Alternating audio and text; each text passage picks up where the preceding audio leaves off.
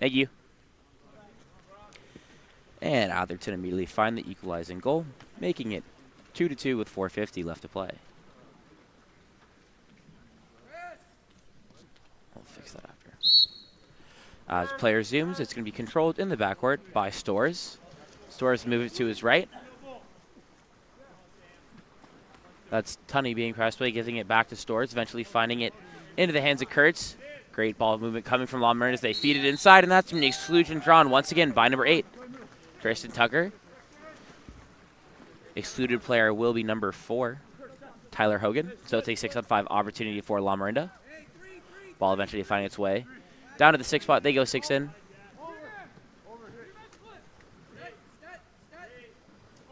And number 3, Jackson Cherry, loses the handle on it as he steps in to take that shot. And he's immediately pulled through on the counterattack, so he will be excluded. That exclusion was drawn by number 8, Owen Marson. So this will be another 6-on-5 opportunity here for Atherton. They scored the last one. This one gives them the chance to take the lead for the first time this game. Goes up top to Hogan.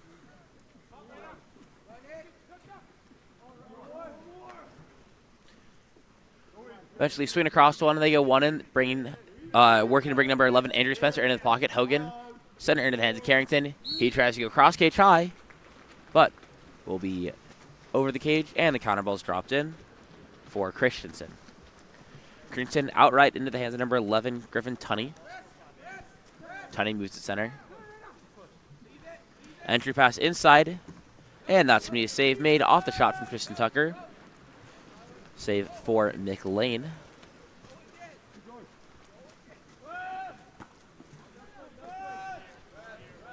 Pass goes out into the hands of Plashy, being pressed away now at 4. Ordinary foul is earned.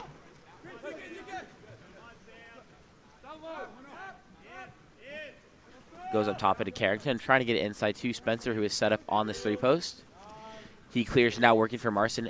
Entry pass inside, and that's going to be a penalty drawn by number 8, Oliver Marson.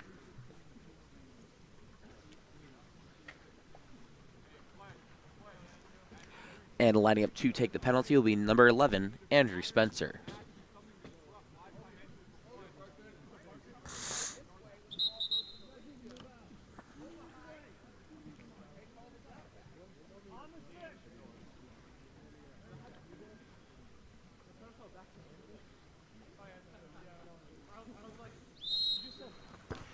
And he goes bar in, finding the back of the net, giving Atherton their first lead of the game, as they now lead 3-2 with 3:15 left to play.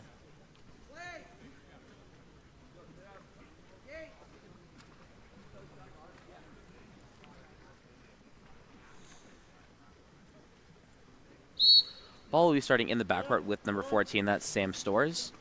Stores goes to his right. Quick swing across and onto the hands of number 9, Grant Kurtz. Kurtz earns the ordinary. Center is set to him if he can get it there. Instead, he goes up top to Stores, and that ball will be stolen by Hogan. He's immediately heading out the other direction on the counterattack. Goes down line to 1. That's going to be number 5. I believe Kansas War attacking. And then goes back into Hogan. Hogan turns, will earn the ordinary. Kicks it out to number 10. Eventually moving over into the hands of Plaschke. Down line to Spencer. That pass too far to the inside, so it'll be tipped away, but Spencer is able to get to it first. He earns the ordinary. Hogan will start it with it after the ordinary. Eventually getting out to rank. Dropped back into Hogan. Hogan going for the backhand, but will be knocked away by Carson Christensen.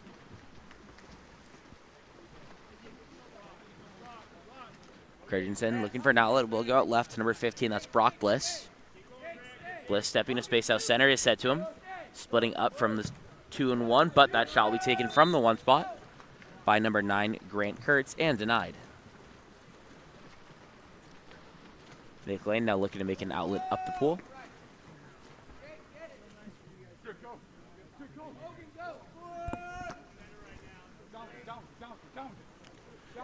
Being controlled by Ranky now. Stepping in at 6.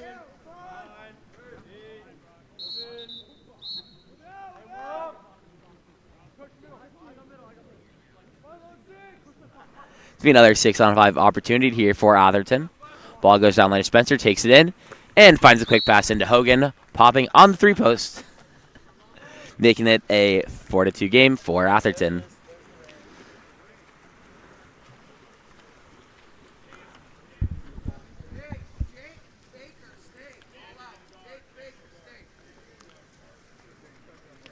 Rain is starting to slowly drizzle down, so bear with us as I will continue trying to compensate while getting a tarp set up to protect all our equipment. But the ball will be starting with a quick pass over to the left side of the pool to now be controlled by Kurtz.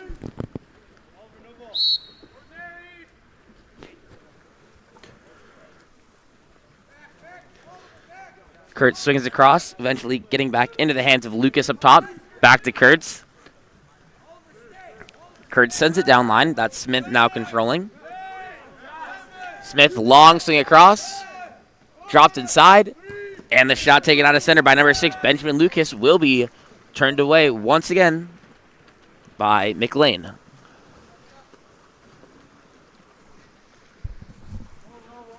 McLean still looking to make an outlet down the pool.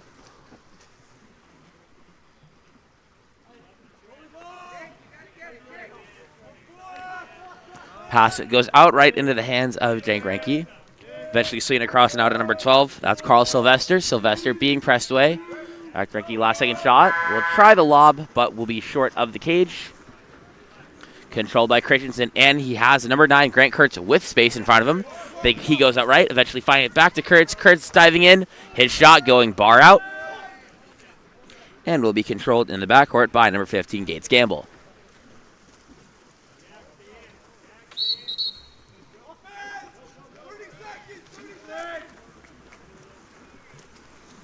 Contra foul will be called there, so ball will be back in possession of Lamorinda.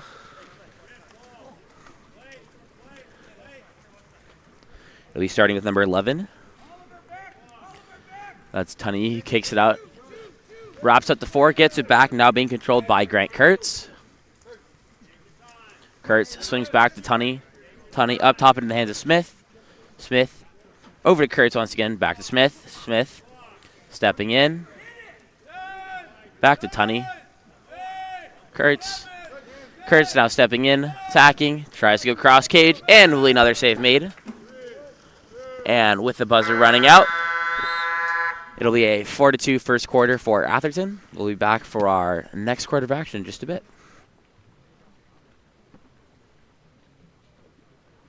Yeah, that should be good. I think it's 3 at halftime.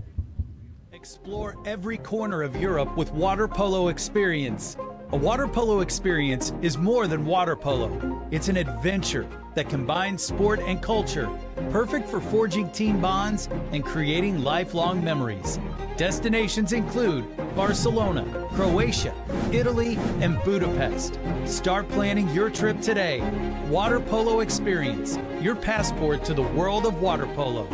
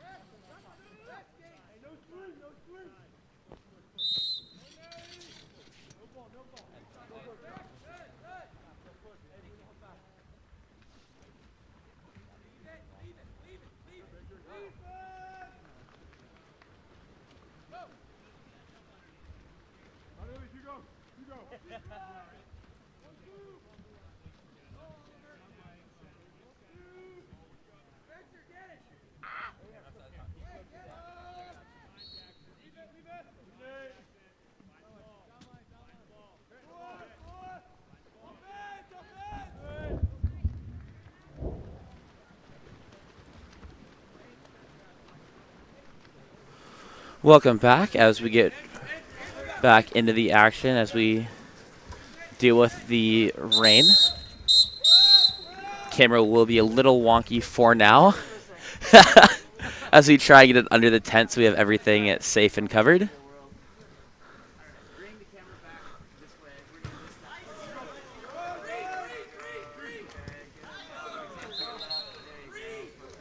Yeah, and then now if we just go lower, right?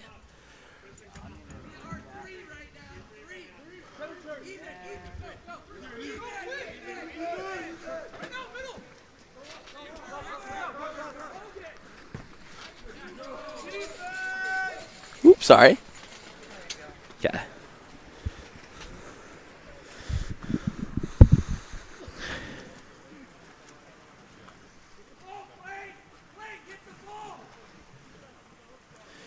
If you go, I think further in front of, like further front, because that way if I go all the way to the right, I won't have the pole.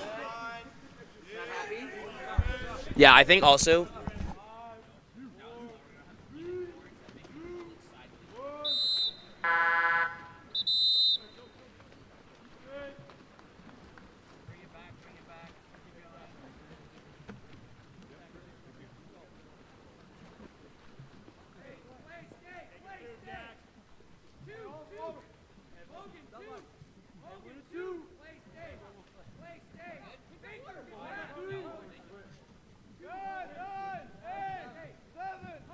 Okay, now we should officially be back with the camera being fully situated. That shot was taken by Lamorinda, skips wide of the cage. So the ball will be outletted deep right into the hands of number 8. That's Oliver Marson, who earns the ordinary foul.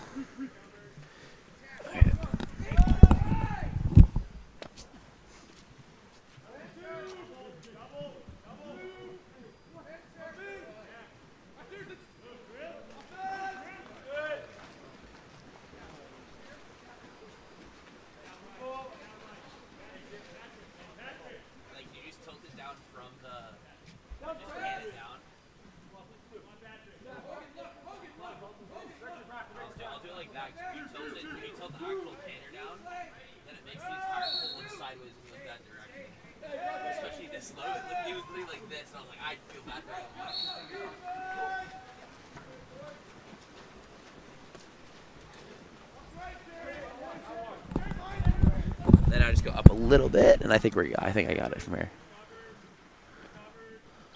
Okay. That should be officially good as we get the camera finally fixed to be safe from the rain and provide the best angle possible. And that's going to be a goal out of 2 meters by number 8, Oliver Marson. Great step out and finish by him, making the score 5-2.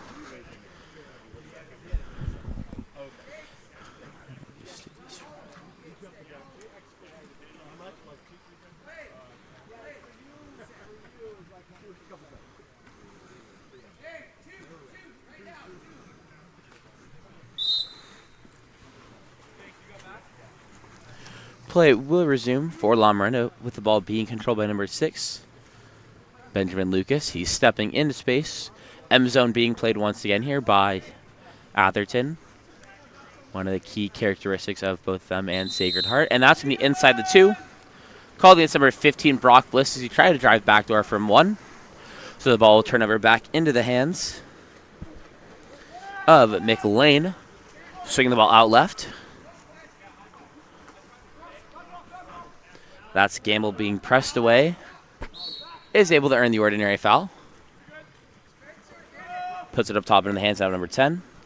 Ranky, and an entry pass will go into number 14. That's Claiborne Carrington, who will earn the exclusion called against number 8, Tristan Tucker.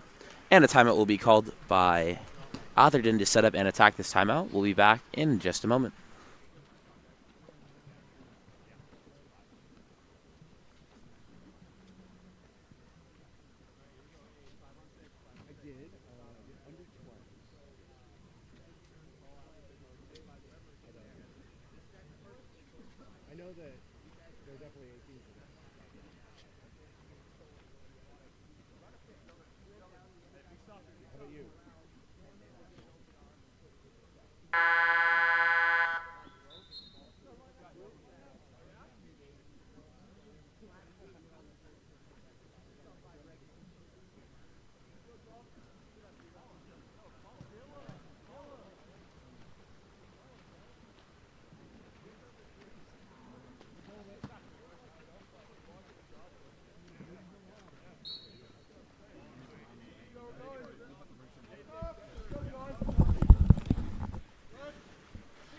Timeout 6 on 5 coming here for Atherton. Ball up top in the hands of Hogan. Stepping in from 4. Gets it back from number 14. That's Carrington. Back up top to Hogan. Hogan stepping into space. That's Spencer in the pocket attacking down. Puts it back up top into the hands of Carrington. Carrington hanging on his legs. Tries to go high cross cage, but will be blocked out of play. So it's going to be a new clock. Now for Atherton to attack, we'll have a full possession as they come as Lamorinda comes even. Ball starting with Spencer in the corner, moving it up top now into the hands of number 14, Carrington. Carrington to Hogan. Pass too far to the outside of Hogan, and he's going to have his high shoulder jumped by number 11. That was a steal by Tunney, but then the ball under force by Carrington.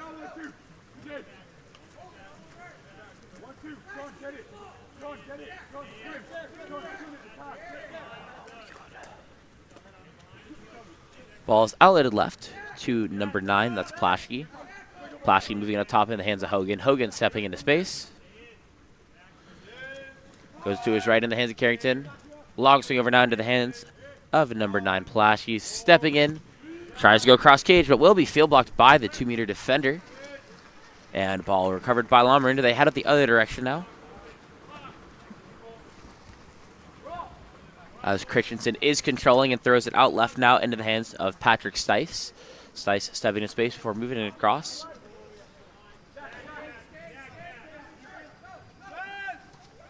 And that's going to be a goal there for number 6.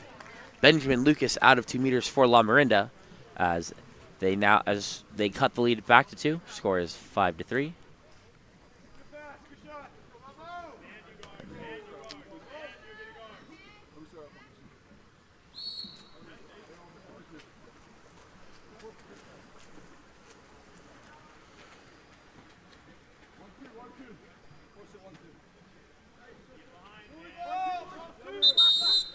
And that'll be a contra foul, I believe, called against number 8, Oliver Marson.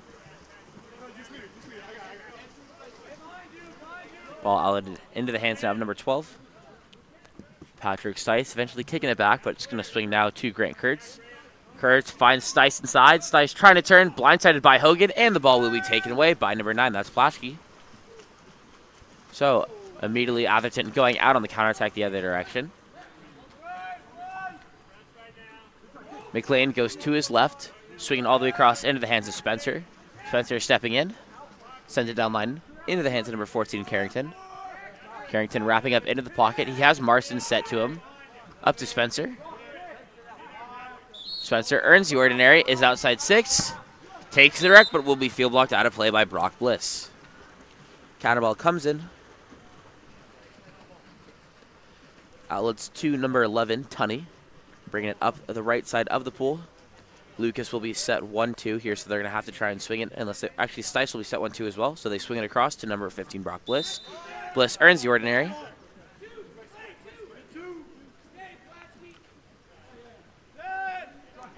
Bliss stepping in. Tries to go over the top, but will be tipped away by Carrington. And he immediately takes the other direction on the counterattack and will draw the exclusion on Bliss before the steal can be completed by Kurtz. 14 left in the quarter. 6-on-5 opportunity. As this clock is running out, Spencer controlling, earns the ordinary. Hobbs live, swings across to Plaschke. Plaschke stepping in, goes down line.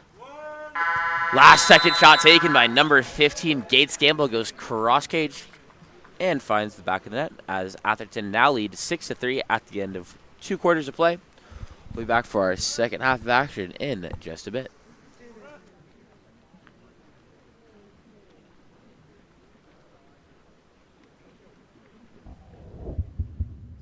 Look no further than Game On Live Studio. Introducing our exciting highlight reels and game content. Capture the most epic moments from your season with our professional highlight reel service. Our talented team of editors will transform your gameplay footage into action-packed, adrenaline-pumping reels that showcase your skills like never before. That ball punched out by Sophie Balaki-Purcell. Share your reels with friends, teammates, coaches, and colleges to get the recognition you deserve. Experience the thrill of reliving your best moments and inspire others to join the excitement. Game On Live Studio, where epic athletic moments come to life and help you succeed. Visit our website or contact us today to get started.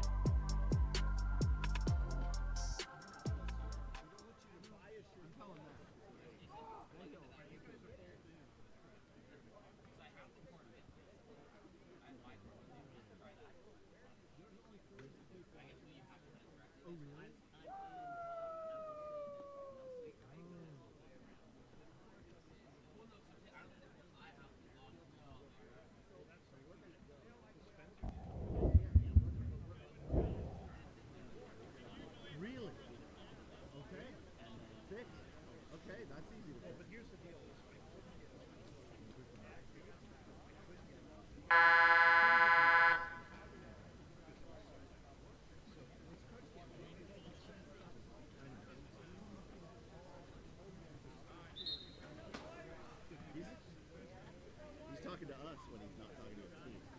It's good.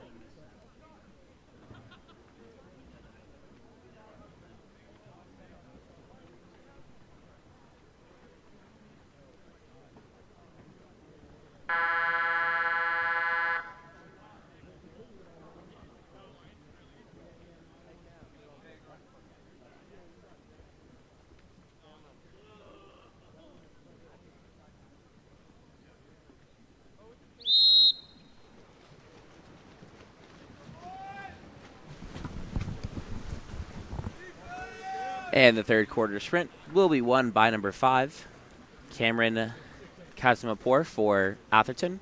Ball back now in the hands of McLean. He's an outlet up top now into the hands of Marson. They have number 14, Carrington, set to that 4-5 side, but he has been pushed out past 5 meters. So they're going to have it up top with Marson. Marson stepping in, drops it inside. And prior to the steal being made, that's going to be an exclusion drawn by Carrington, calling against number 16, Trent Smith. 6-on-5 for Atherton. Ball up top with Carrington. Goes down line to Spencer, who takes it into 6. They're bringing 1 pocket now. Kazimapur goes over to Gamble. Gamble takes it back down line. Bringing 6 pocket now with a double rotation. Carrington attacking in, and he goes cross gauge low and finds the back of the net, giving Atherton a 4-goal lead now at 7-3 with 6 minutes left to play in the third period.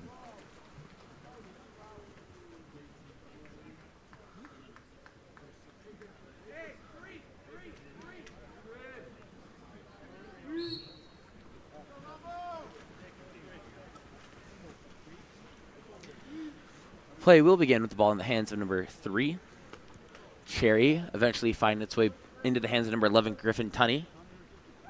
Working for Stice in 2 meters. 2-man zone attack with Tunney. And his shot will go off the crossbar, be controlled by Spencer, and eventually thrown back to number 1, McLean. Now looking to send it up the pool. He has Kazimapur up. Puts it short. Kazimapur able to pull it to safety. And he'll earn the ordinary foul. Goes up top into the hands of Marson. Ordinary foul earned once again by Marson. Center Spencer is set to 1. They try and swing it there, but pass will be too far and too high for the hands of Kazimapur.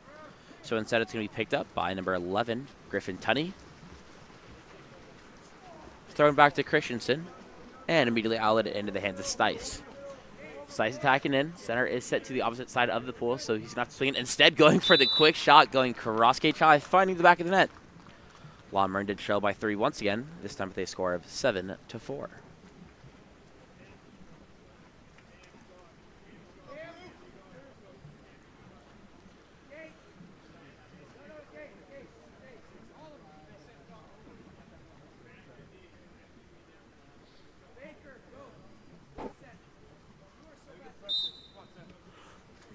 Ball popped live in the backcourt by McLean.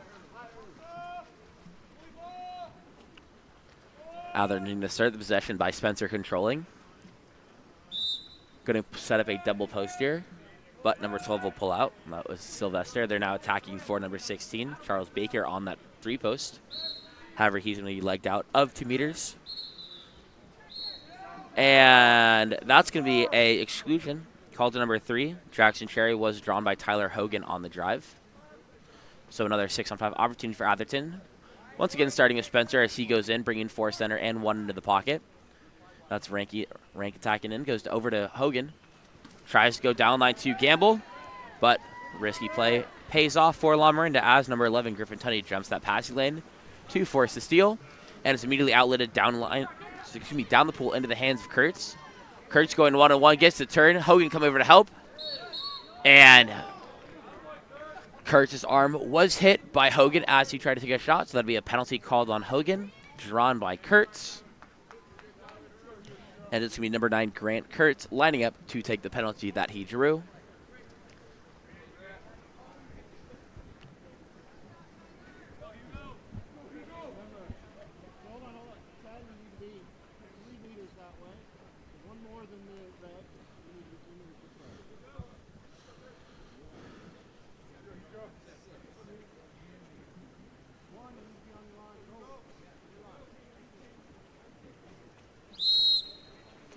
And he skips it home.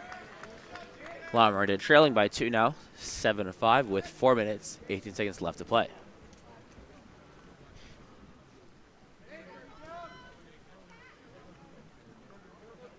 Substitutions being made for the side of Atherton, and possession will start in the hands of McLean once again. He pops live.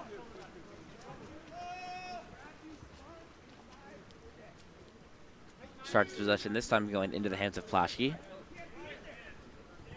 Marson is set to the 2-3. Going to attack this zone with Hogan. Hogan stepping into space now.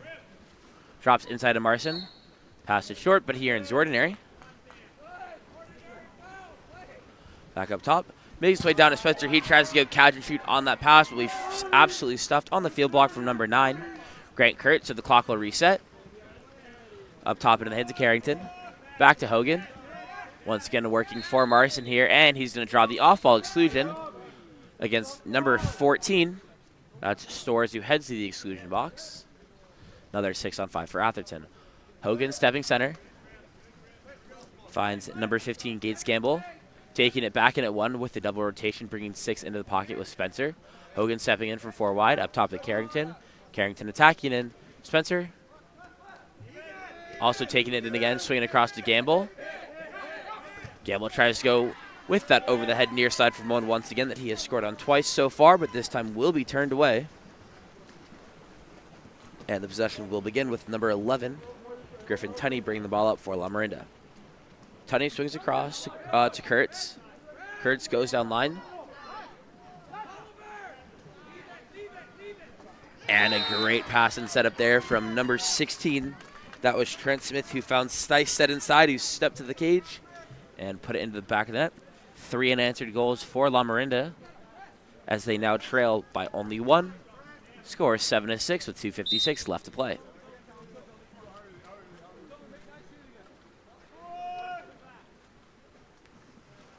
Ball with Spencer, eventually swinging across to Plaschke. Plaschke takes it down line, goes back over into the hands of Hogan. Hogan swings across to Carrington. Once again trying to work for Marson, who is set to the 3-4. Spencer drives down, Hogan steps in. Goes down line into the hands of Gamble. Gamble up top to Plaschke. And he goes cross cage.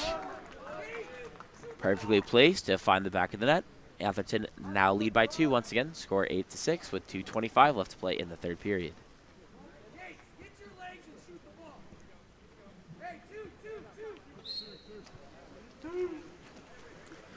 Once again, Atherton going to fall. I believe this is their M zone.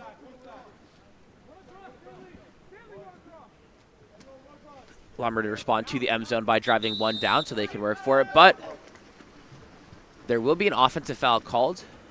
Do not know where, but it looked like it was one of the drivers was called for the illegal pull to gain position on the drive. That's going to be Marson, who picks it up and earns the ordinary. Immediately taking it to the cage. Attacking in. trying to work for Carrington inside and gets it there. That's going to be exclusion called against number 16, Trent Smith, drawn by Carrington. Another 6-on-5 opportunity here. Ball in the hands of Hogan. Goes across to Spencer. Once again, Spencer stepping in. Up top to Carrington.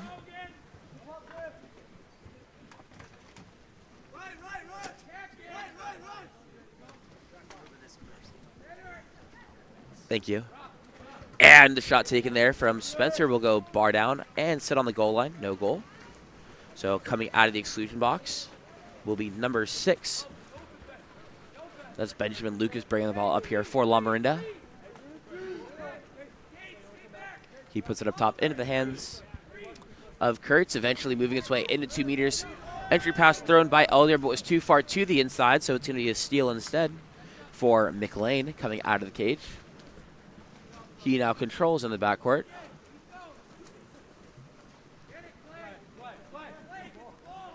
Gets right to Claiborne.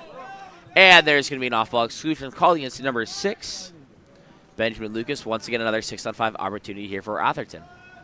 Ball downline to Andrew Spencer.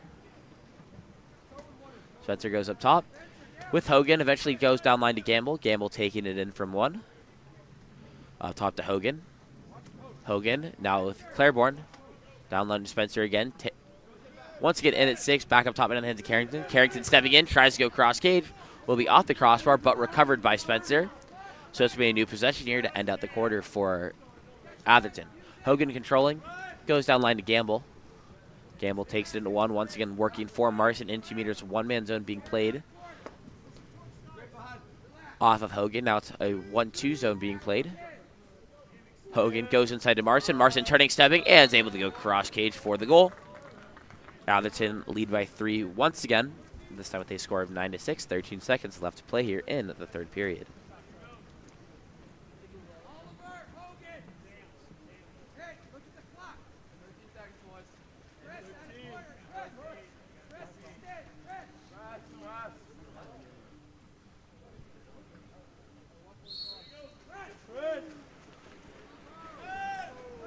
Ball starting in the hands of number 11, Griffin Tunney. Tunney going over the top to his driver. And that's going to be a goal from number 9, Grant Kurtz. Lamorinda bringing it back within 2 with a 6-second goal. Great drive from Kurtz. Even better pass from Tunney to read that. Find it inside for the quick catch, turn, and shoot. Making it a 2-goal game once again as the ball will start with McLean. McLean gives it to Plashke.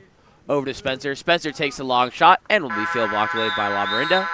Score is now 9-7. Atherton holding on to their lead. We'll see if they can maintain that through the 4th quarter when we come back for it in just a bit.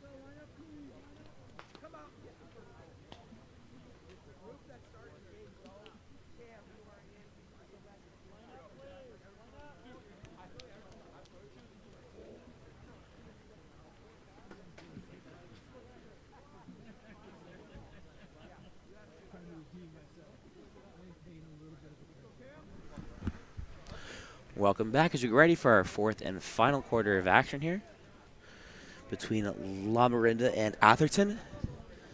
Atherton led by as much as 4 at that point in the quarter, but 3 unanswered goals from Lamorinda brought it back within 1. Atherton then scored twice quickly to go up by 3, but a last-second goal to end that quarter brings it back within 2 for Lamorinda. 4th quarter sprint will be won by Atherton, eventually making its way back into the hands of McLean. McLean goes out right to Spencer. Spencer works for the ordinary and is able to earn it. He moves it up top now to number 8, Marson. Marson stepping in, working for Claiborne Christensen in 2 meters, but the shot he takes will be tipped out. Corner throw to come. New possession of offense here for Atherton. Going to be Kazimapur starting. Goes up top into the hands of Gamble. Gamble center to Hogan. Marson has rolled into 2 meters. He's set inside 2-5 as Spencer tries to get it in, but 4-zone is able to come back in time. And that's going to be an exclusion call against the number 12. That's Patrick Stice heading to the exclusion box. Once again drawn by Marson. Hogan hanging on his legs, attacking in. Elects not to shoot, going down to Spencer instead. Spencer takes it in at 6. Up top into the hands of Carrington. Back to Hogan. Hogan tries to find the 2-post with Kazimapur, but catches Kazimapur off guard as he's still low in the water when he receives. So the shot will be turned away and the ball controlled in the backcourt. It's going to go out left to Stice to start the possession. Stice bringing it up pool now. Going over now to number 15, Gamble. Back up top to Stice. Stice with the long swing over to number 3. That's Cherry controlling. Cherry finds the drive there from... when he pops his head back up. From number 9, that was Grant Kurtz getting to the inside and sets up the immediate dunk. Once again, it's Kurtz who brings it back within 1, this time with a score of 9-8.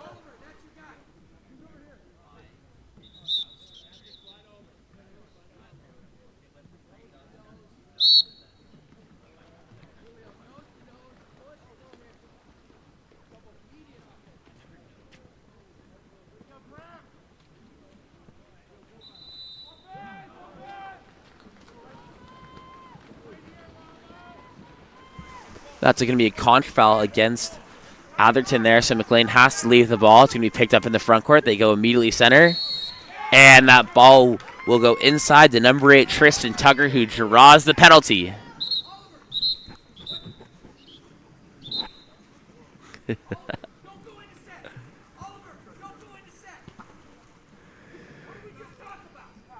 Lining up to take the penalty here will be number 9, Grant Kurtz for Lamorinda. And he skips it home again. 2 goals from Kurtz have immediately tied the game here at 9. Lamorinda coming out to a very hot start this quarter, as they're now tied with 5.5 minutes left to play here. Atherton will begin the possession of the ball in the hands of McLean. He pops it live.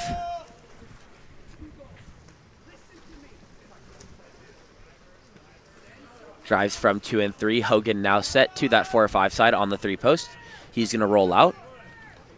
It's going to be up top into the hands of number 10, who goes for the entry pass. Was intended for number 14, Claiborne Carrington, but Hogan's defender is able to become the weak side help and strip the ball away. And the ball will be outletted into the hands of Kurtz, who's now bringing it up. He has Stice set 1-2. Moves it center into the hands of Tucker. They're playing in M zone once again. Goes down line to number 11, Tunney. Tunney attacking and no one in front of him, hanging on his legs, and goes near side to find the back of the net as Lamorinda have taken the lead. This time with a score of 10-9. 4:46 left to play. The same way they started last quarter, they're playing this one. 3 unanswered goals so far.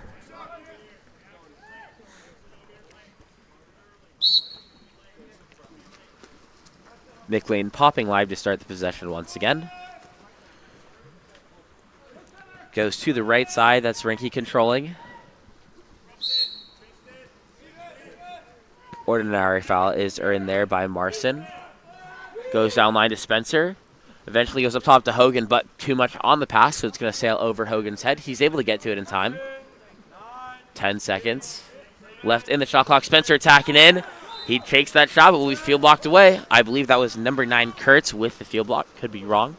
But another stop here for Lamorinda to start this quarter, as they have completely shifted all momentum into their favor. That's Kurtz going up top to Stice. Stice moving it to his right. Tunney attacking in center. Set 2 and 1-man zone being played. They go down line. Number 3, that's Cherry. And there's made contra foul in 2 meters called against number 8, Tristan Tucker. So the ball will be in the hands of McLean once again.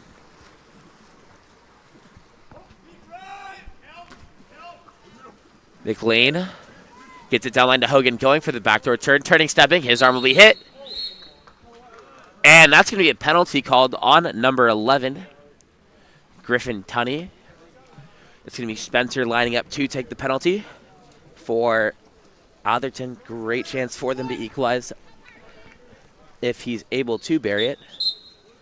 Trailers will be backed up to 6 meters. And that Spencer buries it home. Even though Christensen dove directly to that side, he put enough on it to get it by. And we are all tied at 10 with 3:47 left to play.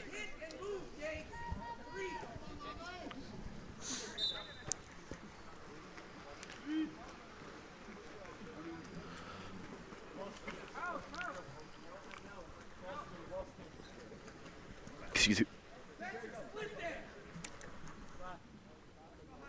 Apologies. Hiccup attack. As Lamorinda are back in the attack, it's going to be controlled by Kurtz at 2. He strings it across to Stice. That shot pulled down by McLean. So he now controls in the backcourt for Atherton.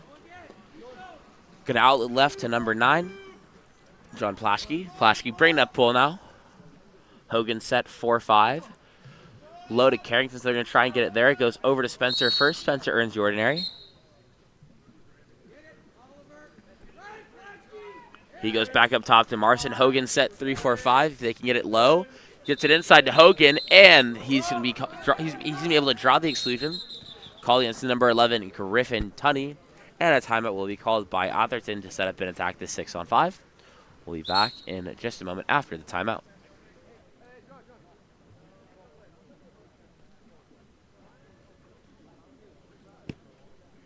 We all good, Mr. Scorpion?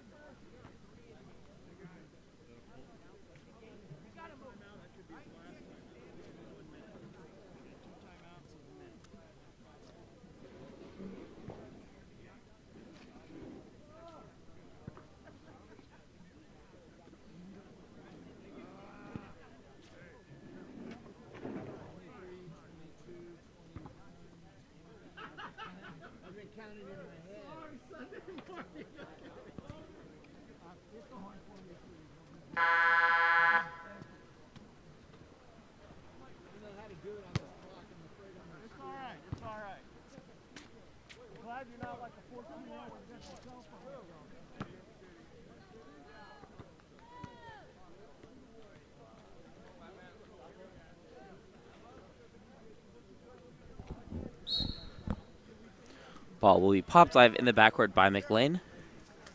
Going down line to Spencer, who takes it in at 6. Once again, bringing Gates Gamble into the pocket. Hogan trying to take that shot, but will be field blocked. And it's up the other direction now. Number 15, Brock Bliss, up on the counterattack. He has a small advantage. They're going to choose not to throw it. Instead, it's going to go out to Tunney. Tunney goes center now into the hands of Stice.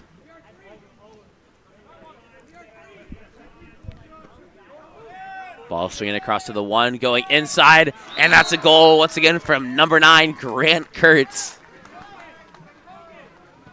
That's, I believe, his 3rd goal of the quarter. As Lamorinda lead once again, this time with a score of 11-10, 2:25 left to play.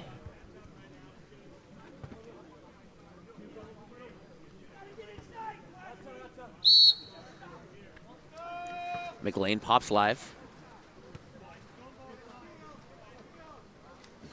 Goes left into the hands of Tucker. Correction, that's number 8, Oliver Marson. Marson moves it to his right into the hands of Carrington. Carrington being pressed away past half. Spencer driving as well as Marson. And that's going to be an exclusion called on number 8. Tristan Tucker was drawn by Spencer on the drive, trying to set up shop on the 2-post. We'll go downline to Spencer now to start the 6-on-5 here. He's pulling pocket as he attacks. Goes over to Carrington. Down line into the hands of Gamble now, taking it in from 1. Bringing Marson wide and Carrington center. Marson goes center to Carrington. Hanging on his legs, attacking, and he goes near side high and finds the back of the net. Once again, tying the game This time at 11, 1:45 left to play here.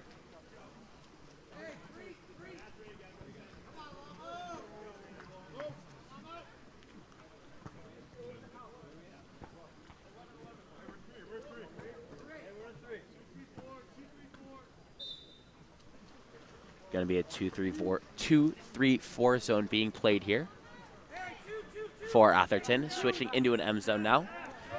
Ball will be up top. 3 driving through. They're going to go into a double post here to try and counter that M defense. Moving up top into the hands of number 11, Griffin Tunney. Tunney attacking in, goes back to Kurtz. Kurtz trying to go one-on-one at the 6-meter foul line. He's going to have the direct. And going to be field blocked by Marson. Ball gets back into the hands of McLean, immediately sending it down line to Spencer. Spencer controlling, going to try and swing it across now. Goes inside, and that's going to be an ordinary errand by number 14, Carrington. Carrington goes up top into the hands of number 10. That's Rinky inside once again, this time to number 8, Marson. But 3 players are able to get there in time, strip the ball away, and it's going to be back in the hands of number 1, Carson Christensen, before a timeout will be called by Lamorinda. We'll be back for their timeout play in just a moment.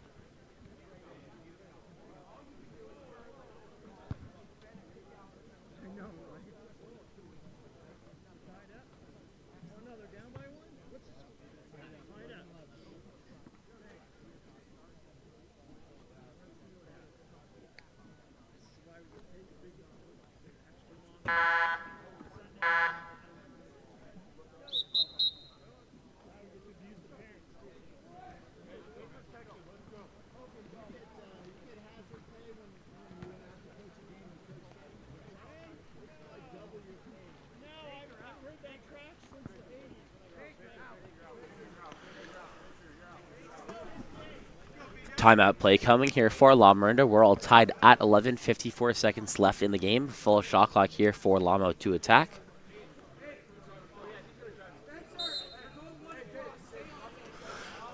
Two, 3-4 zone will be played by Atherton to start. They're going to be a 3 drive. Going to most likely roll into the double post. Ball up top now in the hands of Kurtz. Over to Tunney. Back to Kurtz. Swings down line into the hands of Lucas. Taking it in at 6. Working for this 3 post. Back to Kurtz. He's going to be pressed. Working for the ordinary foul. He's able to get it. Kicks it over into the hands of number 11, Tunney. Tunney attacking in. Goes down line to Lucas. Lucas, one-on-one, has his post up, but that shot will be blocked out by number 1, McLean. But because it does go out of play, possession will return into the hands of Lamorinda. 25 seconds on the clock. They could very well take the last shot here and not get, if they are able to score it, Atherton won't have much of a chance to equalize if done right here by Lamorinda. Ball will go over to Kurtz. Swings it across now to number 11. That's Tunney. Kurtz attacking. Goes near side, but saved by McLean. McLean sending the long shot. Will go wide. And we're going to a shootout. Very exciting way to start the day. We will be back in just a moment once we figure out order and who's going to be shooting. You never know where the next Olympian might be coming from, but it could be water polo, and that starts with Splash Ball. Splash Ball is a program.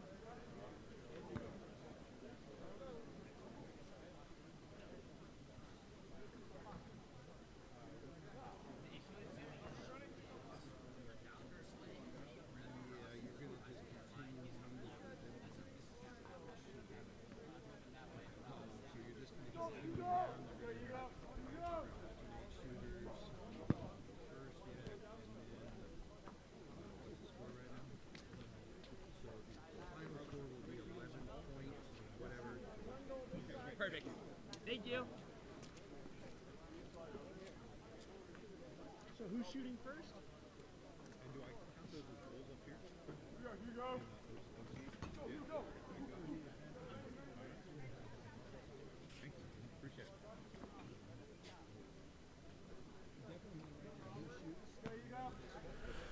Lamorinda will be shooting first.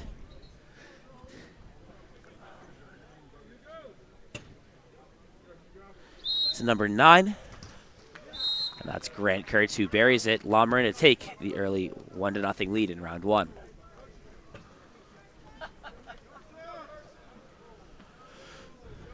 Shooting first for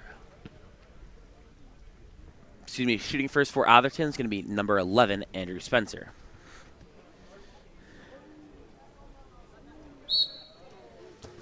And he skips it home. Beautifully placed by him, and we're all tied up after round 1 at 1 apiece.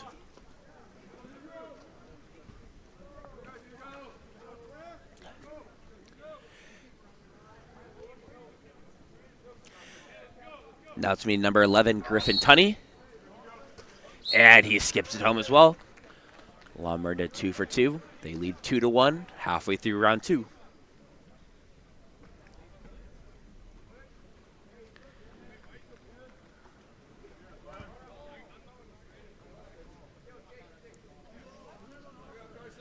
Third lefty in a row for the referees to try and deal with. It's me, number 14, Claiborne Carrington.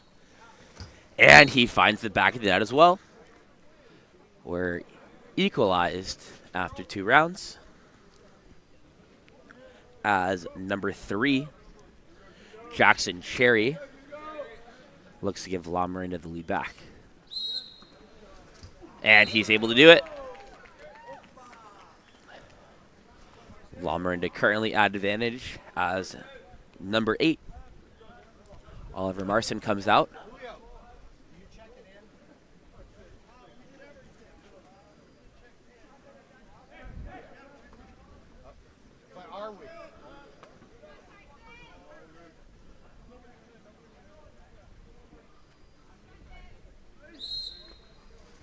And Marson's able to get it through the hands there. So we're tied up after 3 rounds. Now it's going to be number 15, Brock Bliss.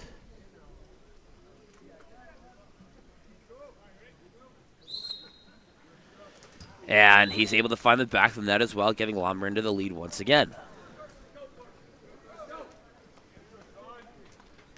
Next shooter is going to be number 9, John Plaschke.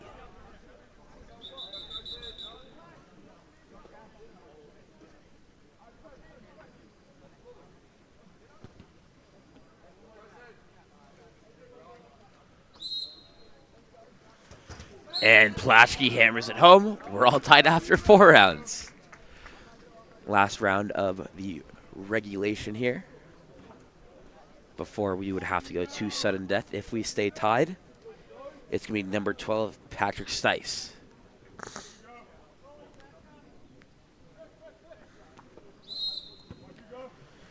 And Stice gives Lamorinda the advantage once again. It's going to be up to number 15, Gates Gamble, to equalize here and force the sudden death shootout.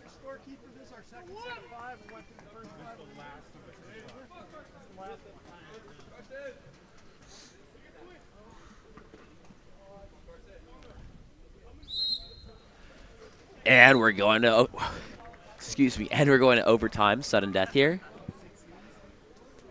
That goal from Gates Gamble. Back to the top of the order with number 9, Grant Kurtz, coming to shoot here for Lamorinda.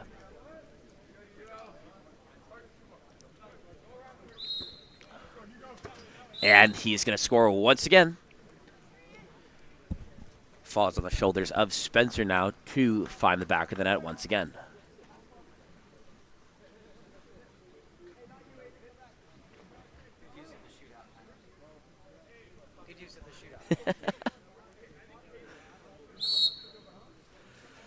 And Spencer's able to get it through the diving hands once again. So we're at the second shooter once again.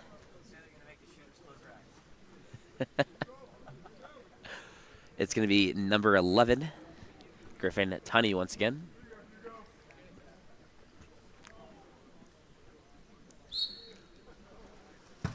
And a massive save made by McLean. Advantage now in the favor of Atherton as number 14. Claiborne Carrington comes up to the line and has the potential to win the game here for Atherton if he can find the back of the net. Pressure has been put on Christensen to make a save and keep us going here. And another save made, this time by Carson Christensen. Each goalie matching the other. We're going to round 3 of sudden death. It's going to be number 3, Jackson Cherry lining up. And McLean makes another save. Going from, 12 straight goals to 3 straight saves. Question is, can Christensen match McLean once again?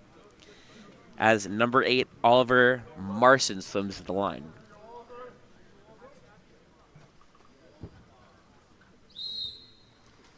Marson finds the back of the net, and Atherton will take the first win of the day, 11.7 to 11.6 with the shootout win.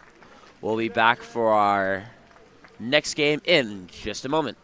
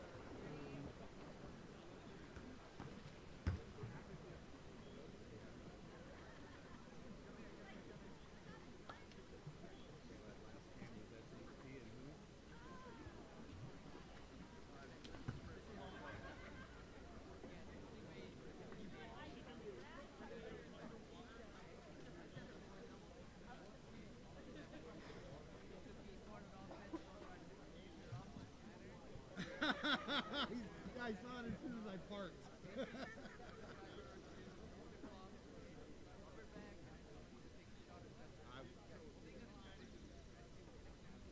I never go to Starbucks again, and I was already here. And I was running late for Fred.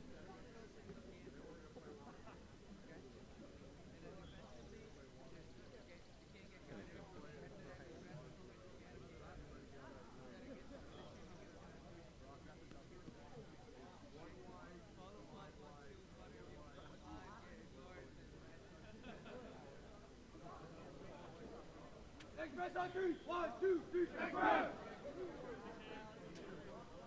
Stay on three. 1, 2, 3, stay!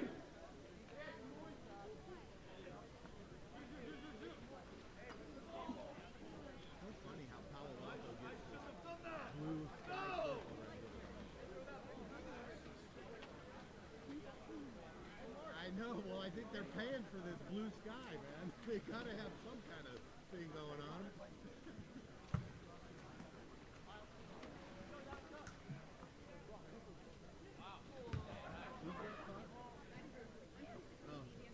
Oh, I guess we need a clock person. Julio.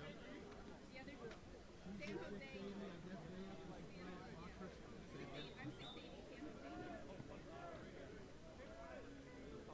Holy!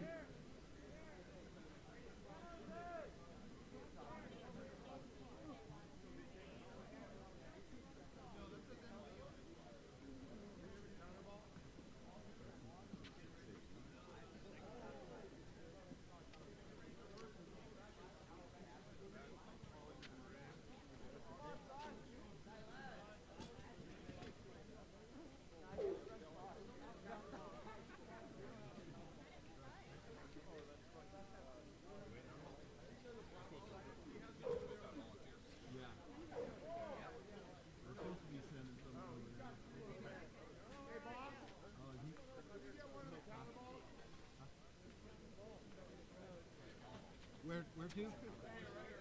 Yeah. To where to?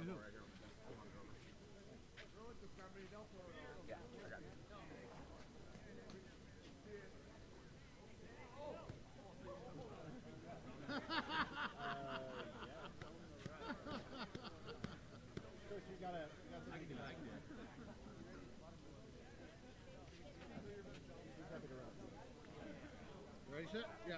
He's ready. Welcome back to Sacred Heart as we get ready for our next game of the morning. We have 680 in the white versus San Jose Express in the dark. Ball drops on the first sprint, and it's going to be won by number 3, Paulo Hernandez, to start with San Jose Express on offense. Eventually making its way into the 4-spot back. I think that's Garrett Crabb controlling.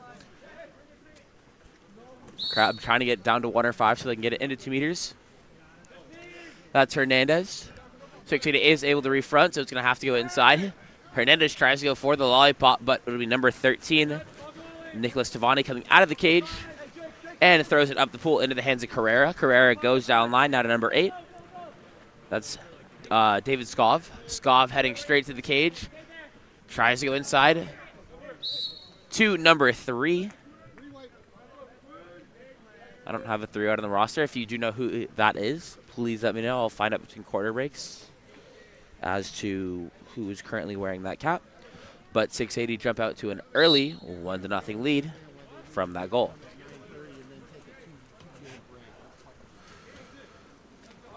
Express ball starting at 4 going down line. That's going to be number 7 Blake. Excuse me. That's Connor Sullivan in the ordinary. Tries to go inside to his driver, intended for Garrett Crabb, but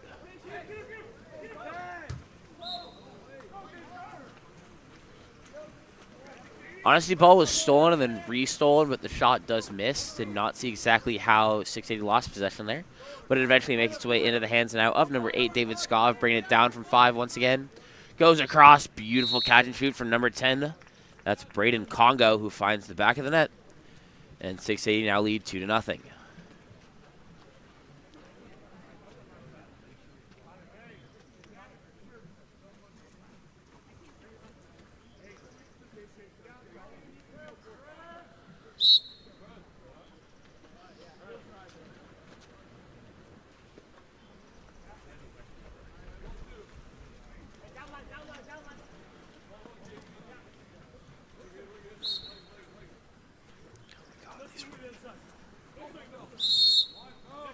Ordinary foul up top in the hands of Hernandez. He goes down line once again to Vaca.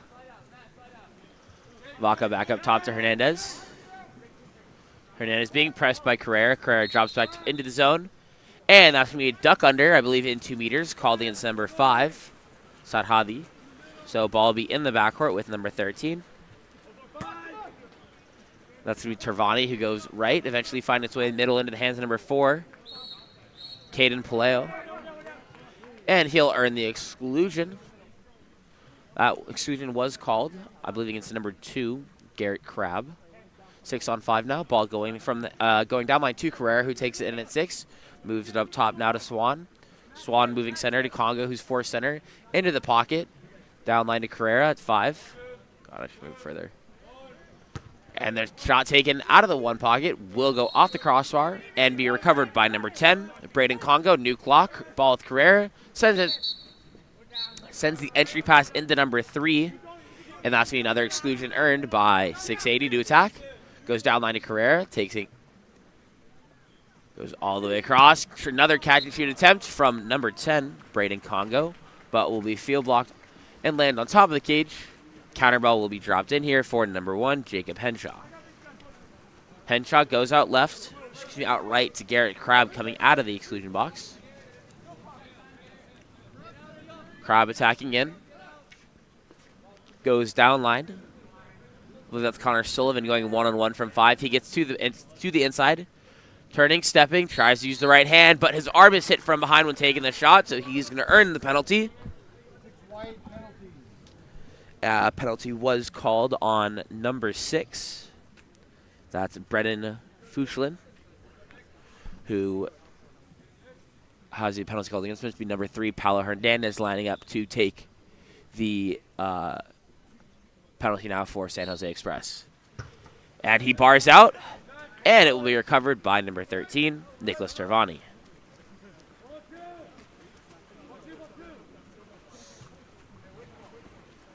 Ball out in the hands of Congo once again, moving at center to Polo. He finds Carrera over the top on the drive. Carrera turning, stepping. His shot going off the post.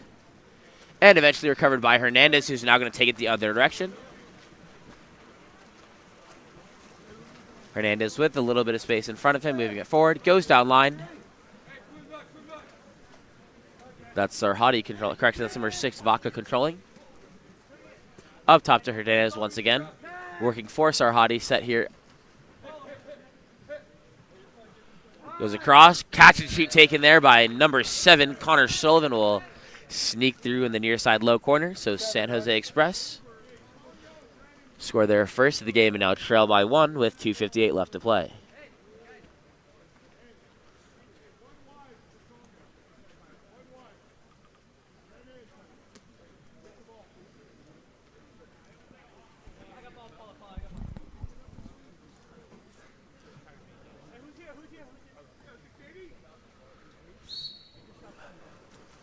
Ball will start in the hands of number 6.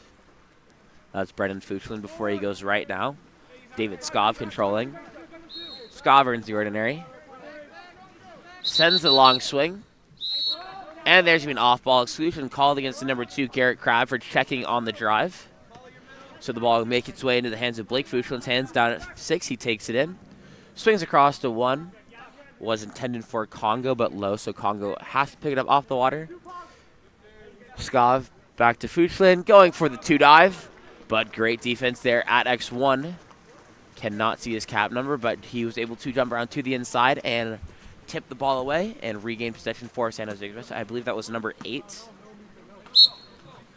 Golavati, who was the one forcing that steal. Ball now in the hands of number 7, now with number 8. Sorry, so that was Golavati. The steal that I was talking about earlier is actually number 9. Vidyarthi. Now ball goes outright into the hands of number 8. That's David Skov. Long swing over to number 12, Lucas Peters. He's able to get to it, though, after it swings over his head. He's going to go center to the hands. Eventually, we're going center into the hands of Congo. Congo stepping in, one-man zone being played. He's attacking in, tries to go near side, but will be field blocked by number 7, Connor Sullivan. Correction, number 8, Golavati. These San Jose Express caps not proving very easy for me to read right now. Golavati earns the ordinary. Goes down line, but it's too far to the inside, so it's going to be a steal instead for 680. Being controlled by David Skov. Skov sends it back into the hands of Tavani. Tavani goes deep outlet to number 6. Oh, I went too far with the camera. My apologies. Over to Skov. Skov down line, working for that inside driver with number 15, Jake Lamont, but goes too far. So once again, San Jose Express back on the attack as number 8. Golavati earns the ordinary foul. Goes down line. Tries to send the entry pass in, but skips by. And the ball will be in the possessions once again of Torvani in the backcourt. Tavani goes out into the hands of Congo. Congo down line now to number 7. That's Fuchlin. Fuchlin taking it in. And a great goal from number 15, Jack Lamont. 6 on 5, or I guess 5 on 4, even 4 on 3 counterattack, hanging on his legs, finishing over the goalie's head. And 680 now lead 3-1 with 18 seconds left to play here in this first period.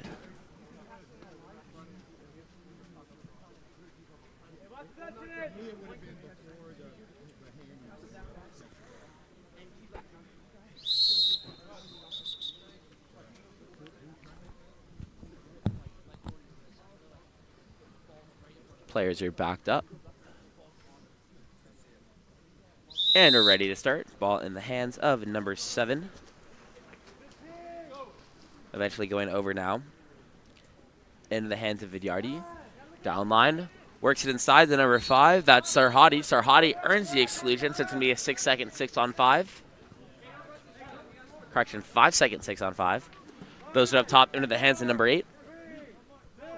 Now to number 3, Hernandez. And they're going to choose to hold it so they can be up for 15 seconds on the start of the second quarter if they win the sprint. We'll be back with our second quarter of action in just a moment. Explore every corner of Europe with water polo experience. A water polo experience is more than water polo. It's an adventure that combines sport and culture, perfect for forging team bonds and creating lifelong memories. Destinations include Barcelona, Croatia, Italy, and Budapest. Start planning your trip today. Water Polo Experience, your passport to the world of water polo.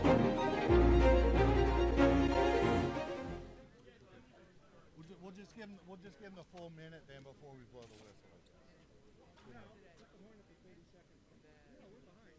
Oh, we're behind?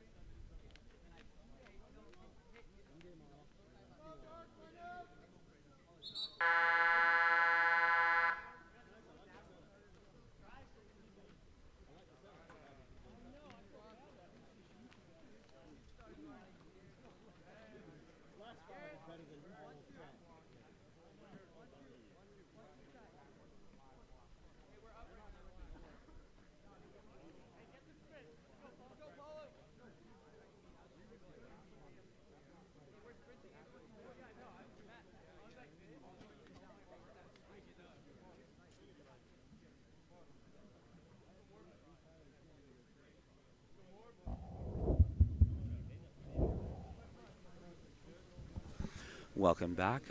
Sorry for the delay. I had to talk to Coach Carrera. It's number 3 that I didn't know is that wasn't on the roster. It's actually Quinn Hoffman, not wearing 13.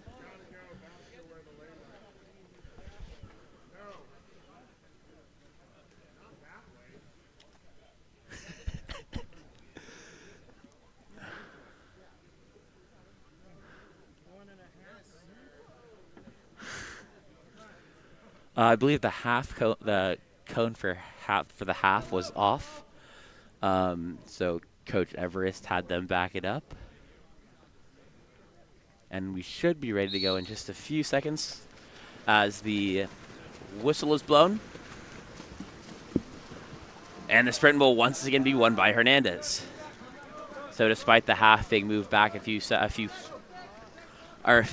feet, inches, or whatever it was, it's still won by San Jose Express. They're going to start this quarter up a man. That's number 6. Vaca stepping in, goes down line.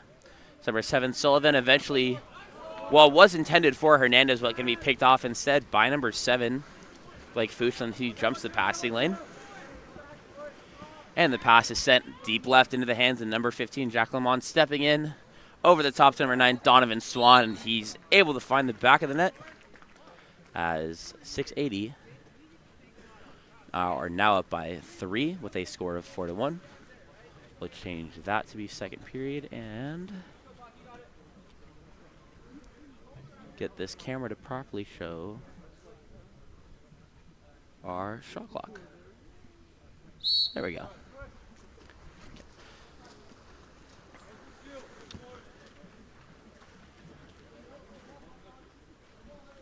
As play resumes, ball will be in the hands of number 6. That's a Vaca who earns the ordinary before going over to number 2.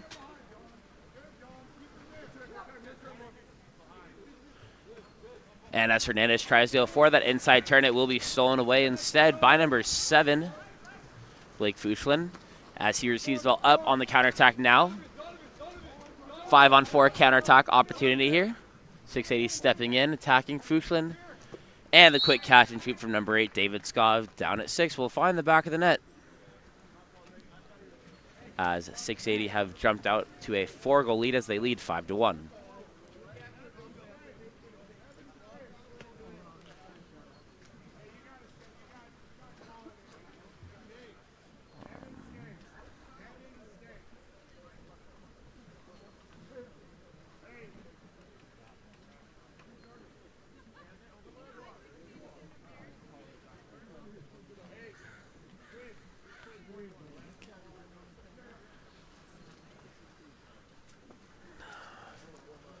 Substitutions finished being made for both sides. And play resume as number 6. Vaca pops live in the backcourt for San Jose Express before moving it right into the hands of Sullivan. Trying to work the ball down to this 5 slot so they can get it inside of 2 meters. And they get it there for Sarhadi. He's turning inside. Takes the shot, but will go through the hands, but blocks it just enough by Tavani to deny the look. And he gives it out into the hands of Carrera now. Carrera taking it up this right side of the pool. Eventually moving it center out to number 2, Evan Hoffman. Entry pass goes inside, turning. And ordinary foul will be earned in 2 meters. He lost his cap, not sure who that is. Now it's up top in the hands of Congo. Congo stepping in to Hoffman. Into the hands of Carrera, back to Congo. Congo shot will be field blocked before making it to the cage. And it's controlled there by Henshaw.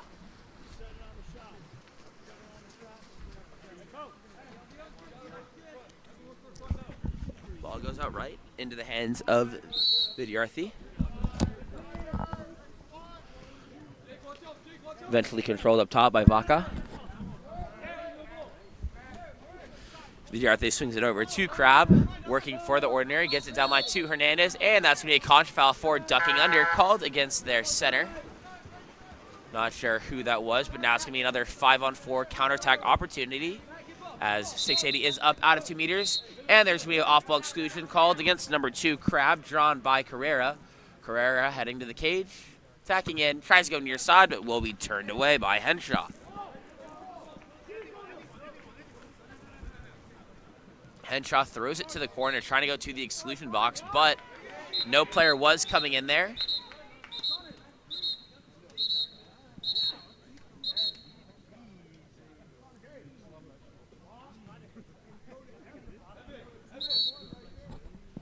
The coach. What?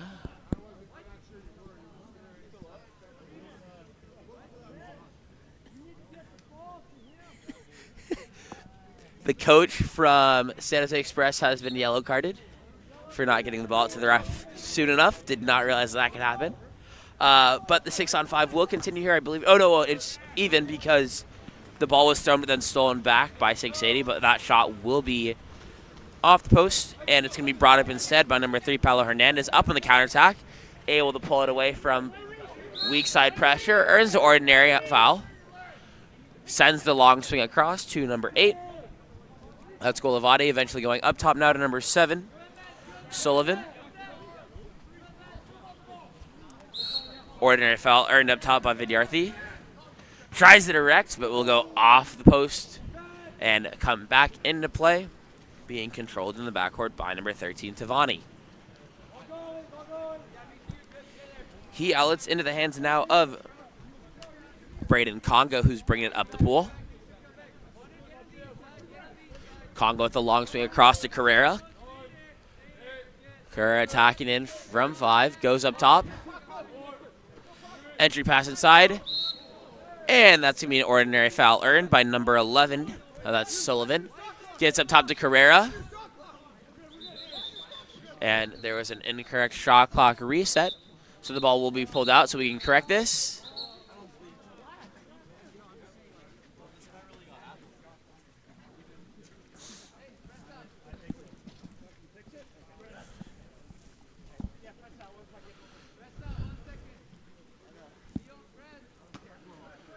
Ball will be starting with an ordinary foul and 2 meters, 1 second left on the clock. So Sullivan will dump. And her headshot goes to the corner to pick it up.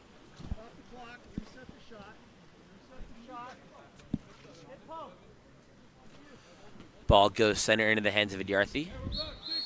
And there's going to be the center will be called for ducking under once again.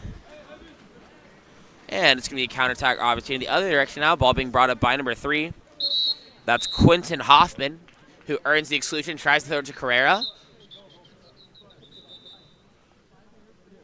Correction, that's going to be a penalty drawn by Quentin Hoffman. And it's going to be number 10, Braden Congo, lining up to take the penalty here for...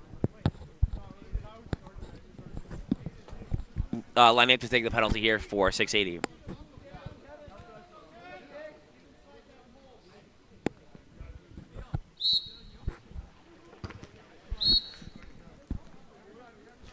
Congo able to find the back of the net. 680 now lead 6-1.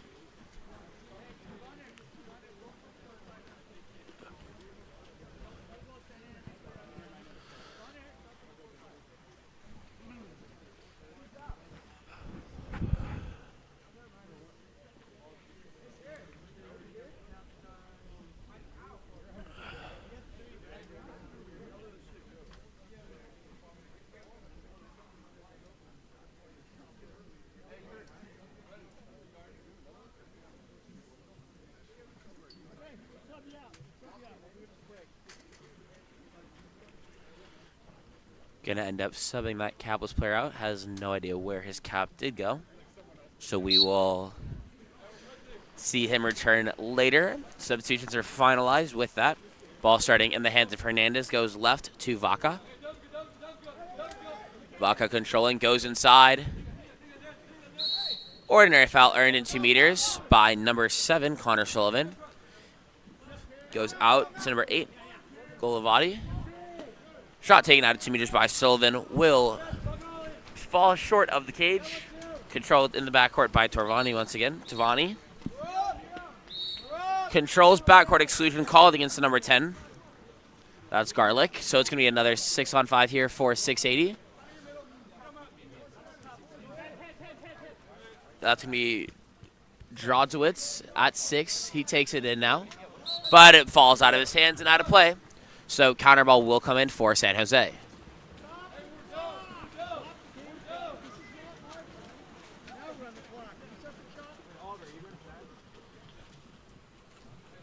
Ball moving across now to number 6. Ordinary foul earned there by Vaca.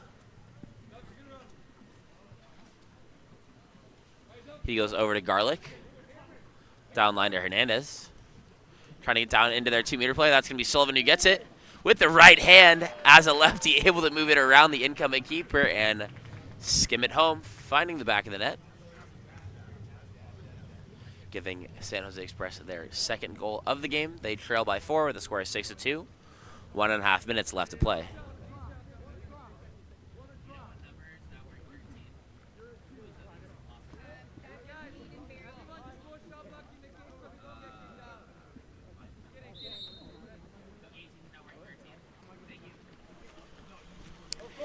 Aiden Berry is now wearing the 13 cap after losing his, which is going to be confusing because Quentin Hoffman is 13 on our roster here, but he's actually 3. So I will try not to mess that up as we continue playing here. Pass intended for that drive. Ordinary foul earned there by number 12, Lucas Peters. Peters controlling. Goes up top. That's going to be number 8, Skav, who earns the ordinary. Skav with a swing across pool into the hands of Jones. Cameron Jones tries the near side shot, but will be field blocked by number 9, Vidyarthi, and controlled in the backcourt by Henshaw. Henshaw goes down line to number 7, Sullivan, eventually setting a pass intended for Vaca, but will be picked off instead by number 8, David Skav. He pops it live and immediately heads down the other direction. Takes the quick shot, misses, recovered, and it's going to be a 2-on-1 the other direction as that shot was forced without San Jose Express, or excuse me, without 680 being fully covered. It's going to be in the hands of Fernandez attacking in.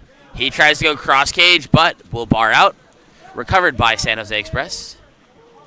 And that's going to be a full turn inside and exclusion drawn by number 5, Martin Sarhadi.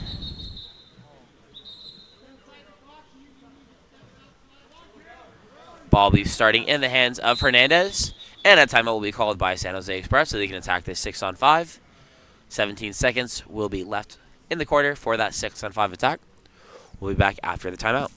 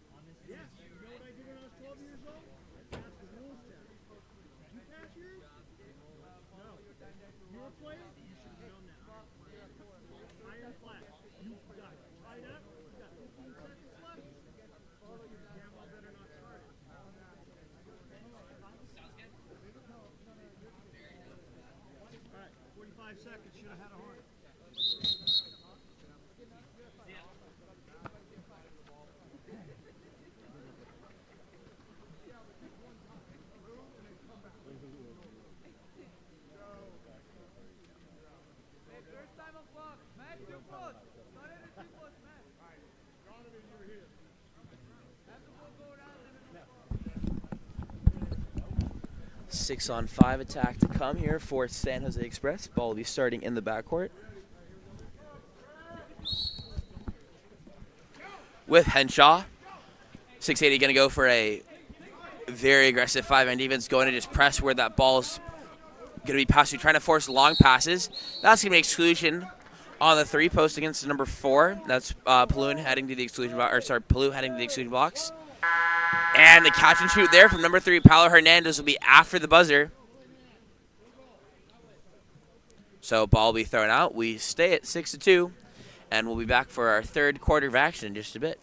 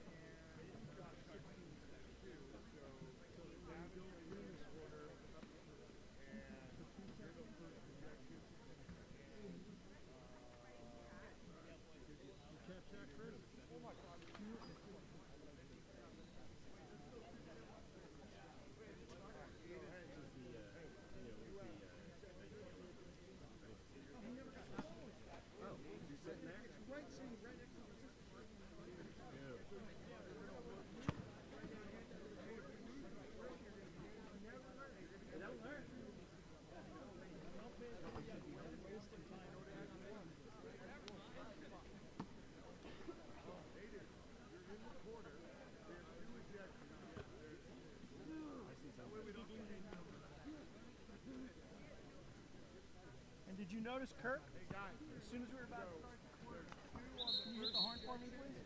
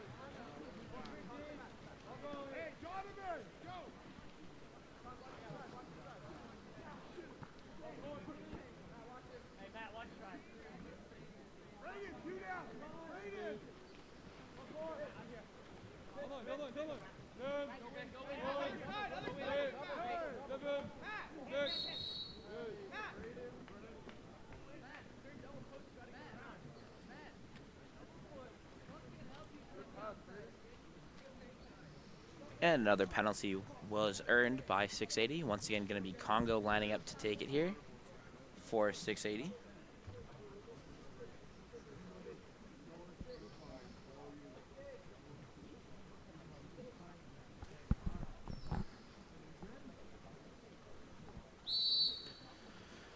And Congo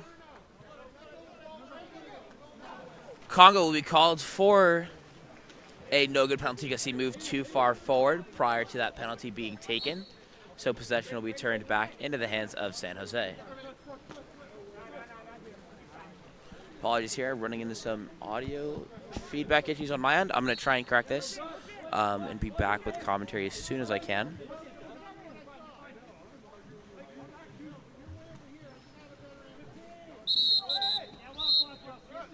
That's going to be an exclusion earned by San Jose Express.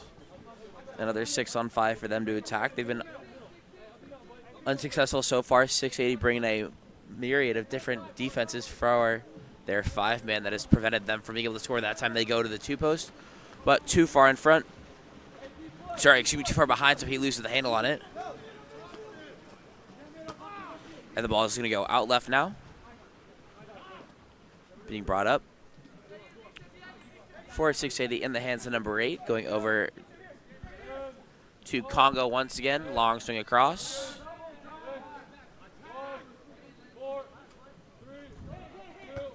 And that outside shot taken from 5 will bar out. And the pass back to the goalie will be stolen. And that's going to be exclusion against the goalie. And a timeout will be called by Coach Everest for 680 to be able to set up and attack this 6-on-5.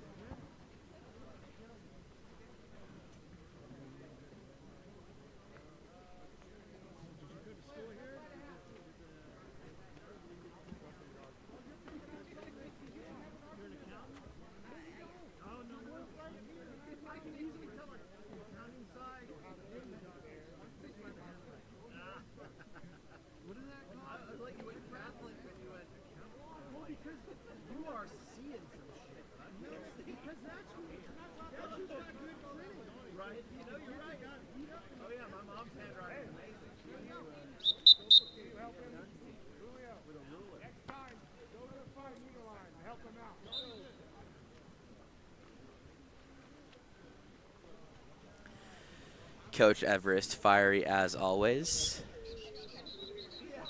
And Kirk has been yellow carded as he was not very happy whatsoever regarding that penalty being taken away for saying that Congo went too far forward on it. 6-on-5 will start with Congo taking it somewhat in at 1. Eventually made its way into hands of Carrera at 6, who takes it and can bring a 1 all the way pocket. Up top now to number 9, that's Swan. Swan attacking in. Congo is hit and the ball pops loose. Goes up top now to Swan once again. Carrera stepping in from 6. And a beautiful pass to number 6, Brennan Fuchilin on the 2-post for the dunk. As 680 now lead 7-2.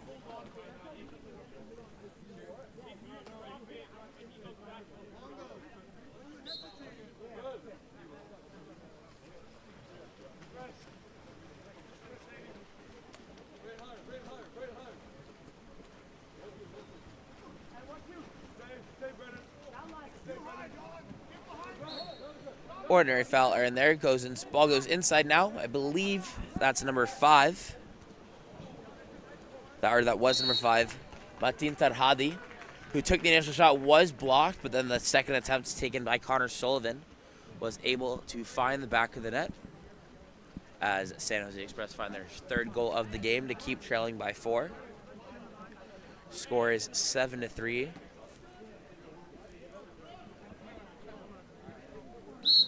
Ball starting in the hands of Quinton Hoffman, going back to Evan Hoffman. Brendan Fuchilin immediately driving across, looking to have Congo probably go one-on-one here on the drive to eventually release for Hoffman in 2 meters. Exactly what happens. And, Congo tries to take the quick shot here from 1, but is blocked out of play by Kevin McCarroll. He brings to the lane line, pops live. Tries to swing across, intended for Carrera, but the pass is short and will be picked off by Vaca. McCarroll looking to make an outlet now. This time will go right. That's Sullivan controlling. Sullivan sends it down line to Garlic. Garlic being pressed away at 5 now, working for the Ordinary. Still unable to get it. Goes inside, but will be too far to that inside shoulder, so it's going to be a steal instead for number 8, David Scoff. This time the ball goes out deep right to Carrera. Carrera going center into the hands of Hoffman, stepping into space, tacking in. Tries to go near side, but that's a save for McCarroll.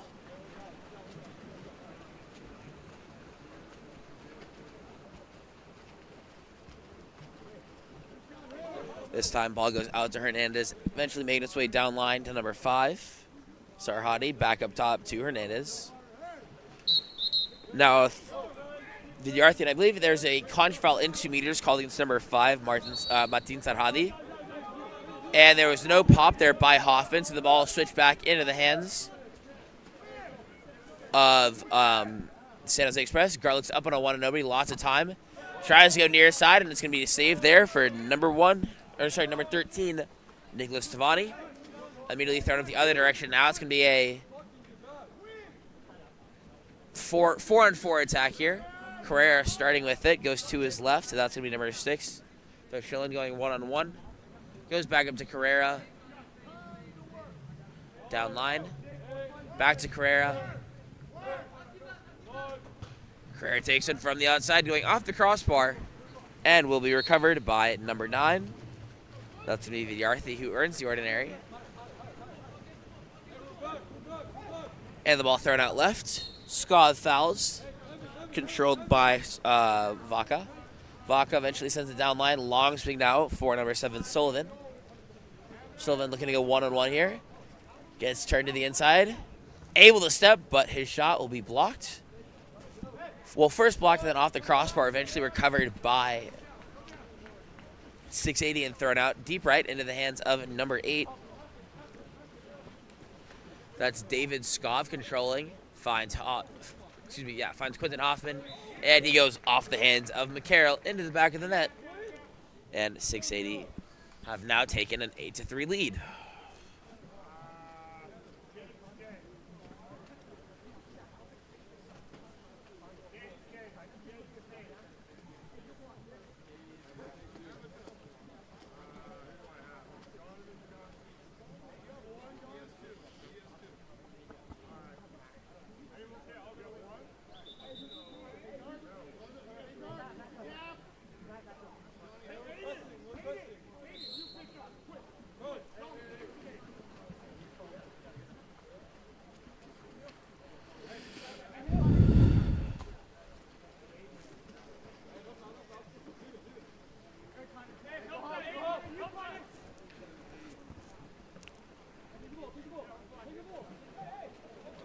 And in the scrum for the ball, a few different 680 players elbow each other in the face. But it will end up in the backcourt with Torvani. I keep saying Tor, I mean Tovani. It's a 6-on-5 counterattack. As Sarhadi has not come back to defense. Long swing over now to number 12. That's Castro. And he tries the near side shot, but will be field blocked out of play. And the counter ball will come in for number 1A, Kevin McCarroll. McCarroll goes out right into the hands of Vidyarthi. Vidyarthi tries to go inside. Intended for Sarhadi. But will lose the handle on it. Tries to go over the top. Intended for Sullivan. But that ball also long. So eventually will be in the hands of Carrera, who sends it deep left to Castro. And it's a 3-on-2 counterattack here. Correction, 3-on-3. Castro working one-on-one, trying to find, I believe that's number 18, Barry, inside at 2 meters. Now up top with Swan. Back to Castro. Castro attacking in. Tries to hammer it home near side again, but will be blocked into the lane line. So it's going to be a corner throw here for 680. 1 second differential between shot clock and game clock. And that's going to be a penalty called against number 3, Paulo Hernandez. Was drawn by number 18, Aiden Berry.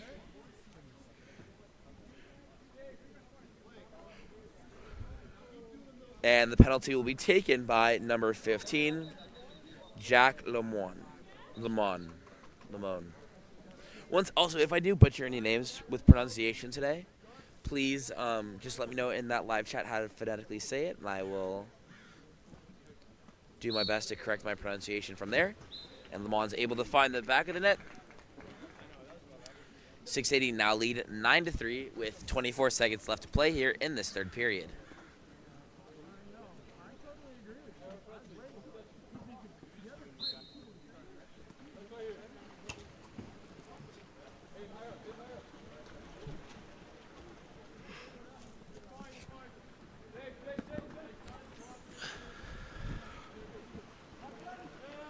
Ball down to the 1. Goes up top now to number 3, Hernandez. And that shot is taken there from number 7, Connor Sullivan, going catch and shoot near side to find the back of the net. Giving San Jose their 4th goal of the game as they trail by 5 with a score of 9-4. 2 seconds left here. Going to see a last-second hook from number 18, Barry. We'll go wide of the cage. And at the end of 3, 680 lead San Jose Express 9-4. We'll be back for our 4th quarter of action in just a bit.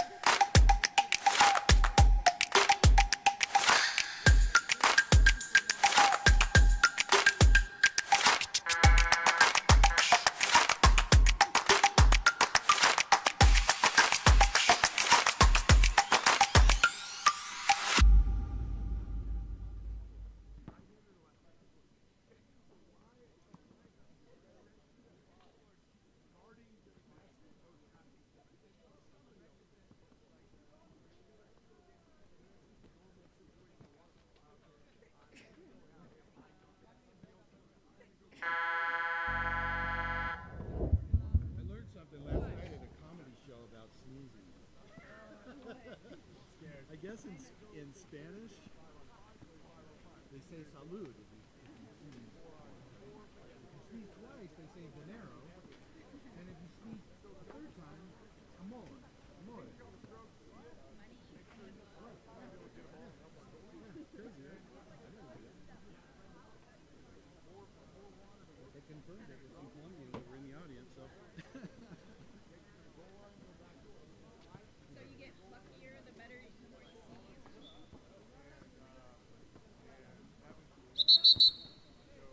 Hey, we're waiting for you.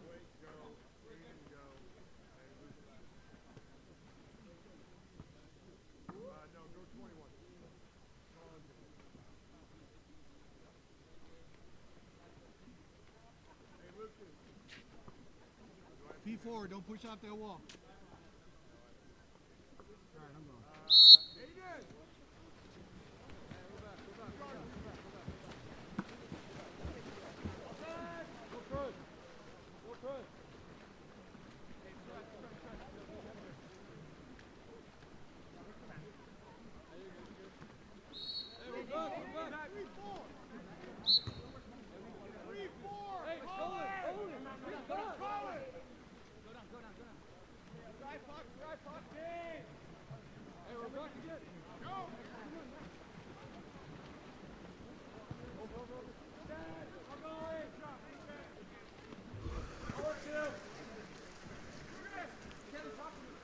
Ball gets inside there to number 7.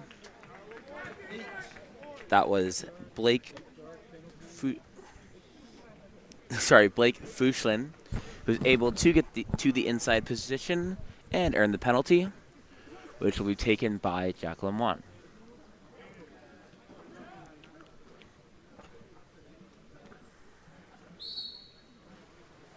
And he scores once again. 680 have hit double digits as they lead 10-4. Ooh, went too high. Well, I think it's okay. Kirk just said Lemoy, so I'm going to run with that now because I'm assuming that's the right way to say it. But San Jose Express will get back on the attack by quickly getting the ball into the hands of Connor Sullivan down line. He's able to get to the full turn inside. Beautiful move and finish there by number 7, Connor Sullivan. Scoring in just 11 seconds, doing all the work himself. Skipping into that back corner as San Jose Express score their 5th and trail 10-5.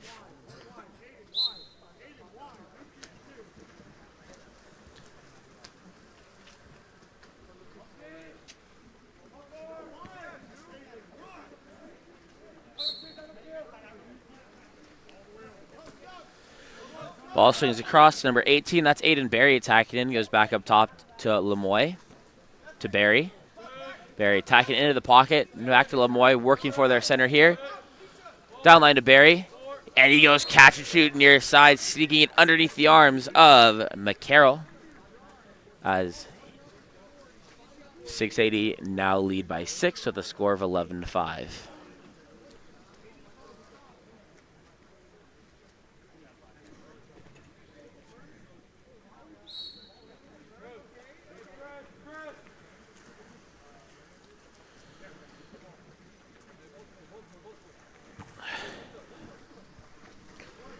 This time that entry pass goes inside to number 5, Sarhadi, and he'll earn the exclusion called against the number 15, Jack Lemoy. 6-on-5 opportunity now for San Jose Express. Ball up top with Garlic. Eventually making its way down line to the 6 spot into the hands of Sullivan. Sullivan goes back up top to number 3, that's Hernandez. Down line at the 1, attacking into the pocket, back up top to Hernandez. Hernandez inside. Up top now to Vidyarthi. Attacking from the 1 is number 6. That's Vaca, whose shot will be field blocked and recovered by 680.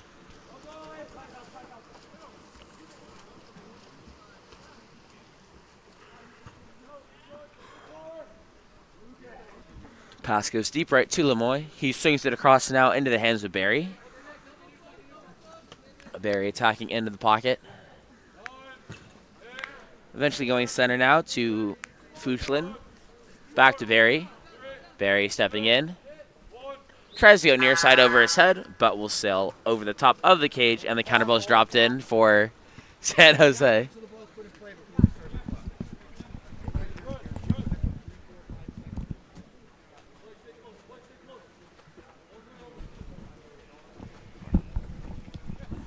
Vidyarthi sends it down line into the hands of Sullivan, looking to go one-on-one once again, gets the back turn, but the ball will be popped loose by Barry.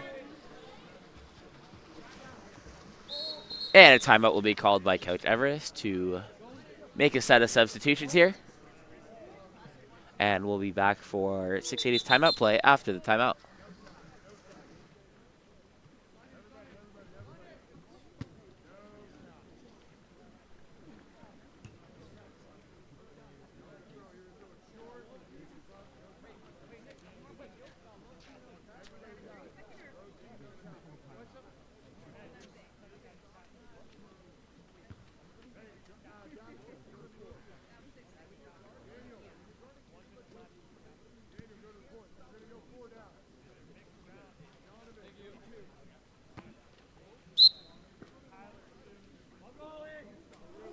Timeout play coming here for 680. It's going to start with the ball being given to Swan. Goes out to Skov now. Skov goes down line. And the ball will be stolen away. Pass went too far to the inside there. So it was picked off by Vaca, eventually going outright into the hands of number 8. That's Golavati. Sorry, I should probably move the camera to show you. But Golavati being pressed away at 5 now. Trying to get the ball moving up top. Now with number 9. That's Vidyarthi. Long swing across to Vaca. Vaca attacking in. Goes for the spin lob. Will go off the top post of the cage. Counter ball is thrown back into play. And the ball is going to go deep left, or sorry, excuse me, deep right into the hands of number 8. That's David Skov, who's going to earn the penalty called against number 6. I love that you make that call. No one else does that. Yep. Totally. But no one else calls it. Me and you. That's all I know. And it's going to be number 8, David Skov, lining up to take the penalty that he drew. And he skips it home. 680 now lead by 7 with a score of 12-5.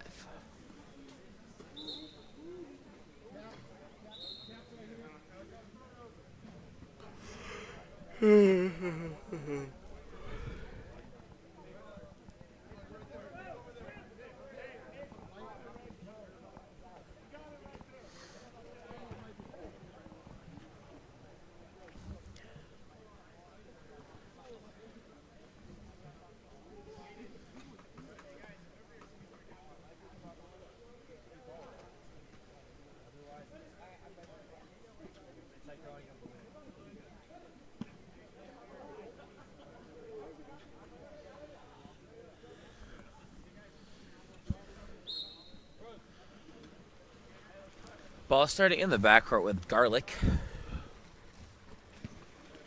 He throws it left. Ordinary foul in there by number 3, Hernandez. Goes down line to Vaca. Back up top to Hernandez. Hernandez attacking it now from 2. Goes all the way across into the hands of Vidyarthi. And there's going to be a contra foul, I believe, for ducking under called against their center. That was Sarhadi. So the pass was intended for number 16, but it goes way too far to the inside. So it's going to be a 2-on-1 counterattack the other direction now by San Jose Express. Vidyarthi being the one bringing it up. Stepping into space, tacking in. And he's able to get it near side. As San Jose Express score their 6th of the game as they trailed 12-6 now with 2.5 minutes left to play.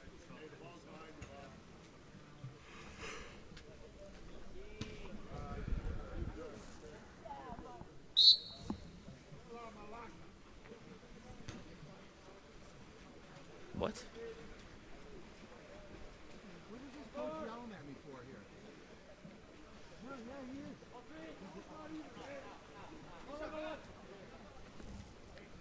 Ball in the hands of Jodowitz. Jodowitz attacking in. And he goes cross cage, finding the back of the net. Makes the score 13-6.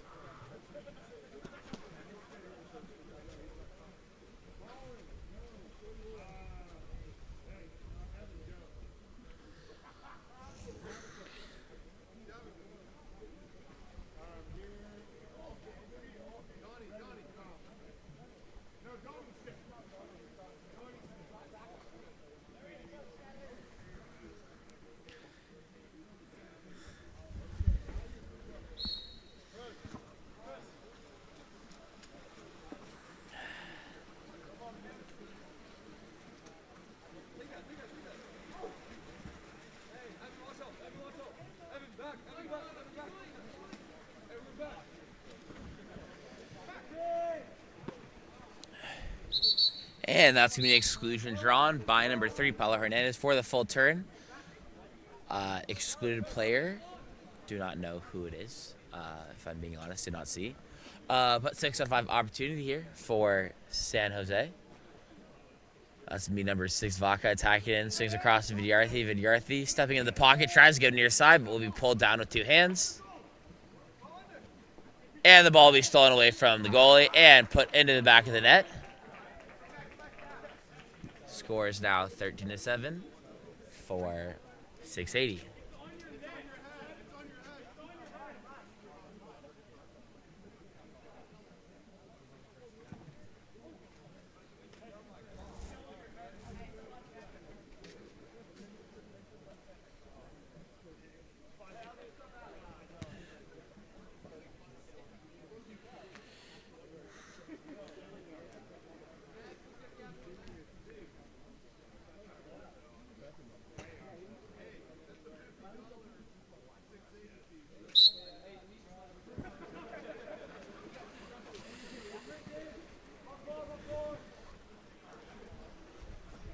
Well, in the hands now of number 14, Drozdowicz. Eventually moving it up top into the hands of Hoffman. Sends it down line. Double post being played by 680. Entry pass goes in. Ordinary foul will be earned by number 17, Kenny. Goes up top to Swan. Swan goes to the other post this time. And it'll be stolen from number 11, Colin Sullivan. 54 seconds left to play here.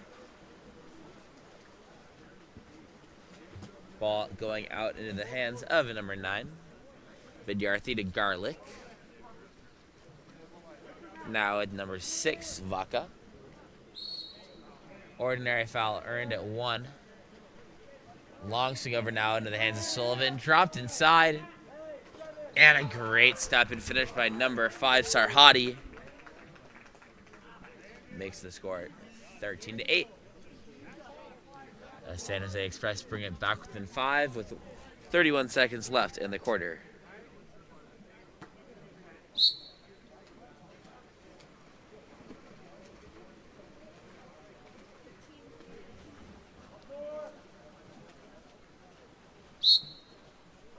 That's been an ordinary foul earned up top by number 2, Evan Hoffman. Swings across into the hands of Swan.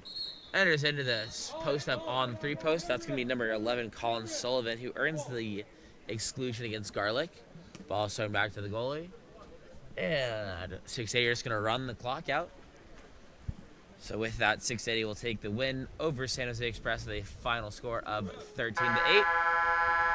We'll be back in a few moments for our next game of the day.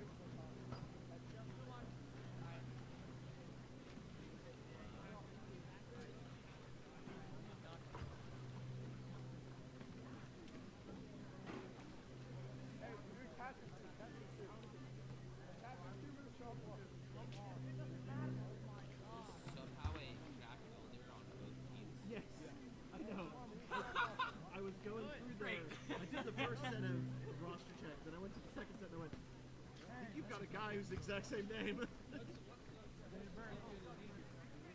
White. Definitely need that.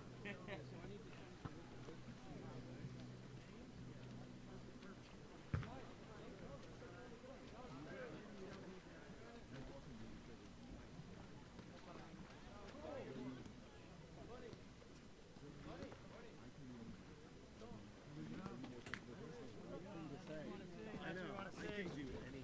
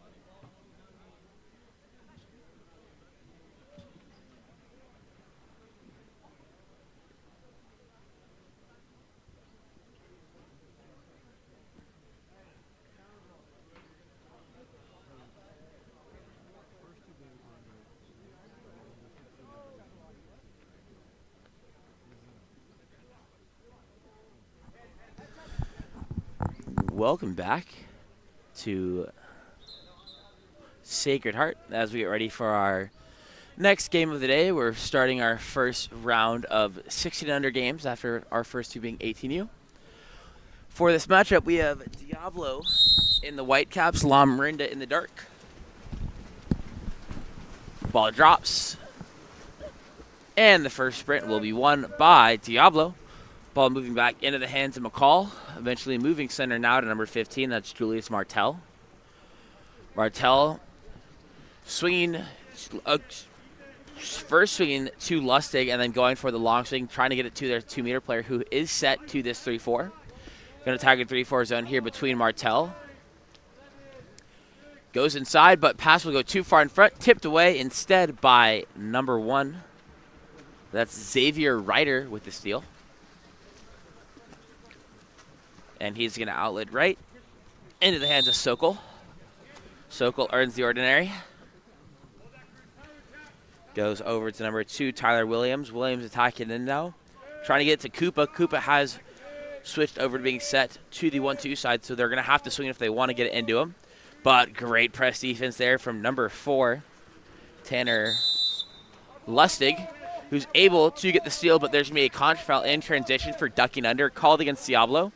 So it will be Lamorinda ball when they get to it here. It's going to be kicked out there to the corner. And they find, that's number 3, Sloan Brown, who took that shot, was found inside. The second attempt from Preston Brouch will be stuffed by, the second attempt, first shot was taken by Koopa. Second shot was Ethan Cole, was stuffed by Jack Elder. Eventually thrown up, it's going to be number 15, Julius Martell, who draws the exclusion and takes a shot that will be barred out. Oh, my camera didn't move, sorry. A lot of things going on. So that shot was barred out, so it's going to be counter ball thrown in to number 9. Okay, that ball's now in the hands of Tyler Williams. We'll start from here. Williams looking to swing as both his centers are set to the 1-2 side. And just going to play it safe with a dump. Great defense being played so far from both teams. My camera's still not okay. I think we should be good. Just reconnected the cord, so hopefully it stops lagging. Now the ball swings out into the hands of number 14. That's Gabriel Skov. Eventually finds its way across into the hands of Martell. Martell attacking in, drops it inside. Was intended for Lustig to try and get the tip in, set low inside on the 2-post, but will be tipped wide of the cage. So instead, it's going to be controlled by Xavier Ryder in the backcourt. This time, Ryder goes out right into the hands of Schmoisman. Sends it down line to Cole. Cole attacking in, one man zone being played. Goes inside to Michael Robinson at 2 meters, but will be stolen away by number 10, Christian Sanchez. Up the other direction is Martell on a 1-0, but plenty of time for him. Steps on his legs, attacking, goes for the lob, and finds the back of the net. Diablo taking an early 1-0 lead over Lamorinda with 4:21 left to play here in the quarter.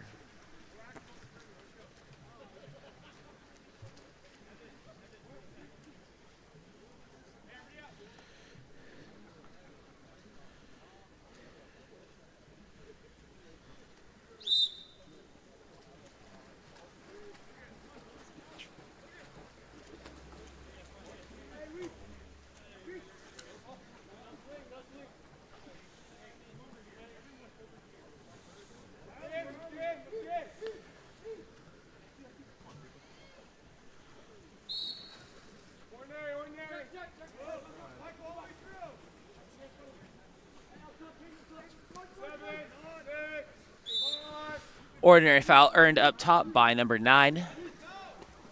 And that long shot taken by Michael Robinson will sail very high over the cage. Looks like he lost full control of it as he wound up to take the 5-meter foul.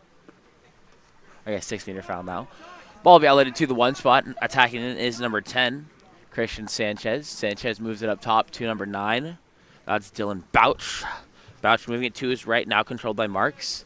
Marks sends it down line now with number 12, Schroeder. Schroeder attacking in for his center, but chooses to take the shot that will be field blocked out of play by number 6, Ethan Cole. Ryder controlling in the backcourt. He throws it out to number 5, that's Schmoisman. Schmoisman earns the ordinary. Long swing now to number 6.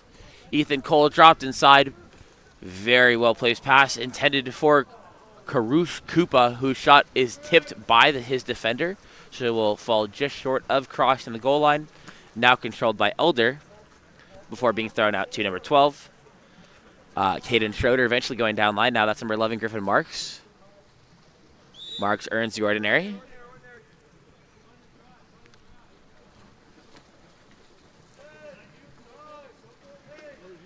He tries to swing it. So that's going to be excluded. I thought that was going to be a steal for number 6, Ethan Cole, but instead he will be excluded because he pulled down prior to the. I guess so. He pulled him down prior to. Pulled the player down prior to trying to jump for the steal, therefore inhibiting his ability to get to the ball. So that's why it's going to be exclusion, not a steal. 6-on-5 for Diablo. Ball eventually finds its way up top into the hands of number 16. That's Bennett Wilson. Now number 7, Liberatore. Back to Wilson. Wilson. Long shot will be tipped by Ryder and eventually goes into the crossbar. Ryder will go to cover and collect that loose ball. Pops it live. And outlets into the hands of Schroeder. Correction of Sokol. That ball then passed down line. Ordinary foul earned at 6. Long swing up top into the hands of Robinson. Entry pass inside to Williams. Turning, stepping, lobbing, but will go off the crossbar. And the scrum for the ball will be controlled by Jack Elder. Able to keep it away from the incoming Koopa before it's outletted outright into the hands of number 16. That's Bennett Wilson, but he tries to go forward to number 6, Preston Bouch, but ball will be picked off instead by Ryder. Ryder now looking to move it down pool, goes left. That's controlled now by number 5, Schmoisman. Over to Sokol. Sokol stepping in. Goes down line. Now Williams attacking in. Williams tries to go with the near side shot, but will be field blocked. Lands on top of the cage, and the counter ball comes in for Diablo. As there's roughly 2 possessions left here in the game as the ball goes out to start with number 7, Evan Liberatore. Liberatore tried to throw it center, but his arm is hit, so it's going to be a steal instead for number 12, Jack Sokol. Up the other way now is number 9, Michael Robinson, up on the counter, attacking in. Goes to your side, and that's a save made there for number 1, Jack Elder. Elder looking down pool. Trying to find an outlet. We'll go out to Liberatore.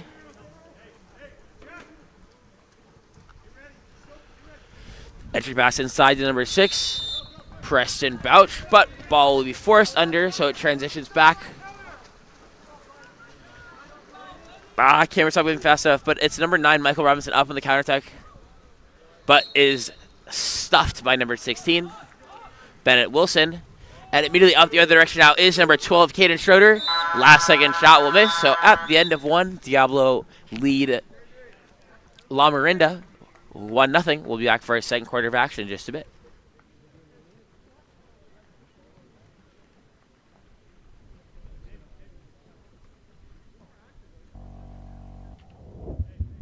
Explore every corner of Europe with water polo experience. A water polo experience is more than water polo. It's an adventure that combines sport and culture, perfect for forging team bonds and creating lifelong memories. Destinations include Barcelona, Croatia, Italy, and Budapest. Start planning your trip today. Water Polo Experience, your passport to the world of water polo.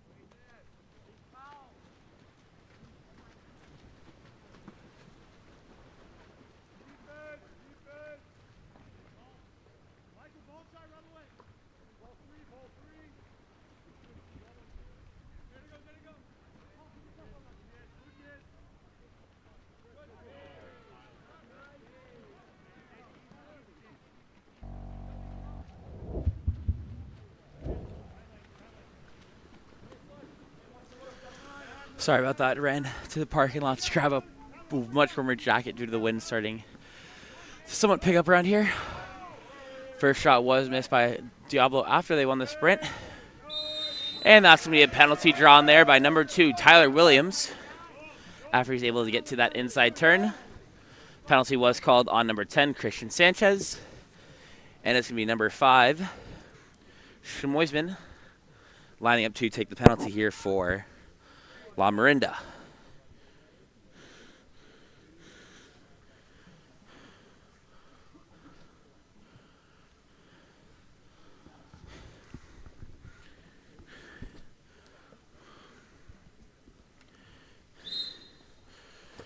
And perfectly placed skip by him, tying the game up at 1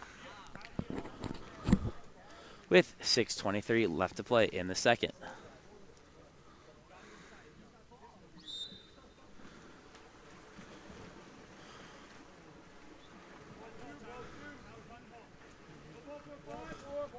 Ball swinging across to number 8, Reed McCall.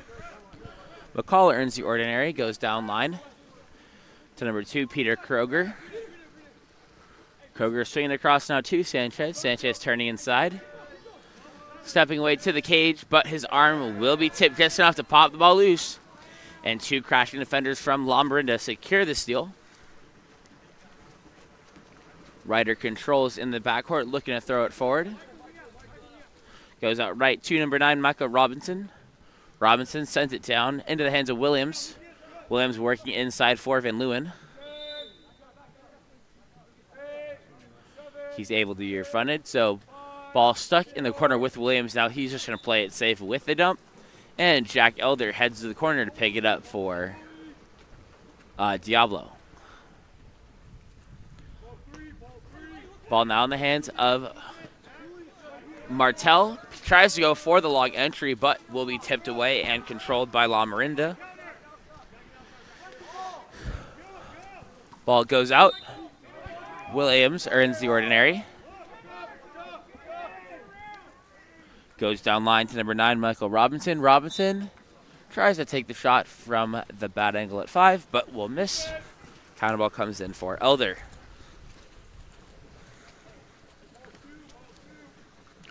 This time entry pass was intended for number 8, Reed McCall, but skips along and controlled by Ryder.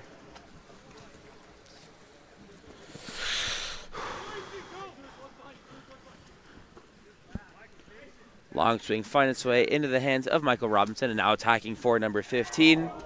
That's Eli Levenfield, who had set up shop on the 3-post at 2 meters, but his shot will also miss. This time ball outletted into the hands of Sanchez for Diablo. He swings across, goes inside, was trying to lead number 8, Reed McCall, but ball's too far in front, so it's another steal for Ryder. This time ball goes out now to Schmoisman. Down line into the hands of Cole. Cole takes it low at 1. Back up top into the hands of Schmoisman. Goes inside. Number 15, Eli Levenfield, has the ball stripped away by also number 15, Julius Martel.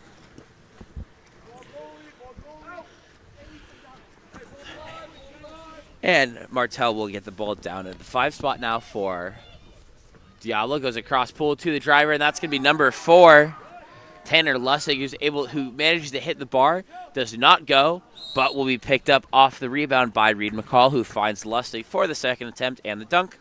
Diablo take their lead back. Score is 2-1 with 3.5 minutes left to play here in the period. Large sets of substitutions being made for both teams here after that roughly almost pretty much full 3 minutes of no goals and non-stop swimming there.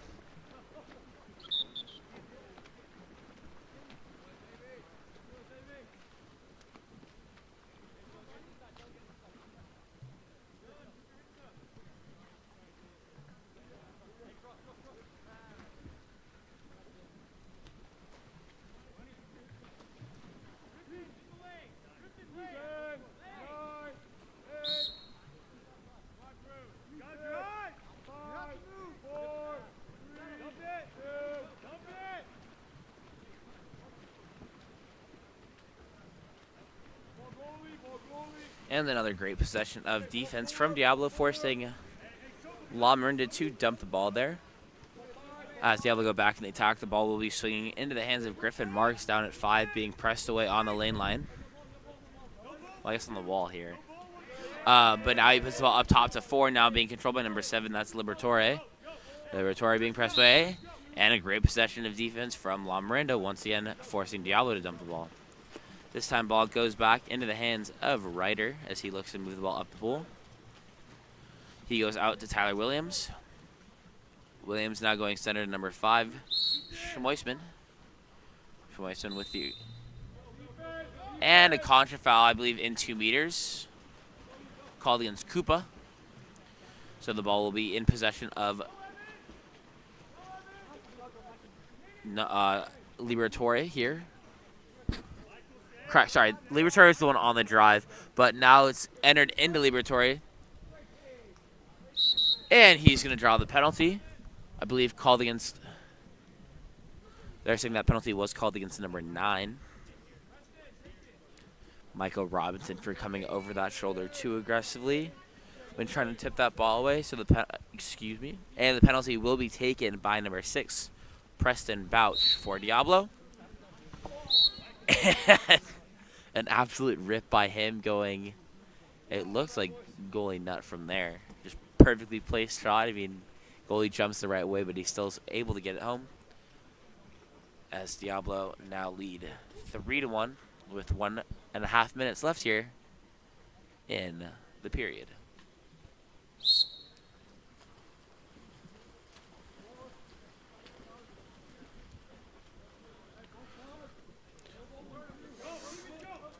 Ball down line with Tyler Williams. Van Leeuwen going on a ball slide drive from 3. Able to get to the inside and will earn the exclusion. Called on number 12, Caden Schroeder, so it's going to be a 6-on-5 opportunity here. Great scoring chance for Lamorinda. Ball going down line to Williams, who takes it in at 6. Up top into the hands of Sokol now. Tries to go center to, Multi-Honor. Eventually going down line now to Cole. Back up top to Multi-Honor, stepping in.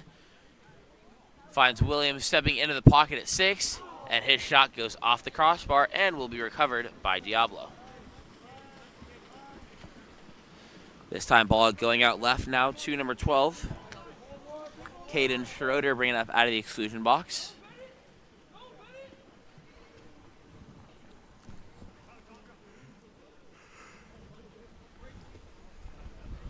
Long swing over to number 6. That's Preston Bouch. He gets entry pass inside. Exclusion will be earned. 6-on-5 here for...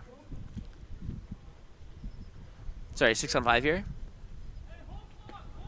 Ball up top now with number 7. Liberatore eventually going down to the 1 spot. Swinging back across to number 6. That's Bouch. Liberatore. And a shot coming late from Griffin Marks will be field blocked over the cage. Counter ball comes in with 3 seconds left. Going to be a last second shot most likely from the goalie. And will fall short. At the end of 2, Diablo leading Lamorinda 3-1. We'll be back for our second half of action in just a bit.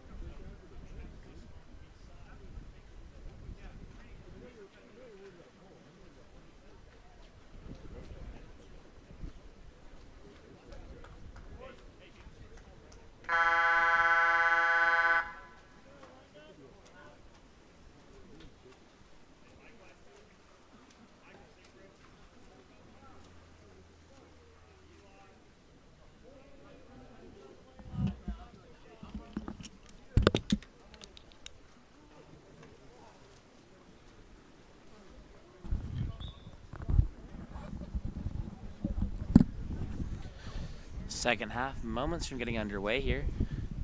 As a reminder, Diablo holding on to that 3-1 lead over Lamorinda. Lamorinda looking to find consistent scoring here. Potentially could happen as that sprint will be won by Lamorinda. Sokol is the one who picks up, eventually moving it over down to that one spot. Went from Multi-Honor down line there into the hands of Schmoisman. And there's going to be an exclusion on the drive, drawn by number 2, Tyler Williams, called against number 4, Tanner Lustig. So a 6-on-5 opportunity here for Lamorinda. Ball taken inside by Williams. Up top now with Multi-Honor. Goes down line, back up top to Multi-Honor. And they find the 3-post diving, and a save will be made there by number 1. That's Jack Elder. Ball's going to be sent into the hands now of number 4. Tanner Lustig coming out of the exclusion box. And a great defense there from Tyler Williams, denying the entry pass from number 15, Julius Martell, to number 8, Reed McCall. So that ball in the backcourt with Ryder. Goes out to Sokol.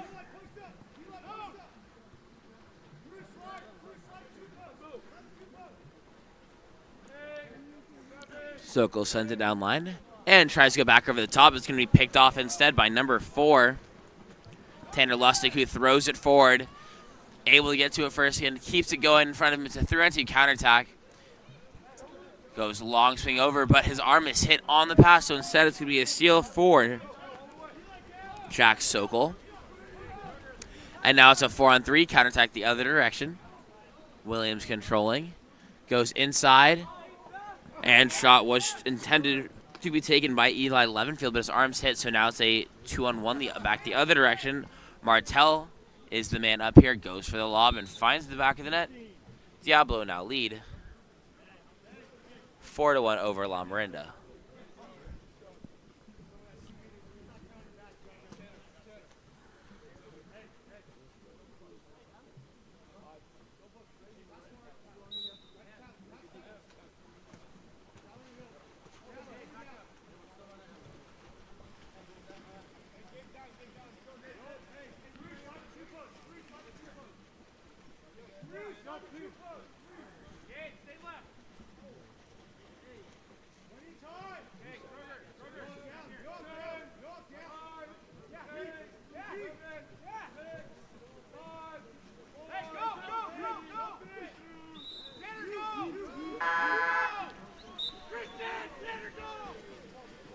And that's going to be a shot clock violation up the other direction. Immediately is Peter Kroger taking the shot off the counter with the 1-0, but will go off the post, and a timeout will be called by the coach from Diablo to protect his goalie from having the ball stolen away and try and get Lamo's offense going here. We'll be back in just a moment after the timeout.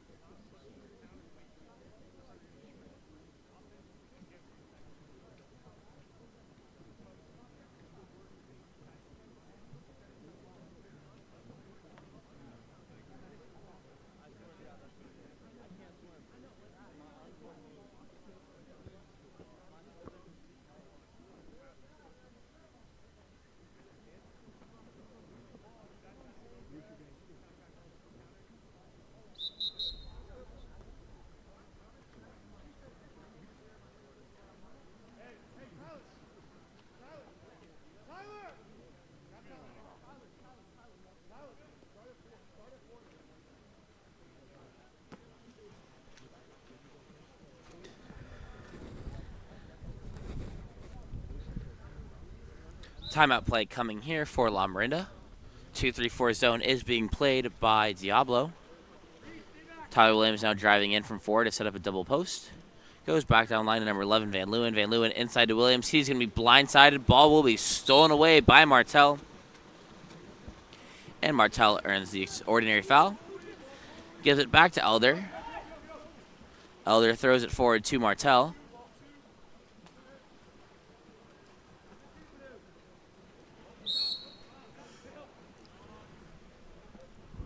Martel with the ordinary foul, pops it live, starts attacking in now. Plenty of space for him to move into. And a beautiful finish there by Martel going cross gauge high. Diablo now lead 5-1 with 4 minutes left to play in the third period.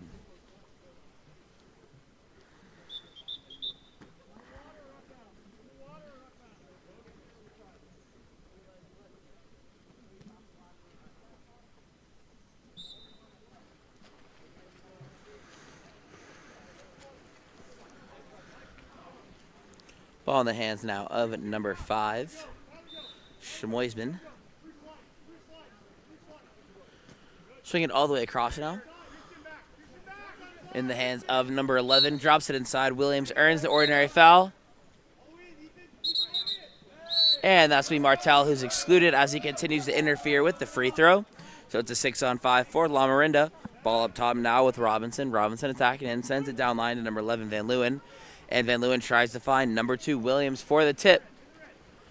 But his shot will fall flat on the water just outside of the 2-post. So Martel gets it in the exclusion box before throwing it back into the hands of Elder. Now he gets it out to Lustig. And a penalty will be drawn by Peter Kroger, called against number 5, Schmoisman. And taking the penalty for Diablo will be number 10, Christian Sanchez.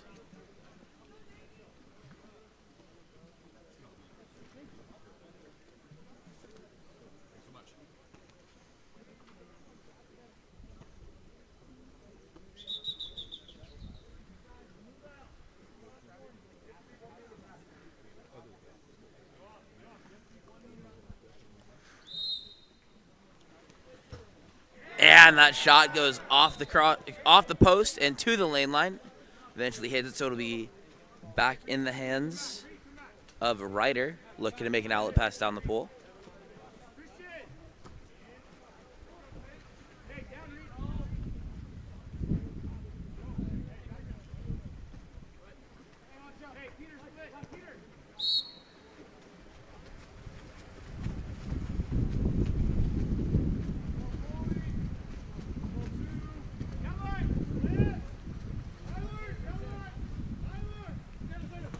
Quick shot taken there by number 4. Tanner Lustig will be blocked out of place, so the counter ball will be thrown into this quarter. Sorry, in this corner. Lustig bringing it to the wall. Will have the free throw once he pops it live and is immediately repressed here. Ordinary foul earned once again. And inside the 2 meters will be called against number 2, Peter Kroger, as he tries to get set up inside. And Martel will be excluded in transition, so it's going to be a 6-on-5 here for Lamorinda. Hopefully can be the start of them building some offensive momentum. Ball going up top now into the hands of number 5, Schmoisman. That's going to be Williams going for a spin lob from the bad angle. And he finds the back of the net, giving Lamorinda their second goal of the game, as they trail 5-2 with 2 minutes and 15 seconds left to play here.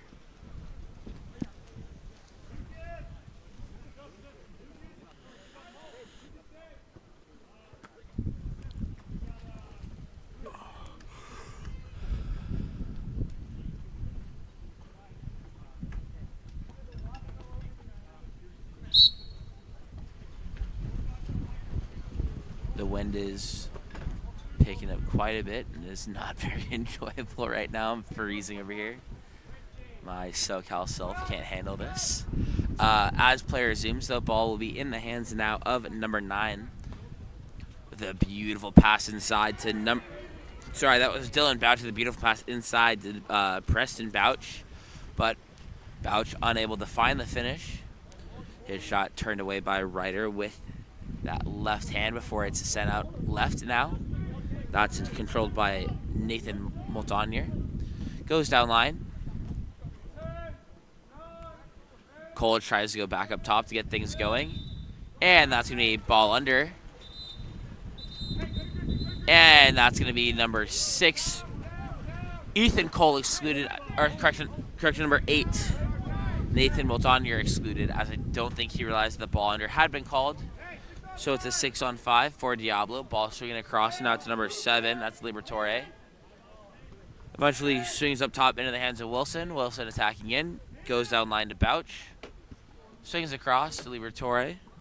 Now with Liberatore, now number 16, Wilson stepping in, going cross cage low and finding the back of the net as Diablo lead 6-2 with 1:10 left to play.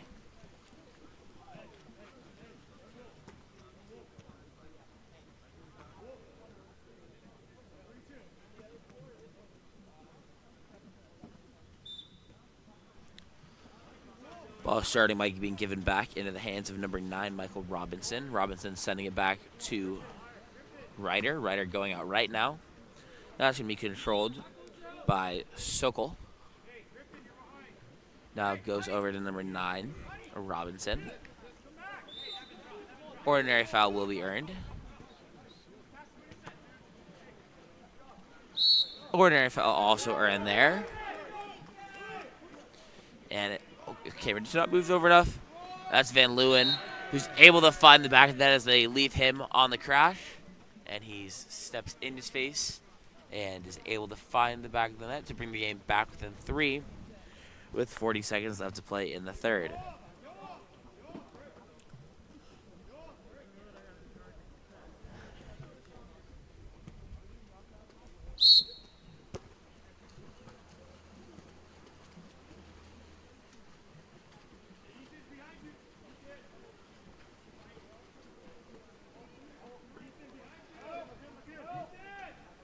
Entry pass will be stolen away by number 9, Michael Robinson. 24 seconds left to play in the quarter. He's going to go out right into the hands of Van Leeuwen. Now down line to number 12. That's Sokol. Back up top into the hands of Van Leeuwen. Van Leeuwen stepping into space. Going to be blindsided, but gets into the hands of Robinson before the ball can be stolen. Left into the hands of Moltonier. He tries a long shot from the outside. And that shot almost finds the back of the net in the full court. But at the end of 3, it's Diablo leading Lamorinda 6-3. We'll be back for our 4th and final quarter of action in just a bit.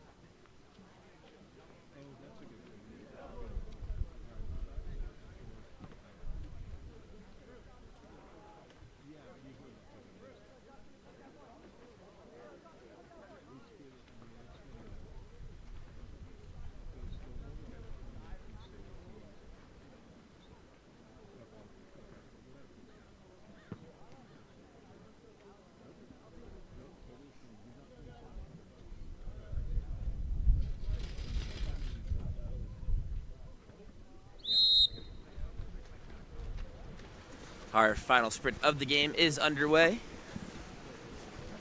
And Diablo will take it. Ball eventually finds its way at the 3 spot in the hands of number 9, Dylan Bouch.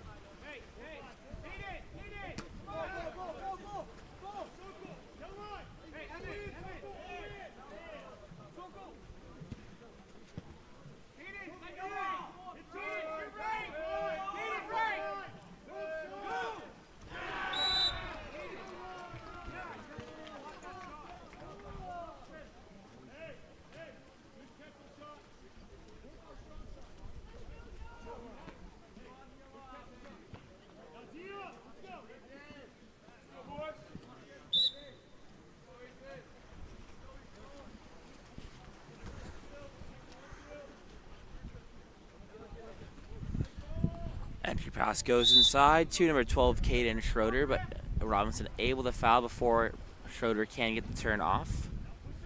He throws it out now to number 9. That's Bouch controlling. Bouch goes down line with number 7, Liberatore. Liberatore still trying to get the ball moving. Pass will be short and picked off instead by number 2, Tyler Williams. And he's going to throw it back to Ryder to play it safe. Ryder will now throw it out deep left. There's going to be an exclusion in transition. I believe called against number 16, Bennett Wilson. 6 on 5 for Lamorinda. Up top with number 6 now, that's Cole. Tries to find the 2-post diving inside, but his arm will be hit. It's going to go wide of the cage. And going to be controlled in the backcourt by Elder for Diablo.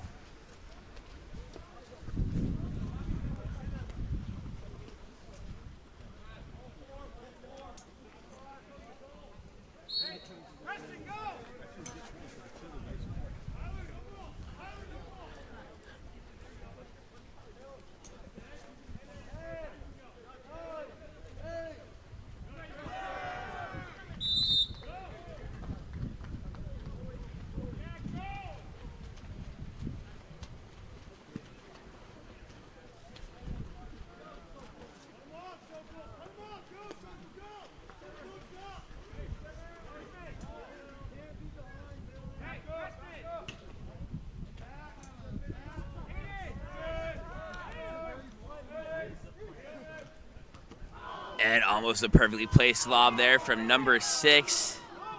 That was Ethan Cole, whose lob goes off the crossbar, falls on the goal line, and the second attempt from Robinson doesn't go either.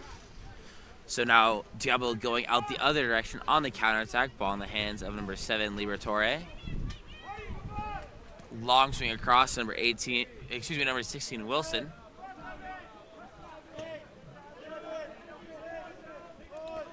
Wilson, center to Liberatore. He's stepping in, but will be blindsided from his right, so it's a steal for Koopa. And it's a 6-on-5 counterattack for Lamorinda as Cole brings it up the right side of the pool.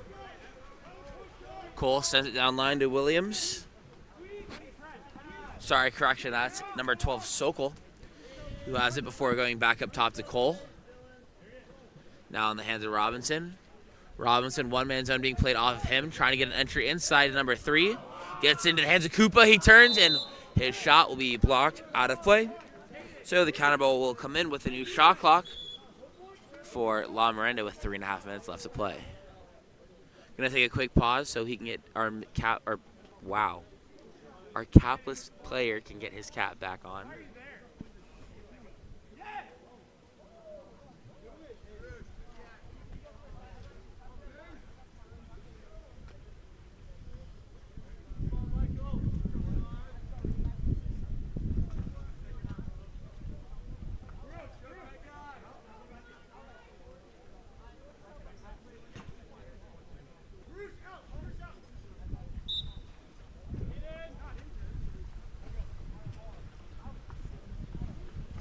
Ball going up top now to Cole. Goes down line to number 12, Sokol. Sokol going one-on-one attacking. Tries to go near side with the wrap, but going to be another save made by number 1, Jack Elder. Ordinary foul earned there by number 18, Wilson. Wilson pops live. Goes center now to number 7, that's Liberatore. Able to kick it out in time to Bouch.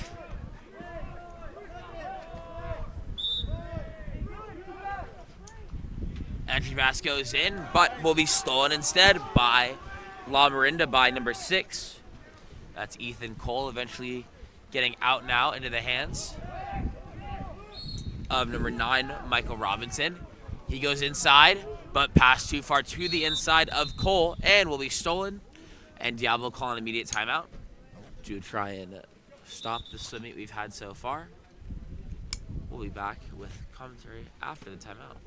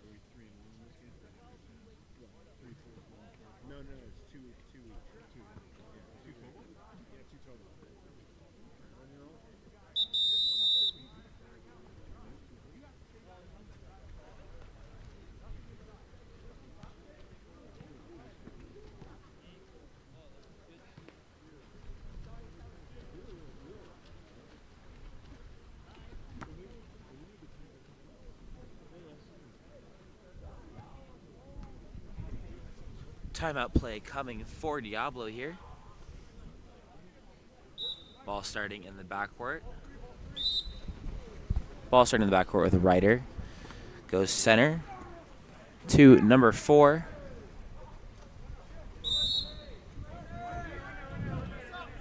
Ooh, wait. Sorry, entry pass does go in to number 8. That's McCall who kicks it back out. And Lustig takes the shot from the outside, but will sail wide. So counterball comes in, and Lamorinda get ready to go back in the attack.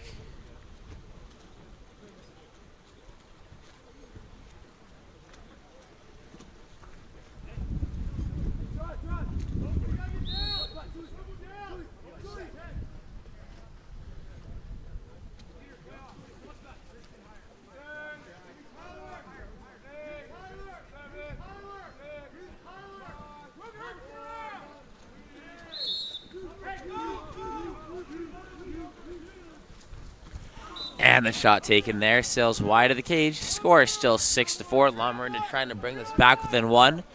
But it's a 3-on-1 counterattack the other direction. They go to Martel. And that pass is too far to the inside, so it's going to be stolen instead by number 6, Ethan Cole. Ball goes out into the hands now of number 15, Eli Levenfield. He's attacking in. And he goes near side to find the back of the net. Lamorinda slowly fighting their way back into this one. They trail by 1 with 1:28 left to play, so plenty of time for them to try and find the equalizer here.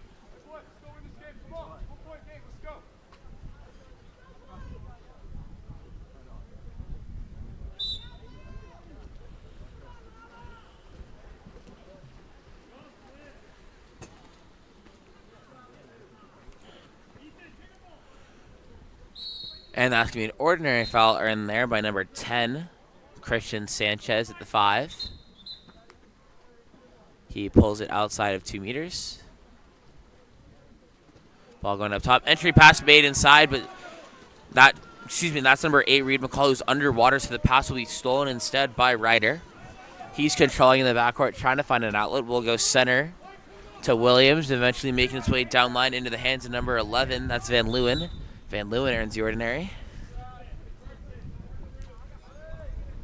Oh, camera's not far enough. Back to Williams. Moving it across in the hands of number 5, Schmoyle. And a beautiful move made there by number 3, Koopa, turning to the inside, but his shot is turned away. 43 seconds left to play, 28 on the clock.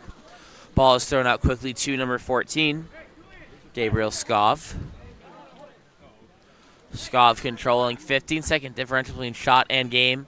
Ball gets over the top, and a penalty is earned there by number 8, Reed McCall, drawn by Cole.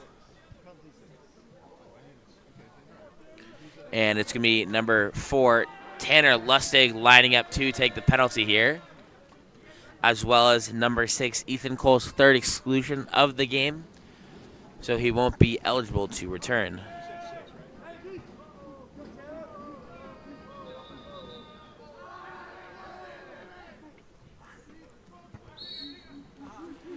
And that's going to be Lustig who skips it home. Most likely the dagger here as Diablo take a 2-goal lead with 23 seconds left to play. Lamorinda going to try and potentially get 2 quick goals here. Not impossible, but very, very difficult to do. Ball will be sent over to number 11. That's Van Leeuwen. Eventually moving across to number 9, Robinson.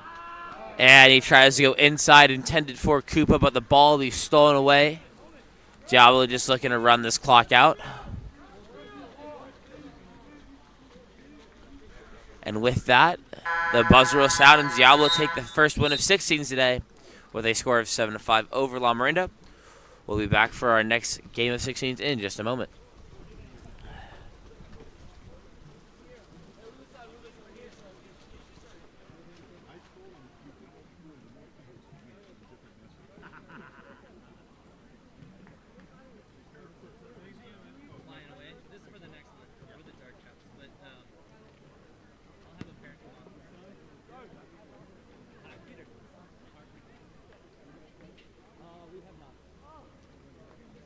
Hey, guys, can you come to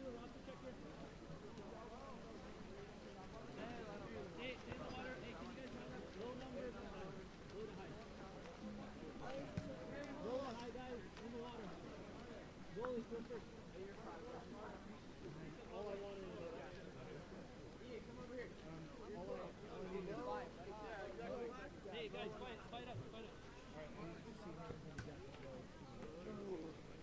I'll just run down. I'll be real quick.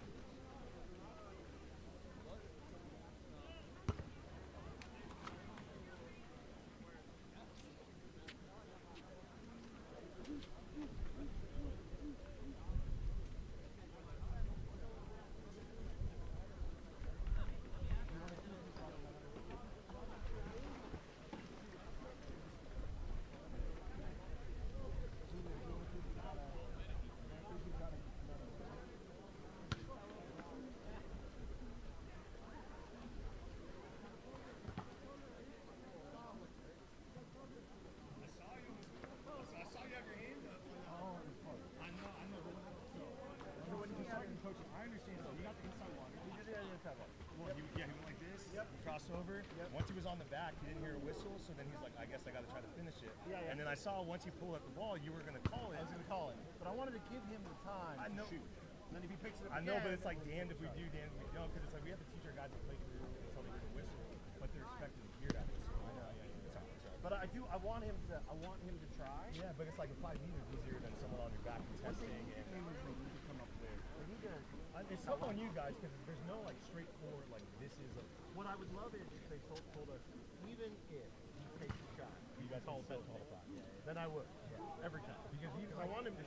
No, for sure. Yeah, and I told him to try to finish all the time. We'll get the whistle when we get the whistle. Yeah. But it's almost like if He's you're in like, the where motion, am I? like it's almost like you can call the 5 when they're in the motion. If they score, just give them a goal. It's it's a good call. and it's not, you know what I mean, but it's not on you guys. It's not you guys. It's such a tough one. I sure. want to do that.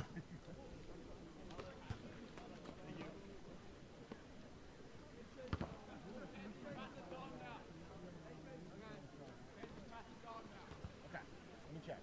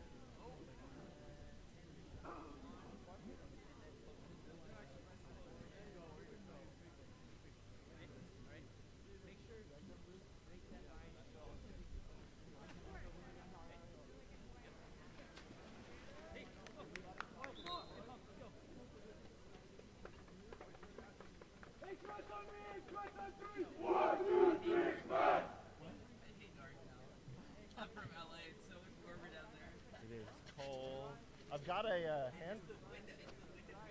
I've got a hand warmer if you want one.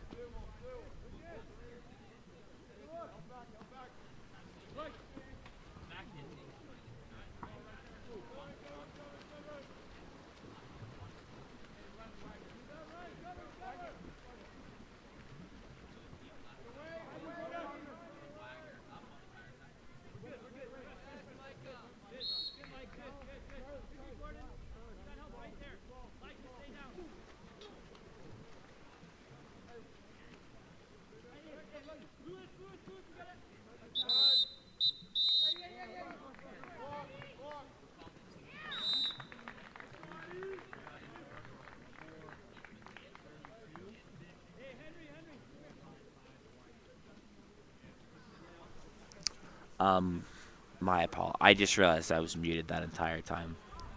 But I'm so sorry. First goal of the game for Atherton was scored by number 12, Theodore Parrott, and the second goal of the game was just scored there by number 2, Charles Baker. San Jose back on the attack, ball in the hands of number 7, going down to number 5. That's Noah Carrico. Carrico being pressed away, goes inside to the setup.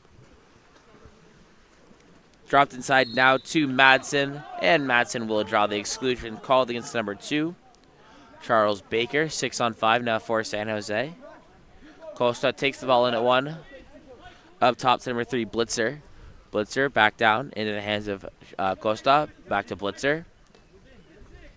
Going across to number 7. That's Desioli. Down line. Finds Madsen diving on the 3 post. But his shot will be turned away, and eventually in the fight for the ball It's going to be number 6, Gates Gamble, who comes up with it. Gamble throws to Baker coming in out of the exclusion box. Now goes down line to number 12, Charles Wagner. Wagner being pressed away at 1 earns the ordinary foul. Earns another ordinary. Now up top into the hands of Gamble. And there's going to be another off-ball exclusion in 2 meters, this time drawn by Carrington. He gets the ball, but doesn't get a shot off, so he'll kick it out to set up the 6-on-5.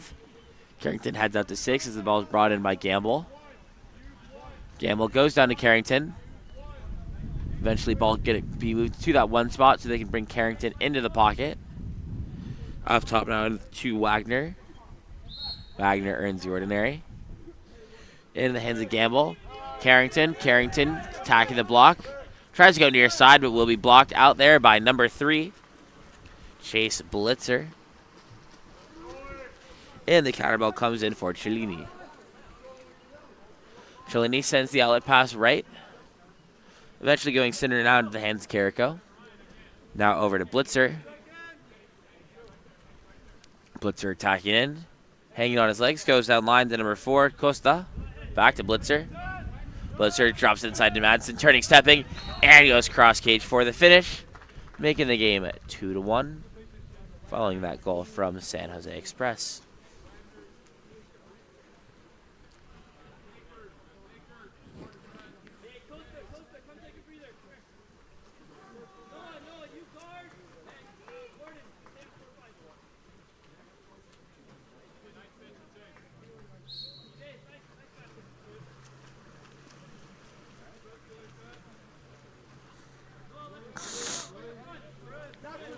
Play will resume with Dominic controlling the backcourt before he throws it outright into the hands of Gamble. Gamble earns the ordinary foul on the wall. He moves it center to Carrington. Continuing that path to the left side, trying to work for their center, Edward Arif, but he's going to be called for ducking under to try and get position in 2 meters. So the ball will start by being outletted to Blitzer. And eventually moves down line to Bakota. Bakota swings it up top to Carrico. M zone now being played here for Atherton. Ball going down line to 6. And that shot taken by number 11, Vernoy. Tries to go cross cage, but will skip wide. And will be controlled by number 1, Dominic, with the counter ball as it comes in. So now he's going to throw it out into the hands of Arif. Now in the hands of Carr attacking in. Ryan Carr stepping to space. Center is set to his side if he can get it there. Instead goes inside water to Gamble. Gamble turning inside, trying to get this shot off. Hammers it near side, will go off the post and be recovered by Madsen will be recovered by Madsen for San Jose. Ball in the hands now of Blitzer once again, being pressed away. Blitzer goes down line to Bakota. Bakota moving it up top to Madsen. Madsen moves it to his right. Gets it back, clock dying down.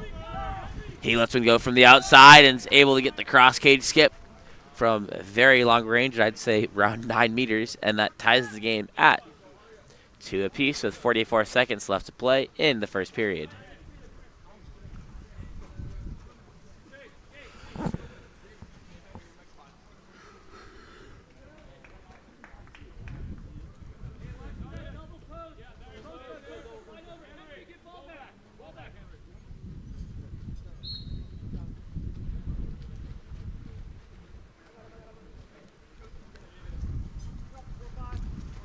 Possession will begin for Atherton by being controlled by Dominic in the backcourt before he throws it out left to Gamble, wrapping up from 2, sends it down line.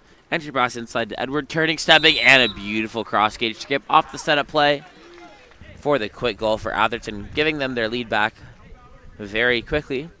25 seconds left to play here.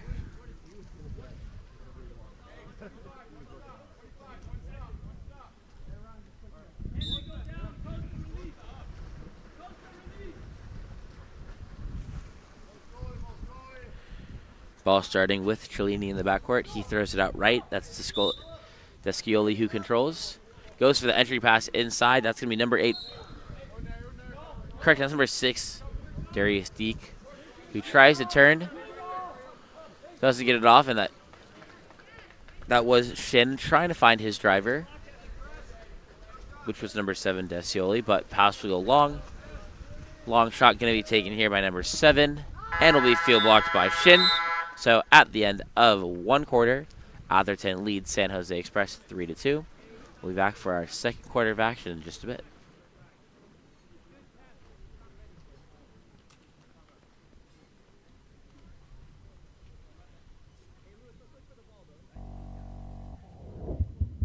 Explore every corner of Europe with water polo experience. A water polo experience is more than water polo. It's an adventure that combines sport and culture, perfect for forging team bonds and creating lifelong memories. Destinations include Barcelona, Croatia, Italy, and Budapest. Start planning your trip today. Water Polo Experience, your passport to the world of water polo.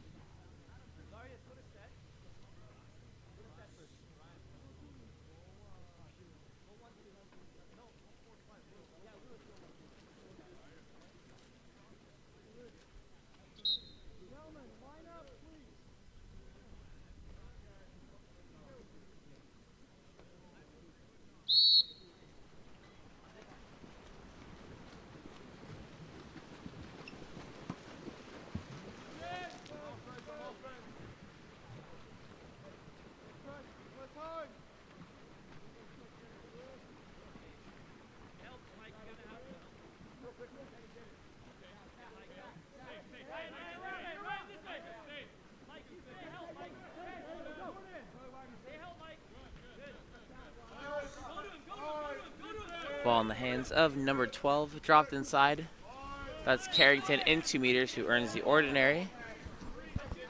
3 seconds left on the shot clock, and look for a last second look here.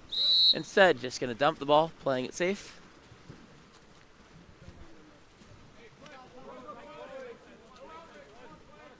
Ball's outletted center to number 3. That's Chase Blitzer.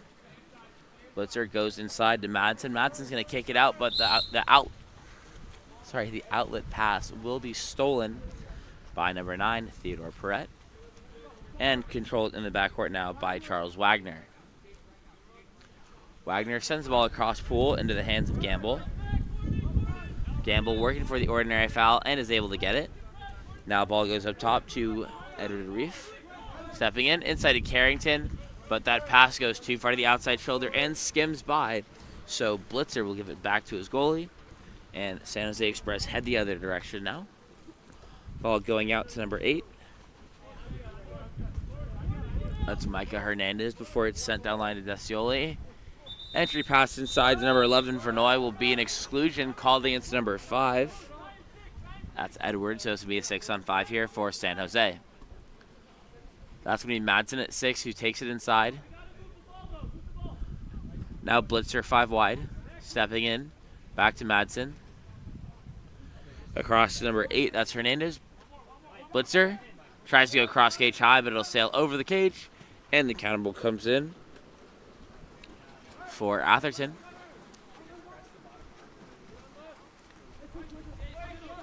Ball goes out right now. That's going to be number 6, Gates, who's taking it to the cage. No one coming to him. Plenty of time. Bobbles it, able to make sure it doesn't hit the lane line, but loses the ability to try and work for that inside turn. Goes up top to Carrington.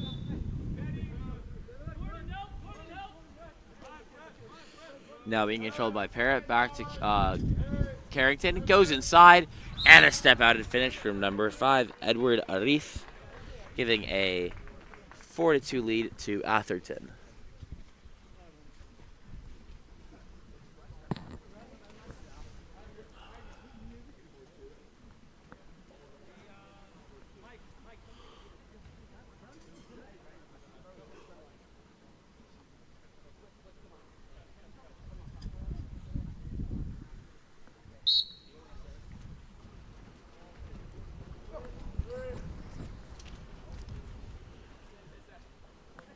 Bernoy controlling in the backcourt before going over to Blitzer.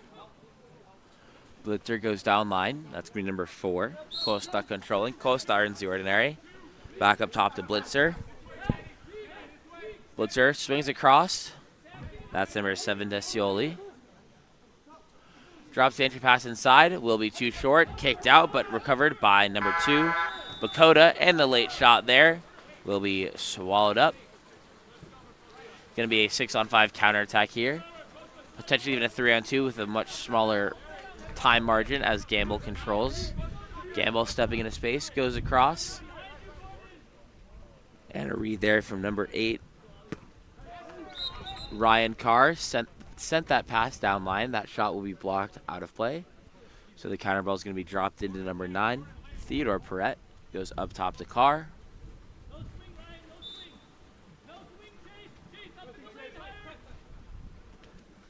Up top to Carrington now. Carrington earns the ordinary.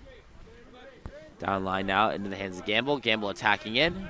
One-man zone being played off of him, working with him and Baker.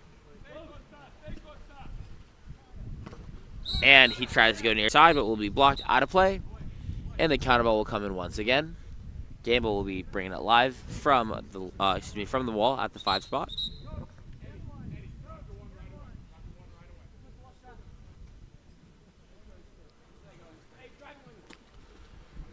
Possession starting with a 3 drive to that 1-2 side.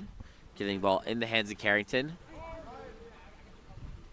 Now Carrington looking to roll in for the post-ups, trying to set over to Gamble. He gets it to him. Now Gamble playing in a one-man zone. Also coming back from 2. Drive coming there to try and pull that defender away. They get it across into the hands of Baker. Back to Gamble. Gamble trying to go catch and shoot near side, but we'll skip it wide of the cage. Looks like it almost was tipped by a field blocker. Not sure if it was, however, so the ball will go back into possession of San Jose.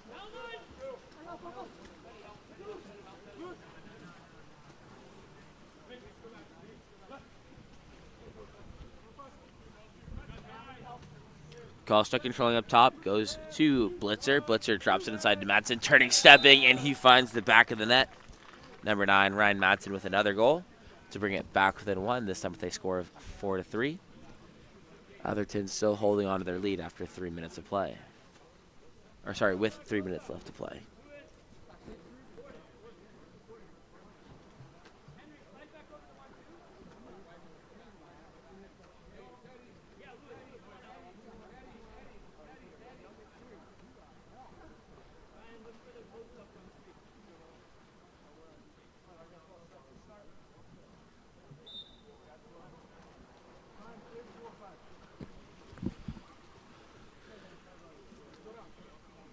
Atherton start their possession by getting the ball to number 12. That's Wagner earning the ordinary before he swings across to Carrington.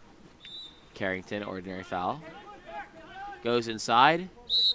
Ordinary foul will be earned there by Baker. Kicks back out to Carrington, back into Baker. Or another ordinary foul earned by Baker. And that's going to be a duck under called there against number 7, Hamra. So, ball will switch back into possession here of San Jose Express, and it's outletted directly right to number 5, Noah Carrico.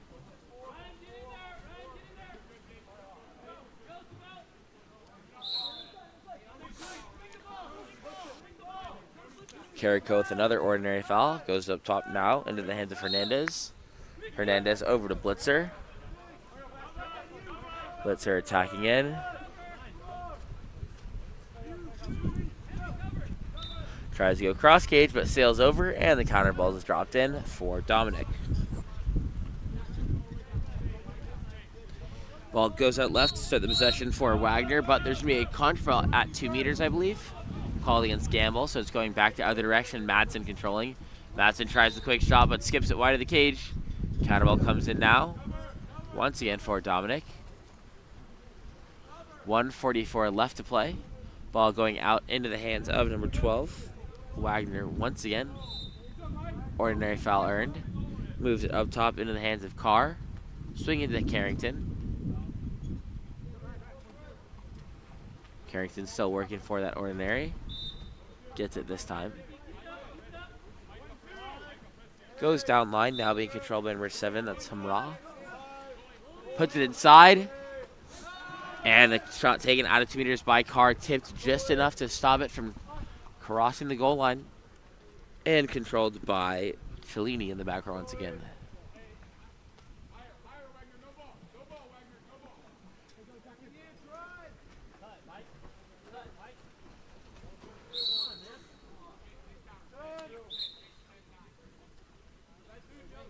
That's an ordinary foul earned by Blitzer. Struggling to get it moving again. Blitzer earns another ordinary. Blitzer pops alive, stepping in the cage. Goes inside.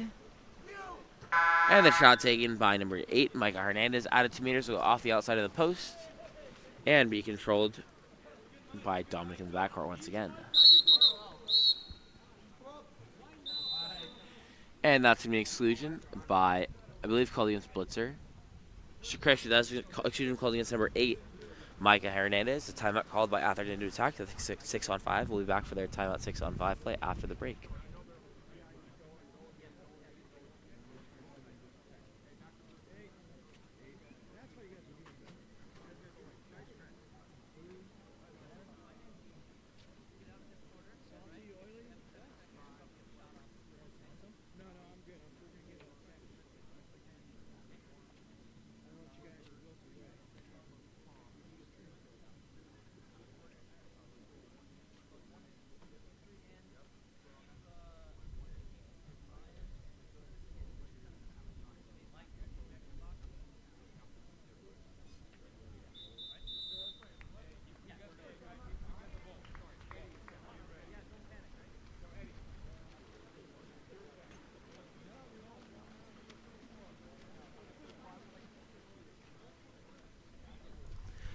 Timeout 6-on-5 play coming here for Atherton.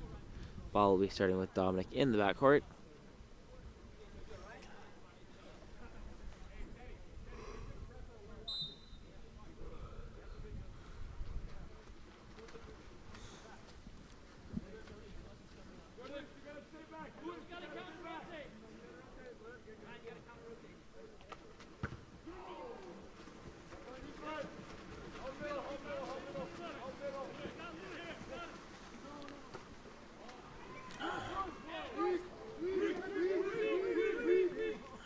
And that's going to swing over to Madsen. Madsen turning, stepping in. And will be an exclusion called against number 5, Edward Eef. No penalty called because he was able to get enough to that inside shoulder. And they're going to hold on to the ball to try and win the sprint. And we'll start the second half up if it ends up happening. If they end up winning the sprint. We'll be back after the halftime break.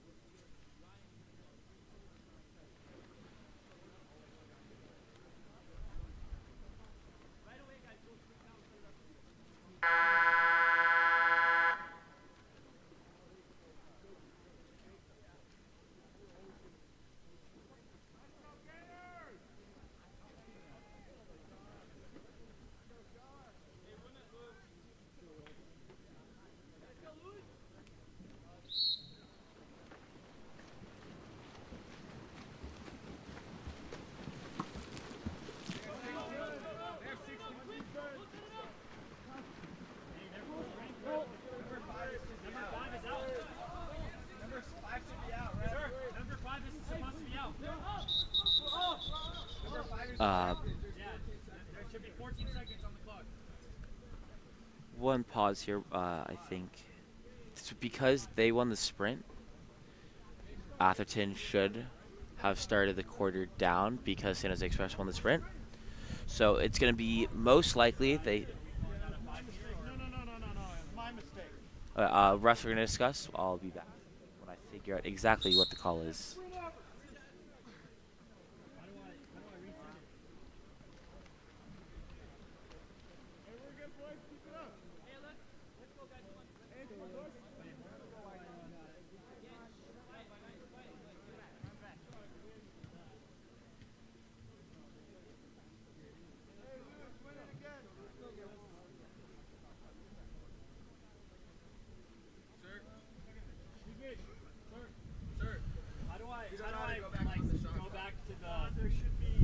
So it was a ref error. They started the quarter, or they started the sprint when Atherton had 6 people in the pool.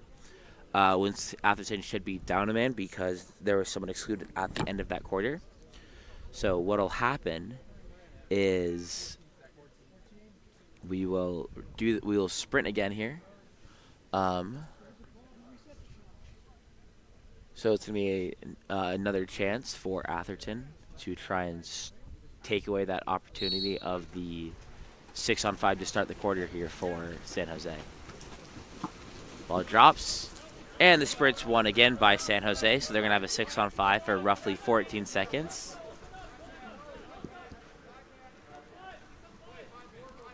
Ball in the hands of Blitzer at 1, moving it up top to Costa.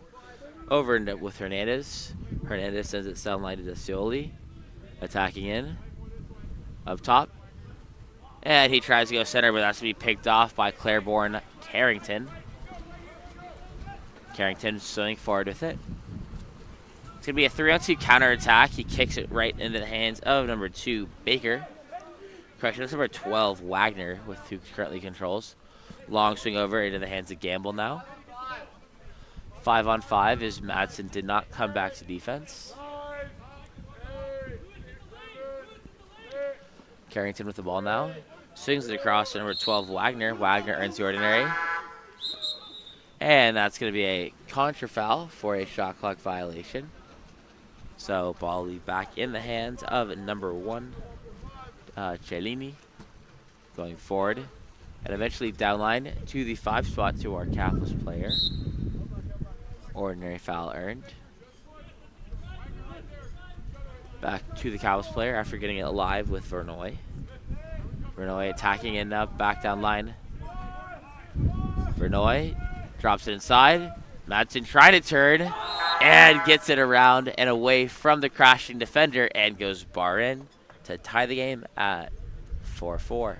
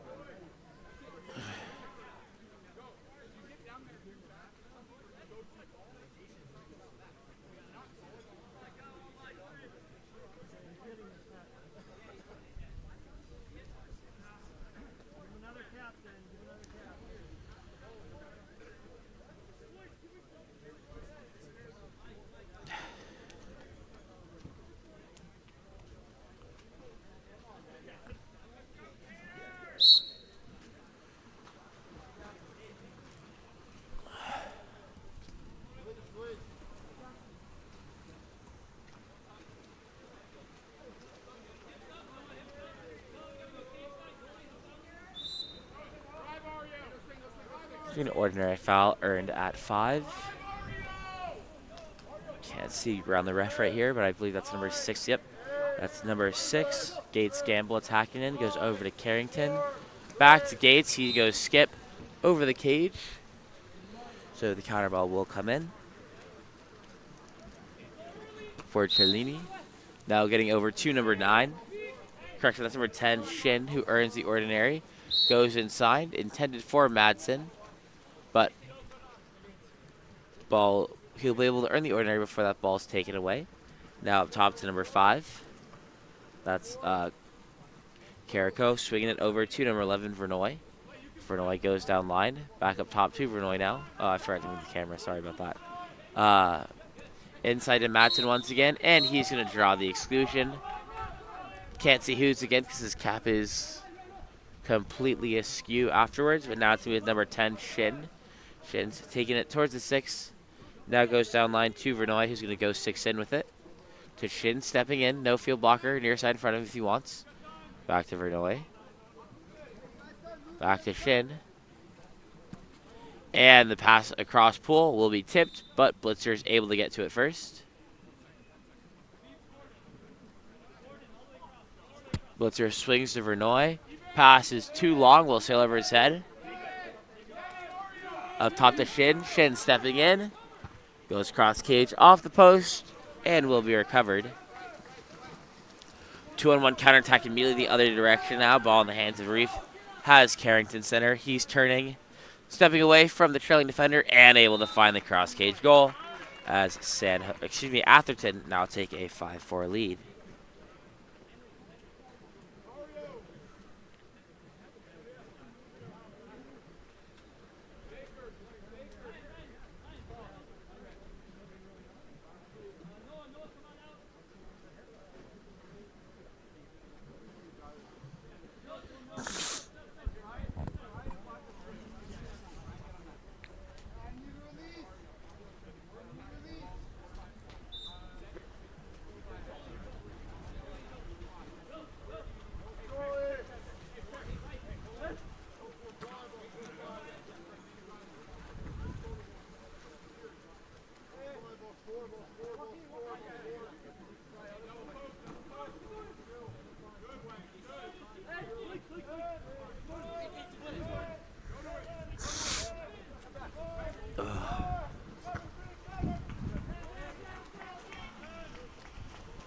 Sorry about that.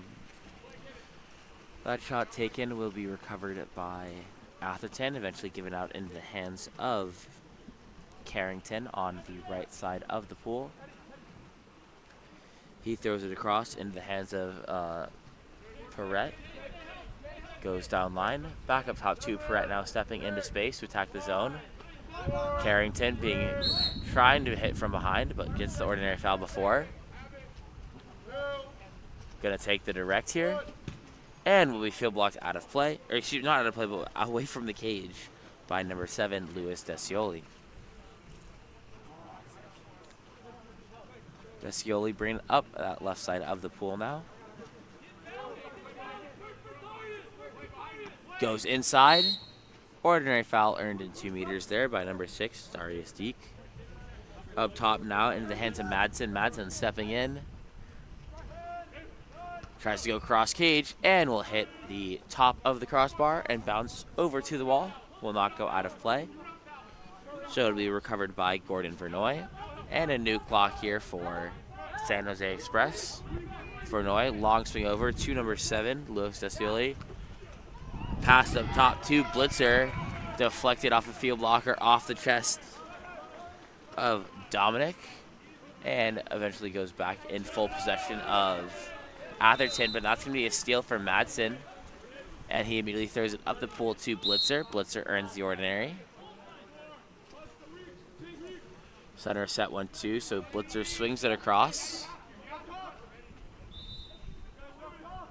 Trapping zone being played. Tries to pass it up top 2-4, but will be stolen away by Gamble. And ball's in the backcourt.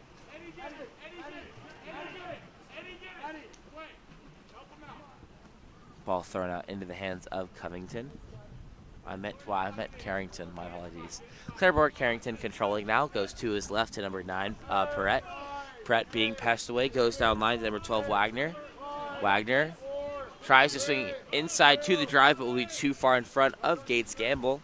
So it's going to be a steal instead for number 1, Cellini. And I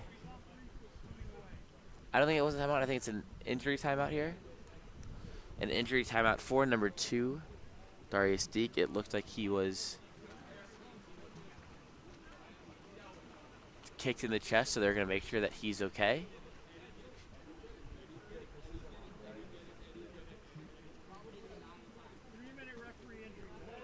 Yeah, it was a referee injury timeout, not an actual one.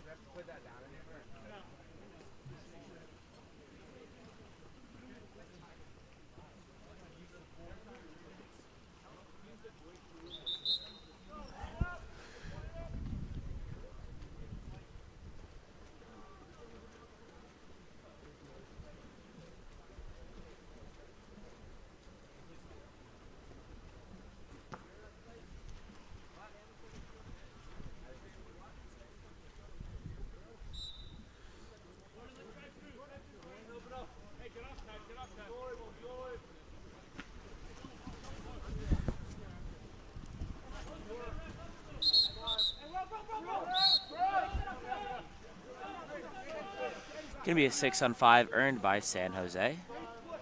Ball starting with number 7, Descioli, taking it inside at 6. Tries to go inside to Madsen on the 3-post. And that will be a penalty drawn, I believe, called on number 9, Theodore Perret. Correction. Oh, sorry. Number 9, yeah, Theodore Perret will be called for the penalties. He jumped over the back of Madsen. And it's going to be number 4, Costa, lining up to take the penalty here for San Jose Express.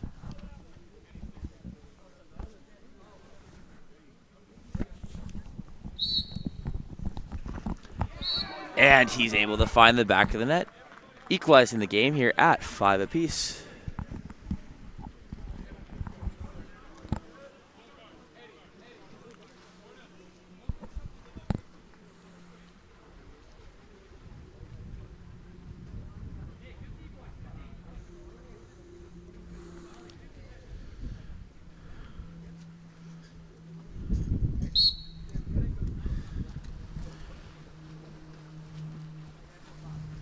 Ball will be starting by going into the hands of number 9, Perret.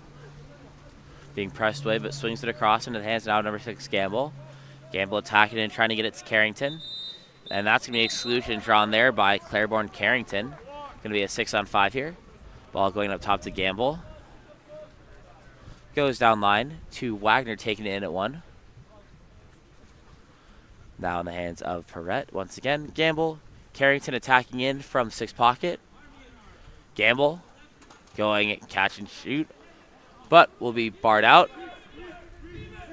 Clock resets. Covington attacking in and hammers it home near side. Atherton take a 6-5 lead with 13 seconds left to play here in the 3rd quarter.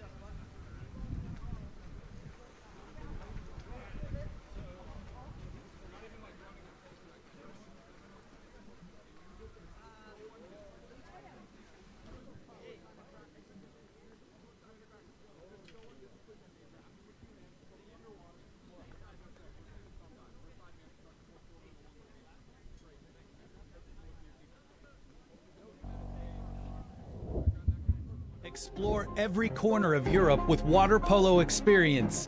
A water polo experience is more than water polo. It's an adventure that combines sport and culture, perfect for forging team bonds and creating lifelong memories. Destinations include Barcelona, Croatia, Italy, and Budapest. Start planning your trip today.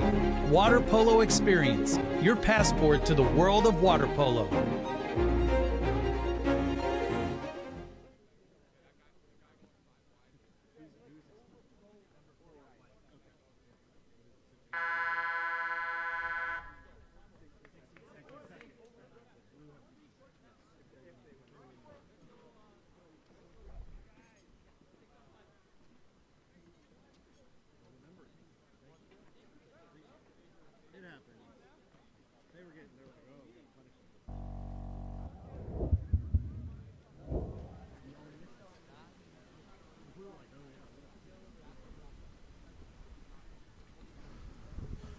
Time for our fourth and final quarter of action here between Atherton and San Jose Express.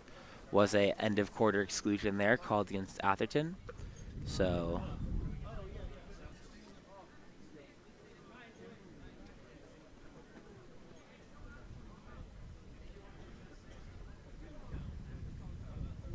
apologies, trying to figure out something on my back end right now.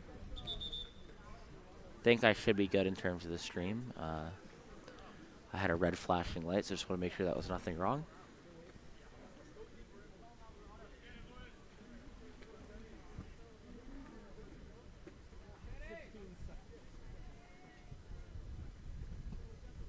Okay, so there was an end of quarter exclusion called against Atherton. So if San Jose can win this sprint, they'll start the quarter up a man, giving them a great opportunity to try and equalize at 6. And they do win the sprint. And a timeout will be called so they can set up and attack this 6-on-5. We'll be back after the timeout in just a minute.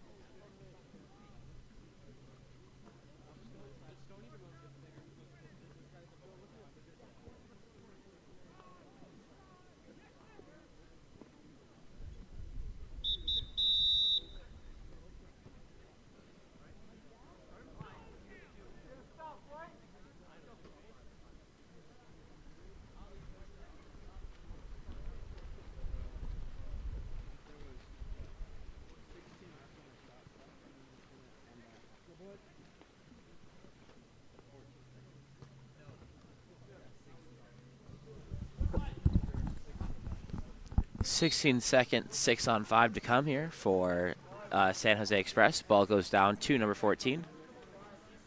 That's Samuel Nagy. He receives it back, taking it in. Up top now with Desioli. Tacking in, and he goes near side wrap. And finds the back of the net, giving San Jose Express a tie game now at 6 goals apiece.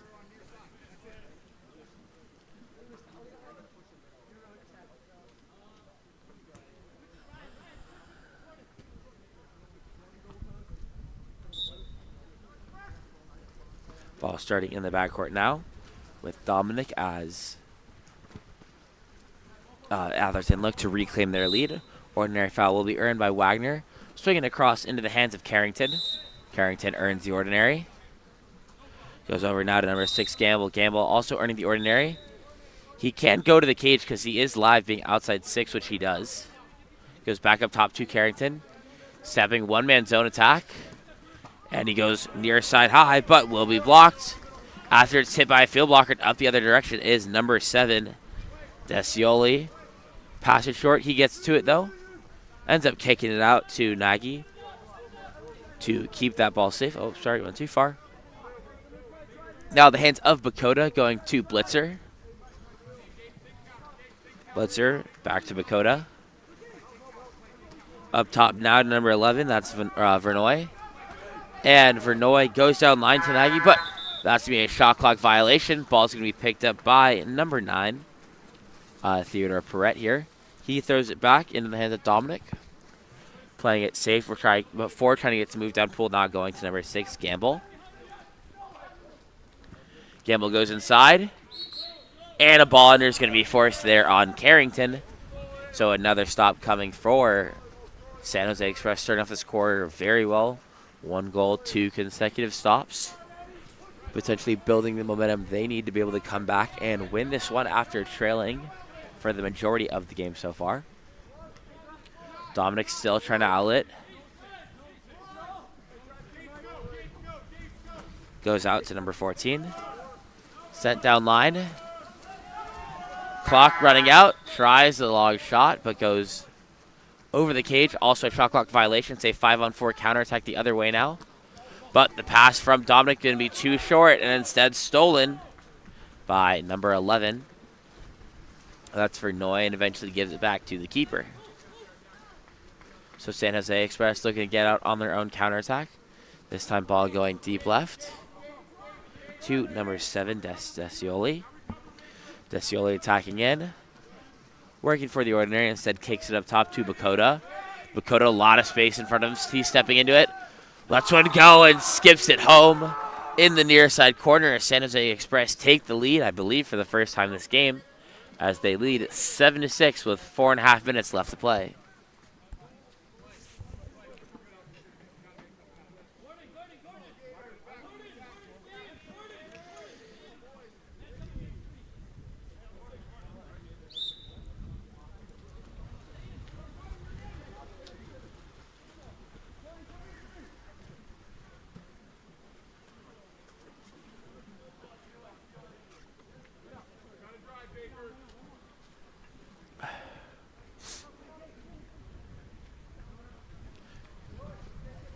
Ball in the hands of number 3. That's Carrington before he goes down line to Gamble. Pass over the top to Arif on the drive. It goes off of his hands and it's going to be picked up instead by Cellini. Now looking to send it down the pool. Cellini goes out into the hands of Blitzer on the left side. Blitzer bringing it up from 2.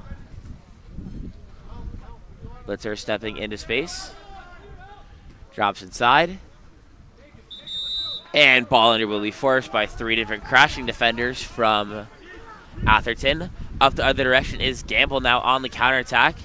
However, pass goes a little bit too far to the outside, so he can't get any. Oh, correction. He's able to get enough to the inside to draw the exclusion called against Blitzer.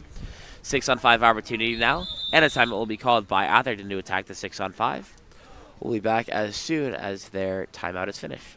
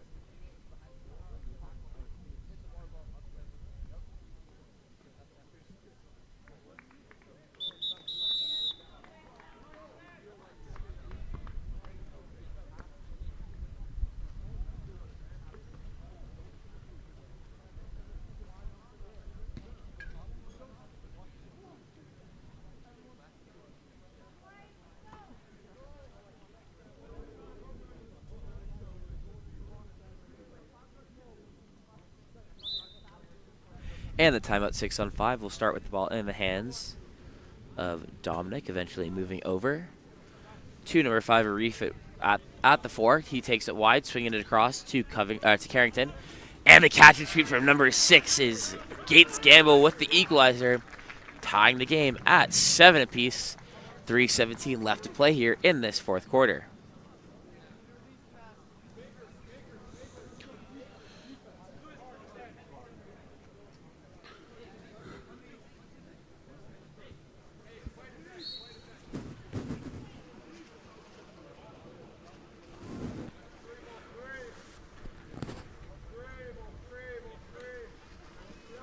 Fornoy controlling, goes left to Costa. Once again working for Madsen in 2 meters. Atherton able to cover back and run a drop on Madsen in time, but now it's going to be a 4-5 attack. Ball down line in the hands of Drselli.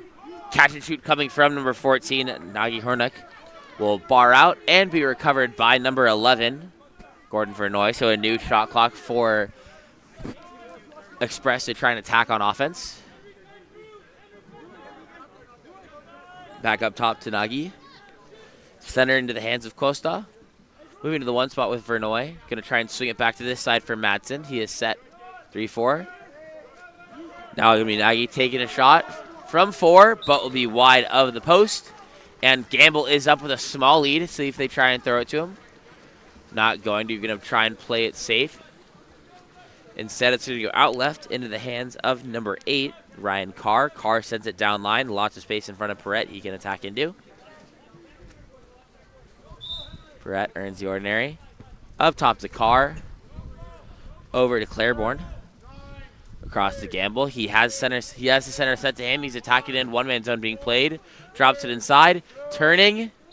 And that's going to be an exclusion drawn by number 5, Edward Arif. 6-on-5 now.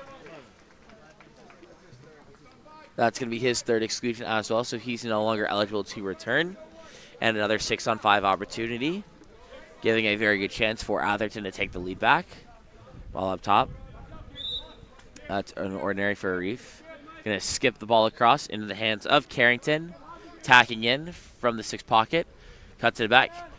And the shot taken by Arif will bar out, but it's going to land right in front of number 8, Ryan Carr, who's there to push it home, giving Atherton a 1-goal lead back, 8-7, with 1:32 left to play here in the 4th period.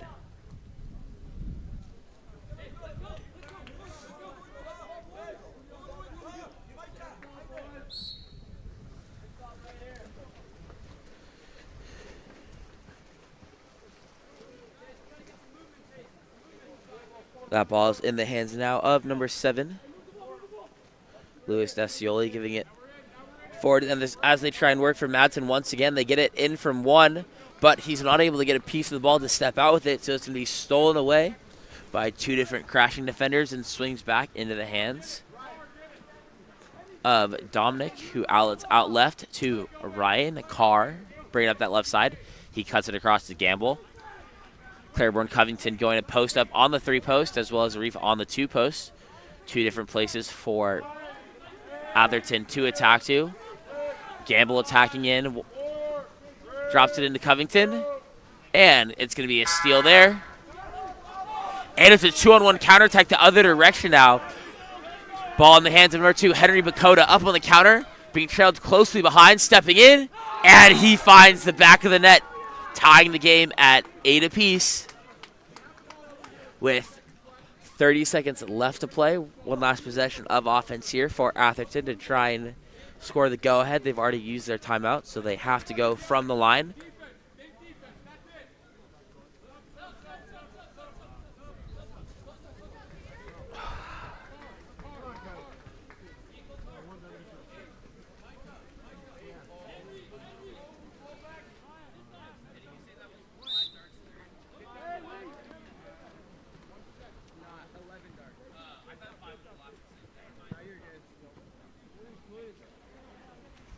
Game is tied at 8 apiece. Atherton looking to find the equalizer here.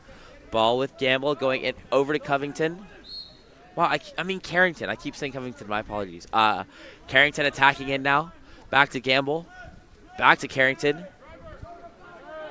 Carrington earns the ordinary outside. Has the option for the direct shot if he wants it. Instead, it's going to go over. Now with Gamble, he takes that quick shot. Is able to get his own rebound, but the buzzer will sound, so we're going to a shootout here between Atherton and San Jose Express. We'll be shooting on one cage, most likely the one to the left. We will all get us set up and be back as soon as the shootout's ready to begin. You guys have a coin? You have a coin, Chris? I can check my bag, I probably do.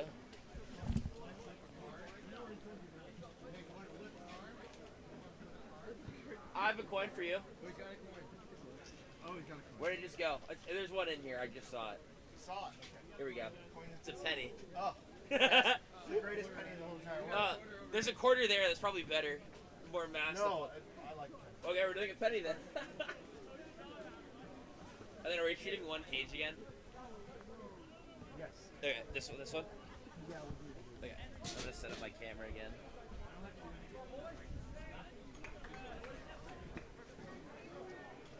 And then can I get you to take a step either to the left or right, just so I can zoom this in? Thank you. Tail. Kids. Sorry, man. You're good. Exciting. We'll keep it on the table right here in case it's needed.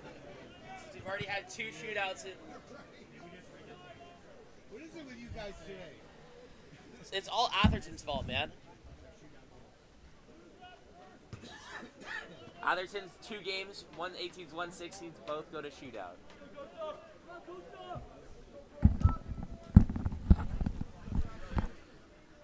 As we get ready to start our shootout, it's going to be San Jose Express shooting first. Our first shooter will be number 4, Costa.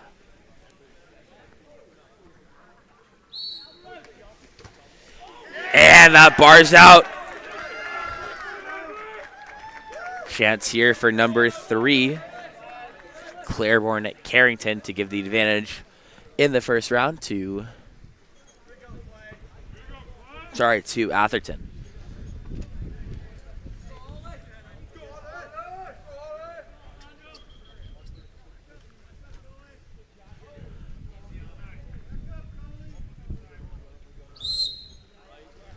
And he skips it home, so Atherton lead 1-0 after round 1. In Atherton's 18U game this morning, they also went to a shootout that went to sudden death. Let's see if they can prevent the sudden death, or if Chase Blitzer can equalize here for San Jose Express. And the quick shot doesn't even get on his legs, risky style, but is able to execute it. We're tied up at 1. Going to be the chance now of number 6, Gates Gamble, to give the advantage back. To give the advantage back to Atherton, and he skips it home. That makes it 2-1. Atherton lead by 1 after round 2. Next shooter is going to be Ryan Madsen, and he collects the ball from the corner.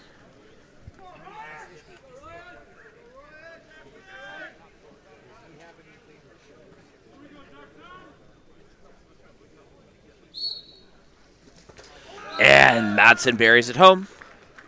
Express equalize at 2, and it's going to be Edward Arif's chance here to take the advantage back in favor of Atherton for the end of round 3. And he gets it there. Atherton 3 for 3. Express 2 for 3. Next shooter is going to be Henry Bakota for San Jose Express. And a beautiful skip shot by him. Equalizes once more. A save from Cellini here could equalize us at the end of round 4. Going to be number 9, Theodore Perrette, shooting for. And that's Perrette who bars out, so we're all tied at 3 goals each at the end of round 4. Getting ready to start round 5 now.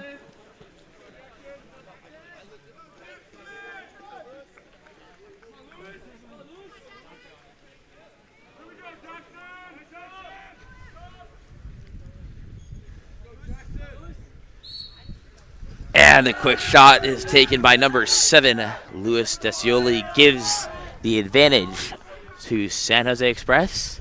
And it all comes down to number 12, Charles Wagner. If he scores this, we go to sudden death. If he misses, Express take the win. And the save is made there by Alejandro Cellini. And that wins the game for San Jose Express. 8.4 to 8.3. We'll be back in a few moments for our next game of the afternoon.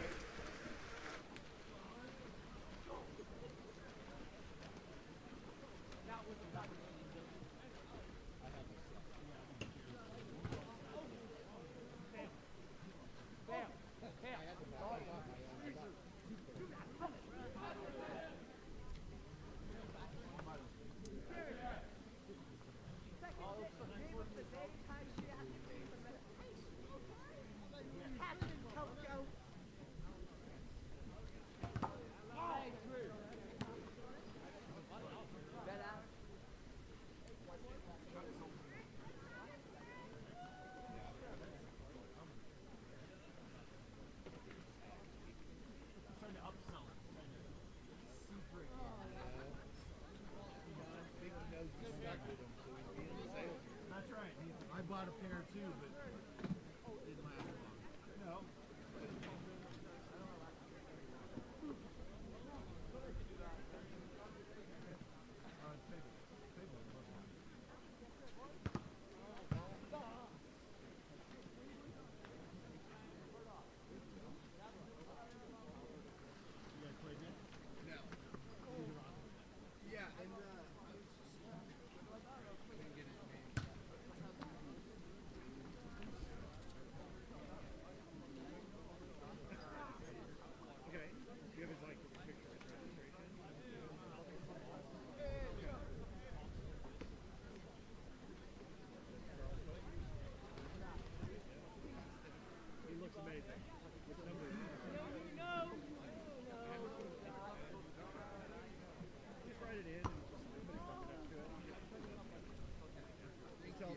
Because I'm not repping you guys, but so they've got a number 13 who he's registered, but he just wasn't on their roster.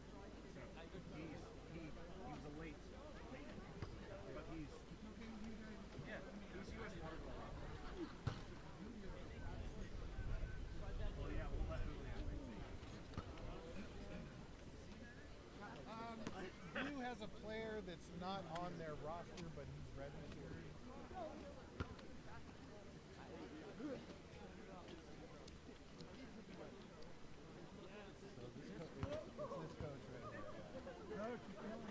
I'm so sorry. I didn't think he was coming. Oh, he can't.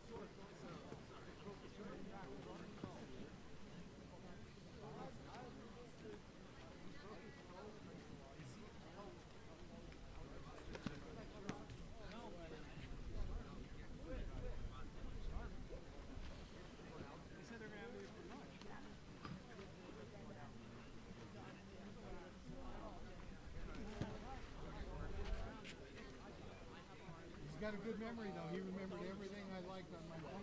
Ryan said the same thing to me. He goes, I think I got yours down. Turkey on wheat, no, I said, that's right. But I'm simple. Lettuce, tomato, mustard. I'm there. I'm not like one of these. I think my sprouts with only half mayo. No more. No, I'm not that kind of.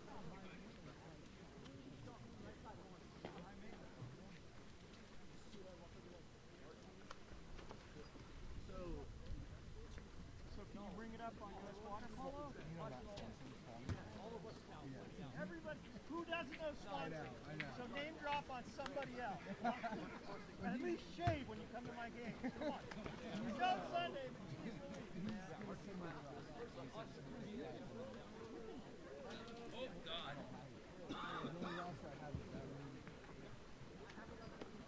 I'll find that one. Okay, all right, let's line up, let him play. Are you sure? I mean, he's current at everything. You guys are killing me, man. These are my neighbors. I gotta be shady. The only teams that I don't have to drive get on the freeway for, Are they Dad, related? is Ham and Red. I've played for years, so I hope he's not around. And you know what? It was another tournament, I wouldn't care. Yeah. This tournament was a huge deal. 2 years ago, they gave us grief because we didn't check that closely. Apparently, like, I forgot his name. He was 680. Oh, and I'm like, I check every game. What? I completely understand, and I apologize for it, but thank you very much. All right.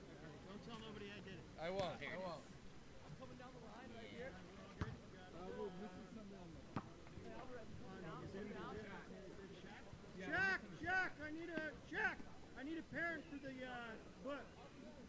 I need a parent for the book. Yeah.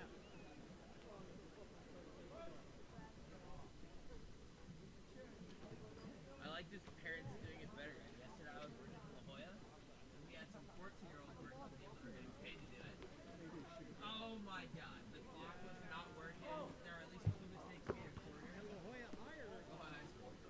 Bishop is also. La Jolla High, it was La Jolla High. Yeah, I know. I heard that's a beautiful facility. It was amazing.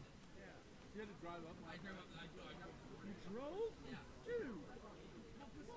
By the time games were down there, there were no flights that was flying to San Diego to get me here. No. So I drove like at 3 a.m. I drove No. home. No, I don't buy that. I slept from 8 to 1, and I drove home at 1 this morning to get here. The last flight out of San Diego was at 6:30. No. And my game ended at 5:30. I live in San Diego. I know better. You tell them I don't care if it's $800.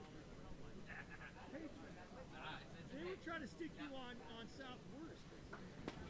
Southwest that I would have been flying.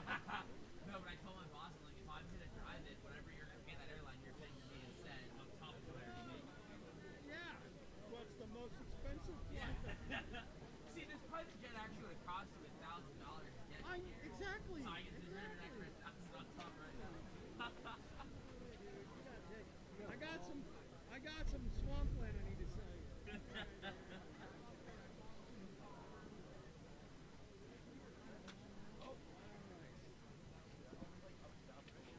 All I know is I currently. All I know is I currently hate this one.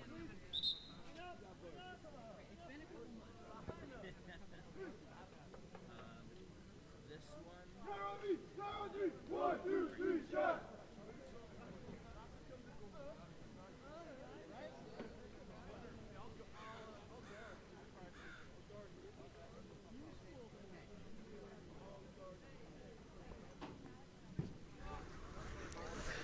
Welcome back to Sacred Heart as we get ready for our next 18U matchup of the day, featuring Sleepy Hollow Aquatics, or SHAQ, in the dark versus Lamorinda in the white.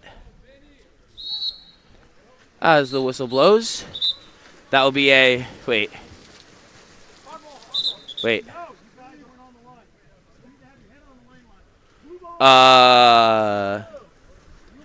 So I guess they're calling that Jackson Cherry left the sprint early.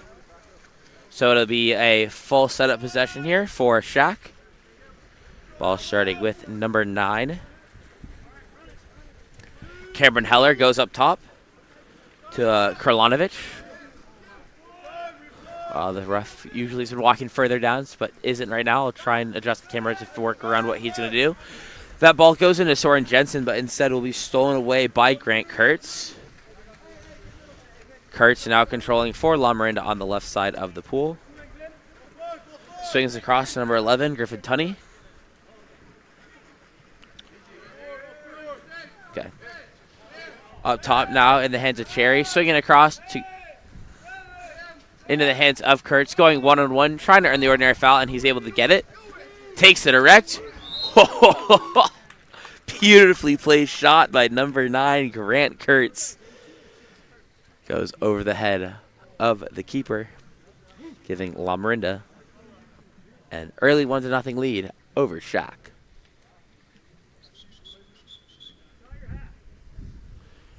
Quick pause here so number 7, Maxwell Ghana, can tie his cap. And he's going to pop the ball live to start the possession. Goes left into the hands of Kralonovich, being pressed away at 2. Kralonovich goes down line, ordinary foul earned by Cameron Heller. And Soren Jensen earns the off-ball exclusion called against number 10. I will let you know who number 10 is. Or is that, no, sorry, it's number 12, Patrick Stice, who is guarding 2 meters. SHAQ on the offensive attack here on the 6-on-5. Ball in the hands of Flake, goes center to Jensen. Jensen attacking in. Goes down to 1. That's Cameron Heller. He tries to go over his head to go near side at 1, but it'll sail over the cage, so the counter ball will be dropped in. And controlled by Christensen before being outletted into the hands of Benjamin Lucas coming up that left side of the pool. Lucas eventually makes his way into the hands of Tunney. Down line to Cherry. Cherry tries to go inside, will earn the ordinary foul. Finds his driver across pool, and that's going to be an exclusion drawn by Brock Bliss. 6-on-5 now for Lamorinda. Kurtz controlling up top, moving at center. Goes down line to number 3, that's Cherry. Cherry up top into the hands of Tunney. To Kurtz. With Bliss. Back to Cherry. And finds the two-post diving, but that shot will go literally perfectly into the perfect corner of the bar and just go across the face of the goal, but not go in. That shot coming from Benjamin Lucas on the two-post.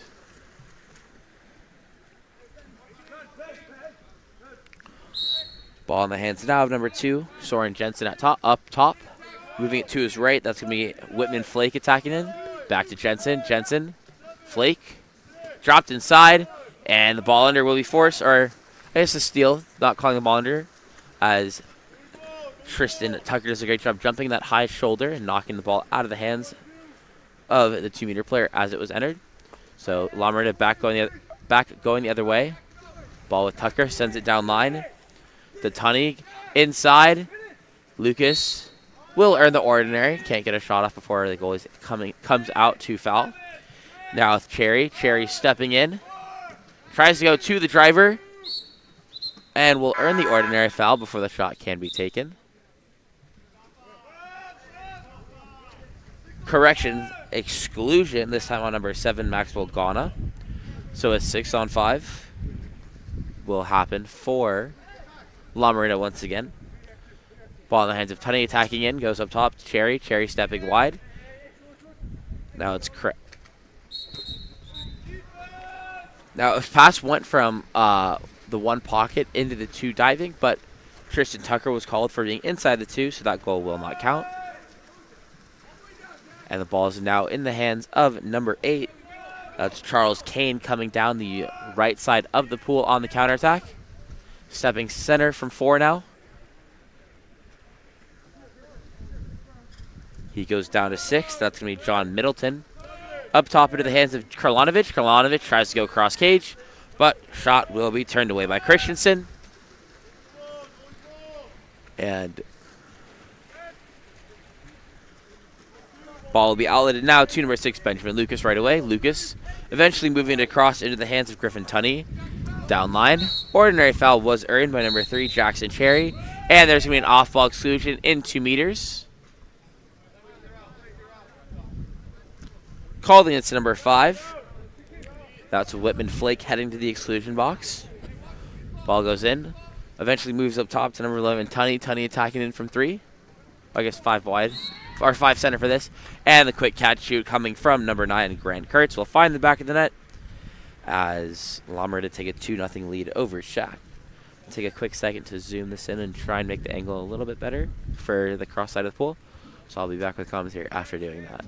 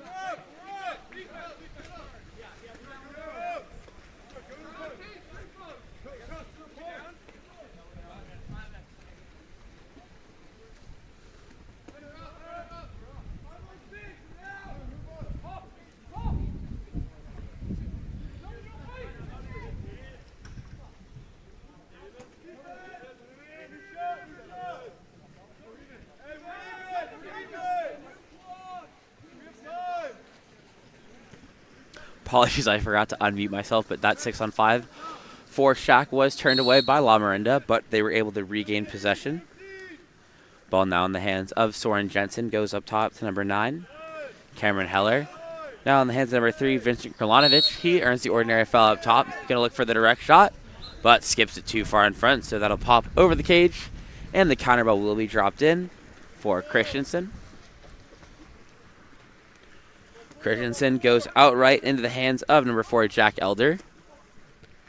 Elder, oh, sorry, went too high up. Oh my God, what is going on? And that ball will eventually be turned over and controlled by number 1, Jack Alvarado. Alvarado sends the outlet pass deep left into the hands of Kralanovich here, who's bringing it down at 1, taking it all the way to the lane line. He brings it back up, trying to figure out where Soren Jensen will be rolling into. Since Jensen is facing that 4 or 5 side, they're going to try and swing it across. Currently controlled by Heller. Goes center. Middleton is hit from the weak side. And number 10, Gunnar Koenig, is going to dump before an entry or a shot can be gotten off. And number 16, Trent Smith, will collect it first and throw it back to Christensen. Final 10 seconds running off the clock here. Long shot taken, will be field blocked by Jensen, and at the end of 2, Lamorinda leading SHAQ 2-0. We'll be back for our second quarter of action in just a moment.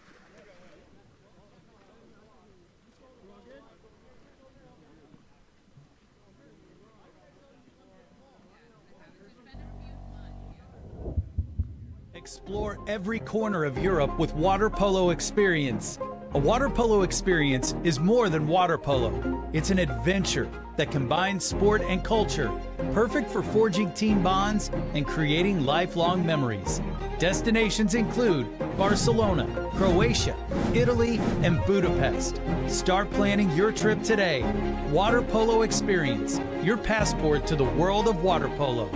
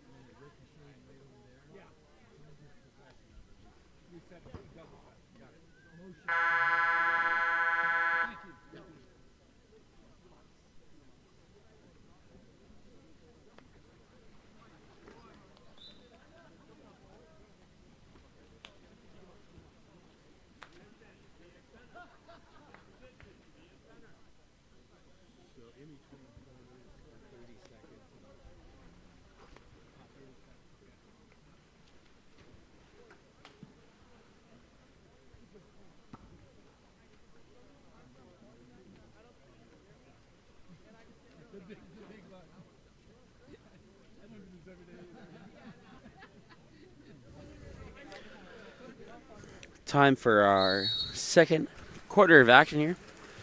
Whistle blows. Ball drops. And the sprint is going to be won by number 3, Vincent Kralanovich from SHAQ. Ball eventually finds its way across the pool into the hands of Maxwell Gawana. Jensen set to the 1-2 side, so they're going to move it over into the hands of Halar. He pops live and attacks in.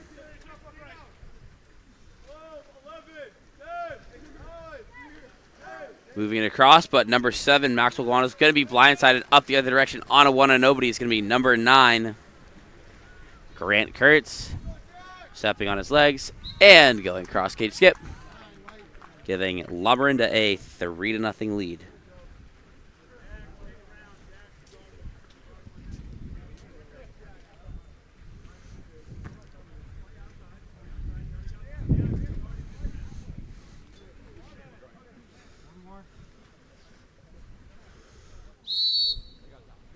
Gonna try and fix some issues, so I won't be commentating, but the camera will still be moving with it, and I'll be back in just a moment.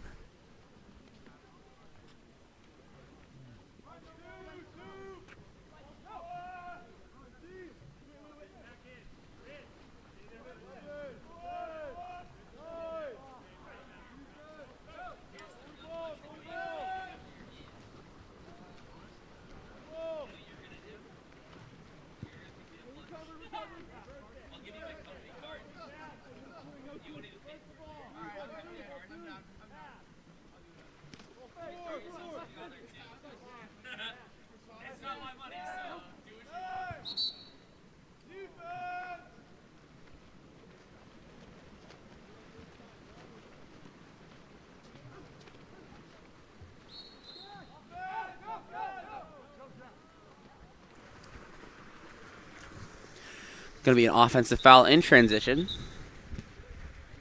So Tristan Tucker will be starting with the ball for Lamorinda. He drops inside for number 3, Jackson Cherry, and he is going to be able to find the back of the net. Lamorinda score their 4th unanswered goal as they lead 4-0 with 5:25 left to play.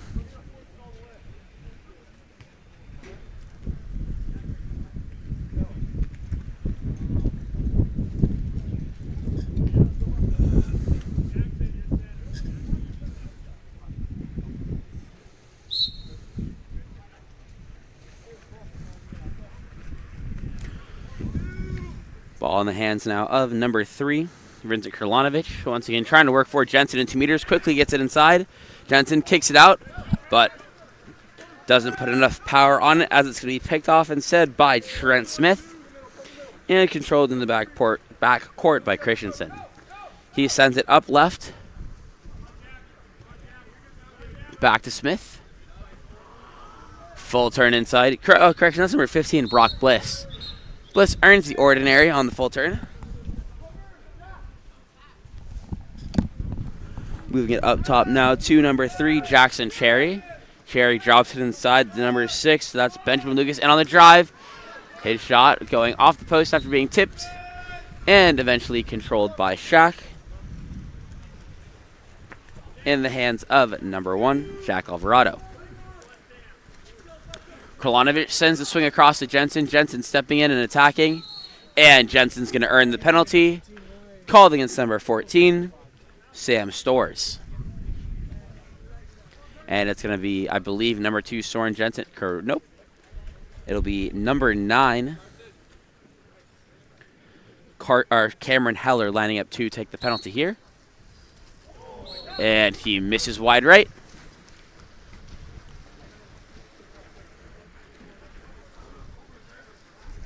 So the ball will be outletted left. Swinging back to number 6. That's Benjamin Lucas going one-on-one. Trying to work for the ordinary to get it moving to his left. Instead, we'll just pass under pressure, getting it to the hands of Trent Smith. Smith stepping into space. One-man zone being played off of him so they can stop on to Cherry. And that will be field blocked away by number 6 as well. That's John Middleton. But eventually possession will be won by Jack Elder. So Lamorinda are going to stay on offense. Once again, ball in the hands of Trent Smith. Swings across to number 14, Sam Stores. Stores stepping in and attacking. And that'll be a contra foul on the weak side as Brock Bliss tries to go on a drive from 1.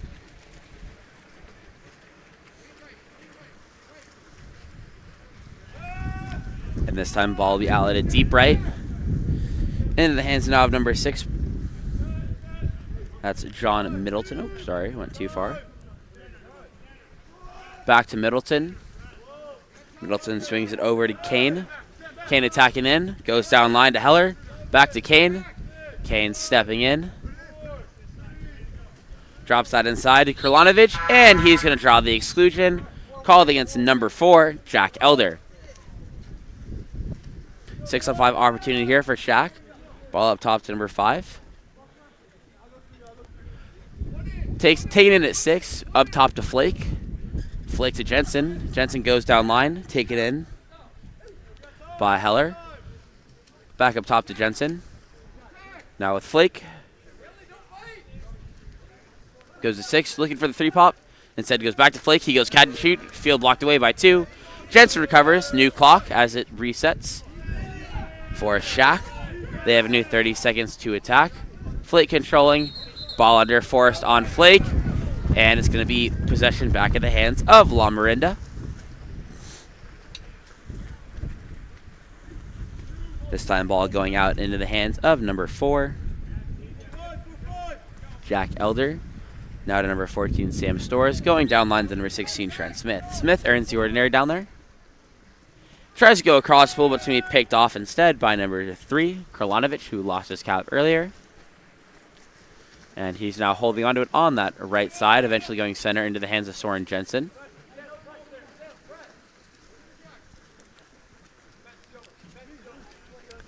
Jensen swings back to Kralanovic. Entry pass inside. And the ball's going to be stripped out of the hands of Middleton before he can get a shot off. So Lamorinda head back the other direction.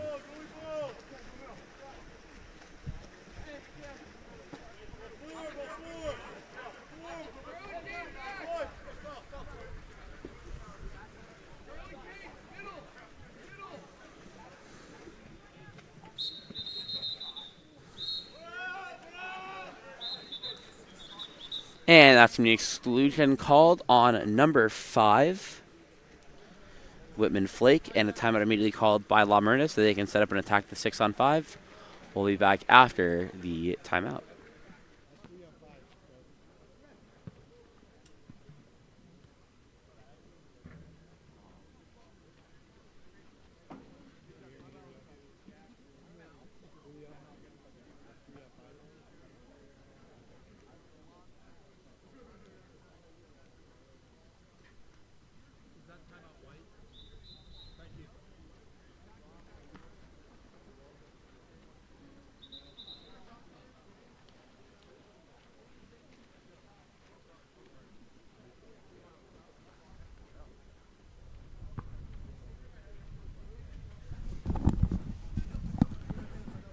Timeout 6-on-5 coming here for Lamorinda. Ball will be starting in the backcourt with number 1, Carson Christensen.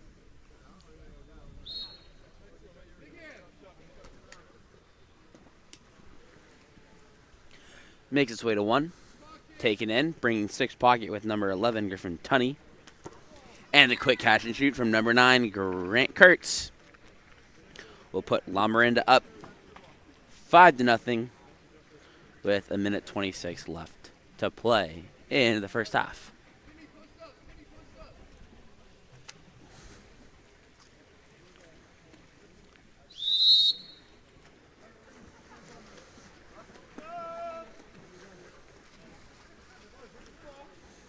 Ball in the hands of Soren Jensen, starting the possession for SHAQ.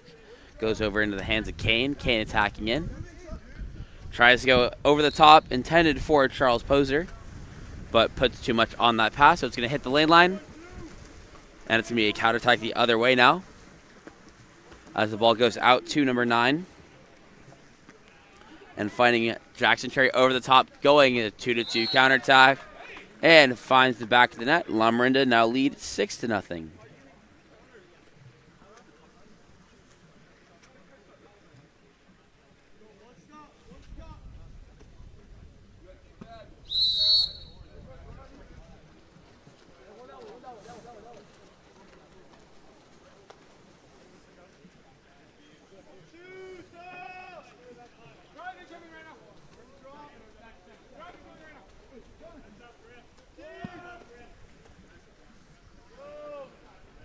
That ball in the hands now of number 10. That's Koenig attacking in. Goes over to number 6, John Middleton. Tries to find Kralanovic inside, but he loses the handle on it, so it's going to be recovered instead by Christensen. And I believe there's going to be a off-ball exclusion called against number 7. That's Maxwell Guana heading to the box as he tried to get back in front on the counter. So it's going to be another 6-on-5 opportunity here.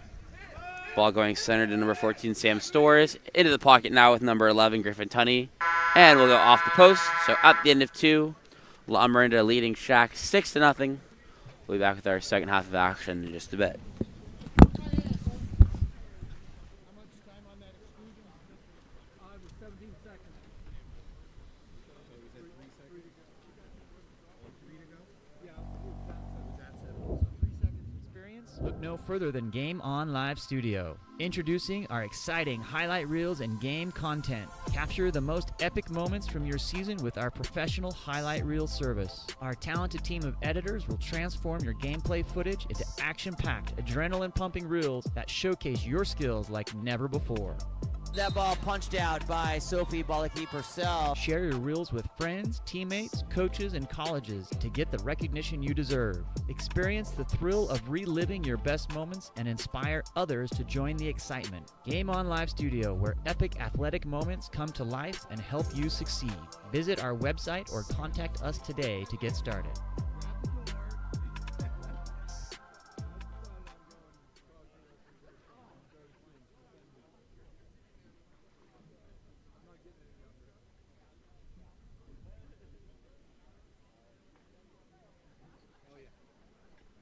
Yeah, I used to be able to do that. Wasn't that far back, right? In the middle.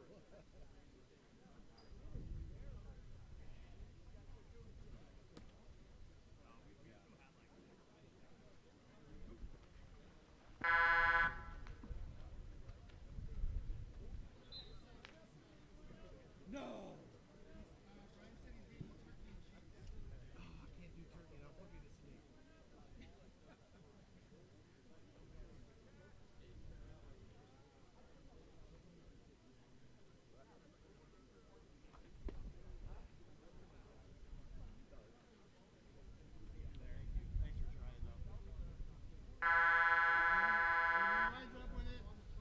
If he winds up with it and I start sleepwalking, that's just how it is, man.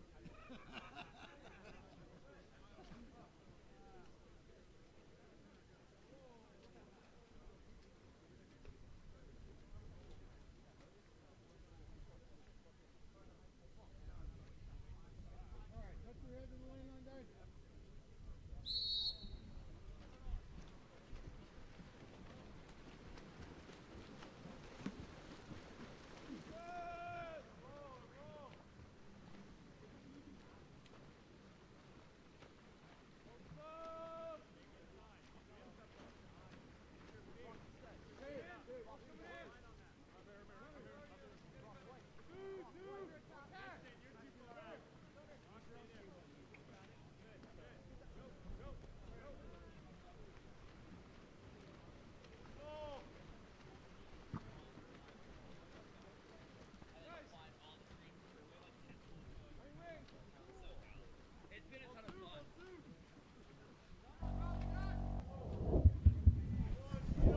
Apologies for the late start. I had to run to the restroom and did not make it back in time.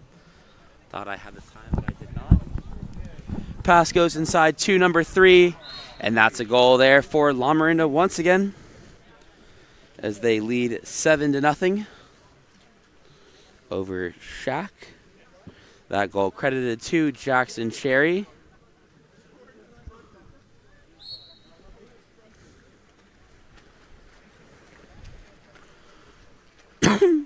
Excuse me.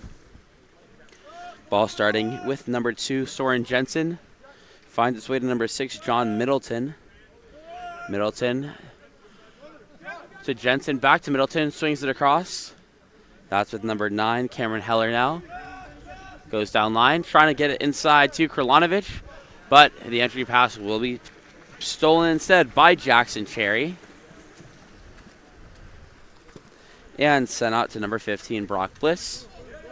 Bliss up on the counterattack, finds the man inside and Grant Kurtz, and Kurtz will draw the penalty.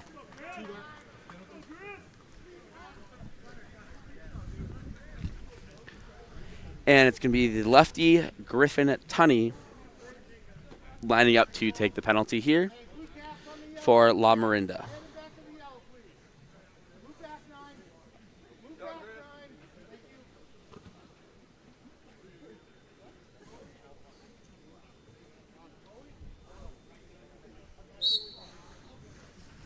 And he finds the back of the net. Lamorinda now lead 8-0.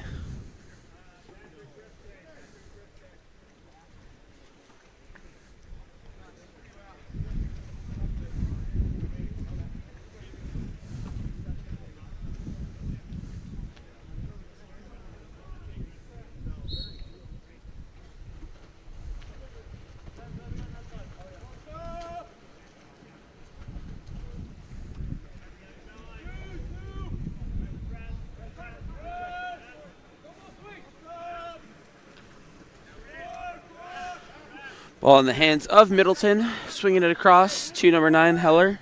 Heller stepping into space now, tacking in. Goes up top to Jensen. Jensen lets one fly from the outside, and that's stopped on the water by number 1, Carson Christensen. Christensen looking to make an outlet. He'll go out left into the hands of Benjamin Lucas. Lucas goes down line now to number 16, Trent Smith. Smith earns the ordinary.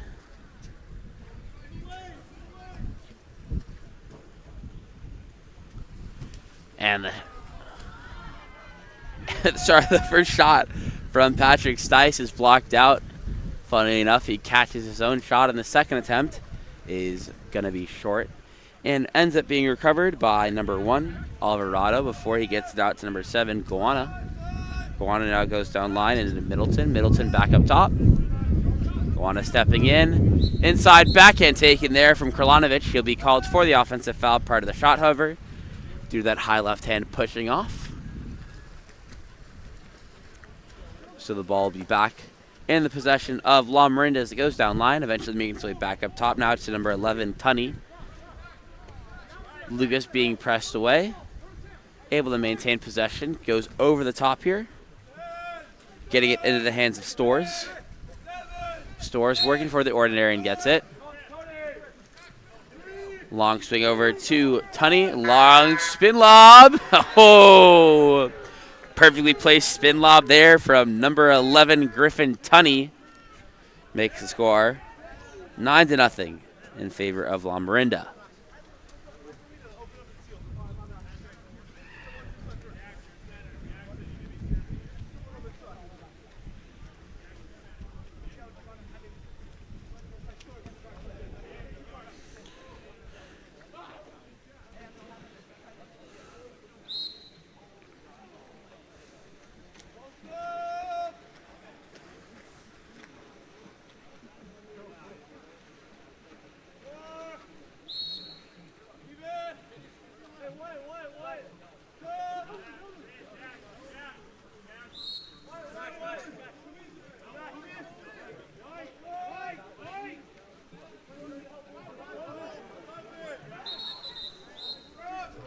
And that's going to be an exclusion called against number 14. So Sam Stores will be headed to the exclusion box, and a timeout was called. So it is going to be a 6-on-5 timeout setup play coming from SHAQ after that timeout. So we'll be back in just a moment.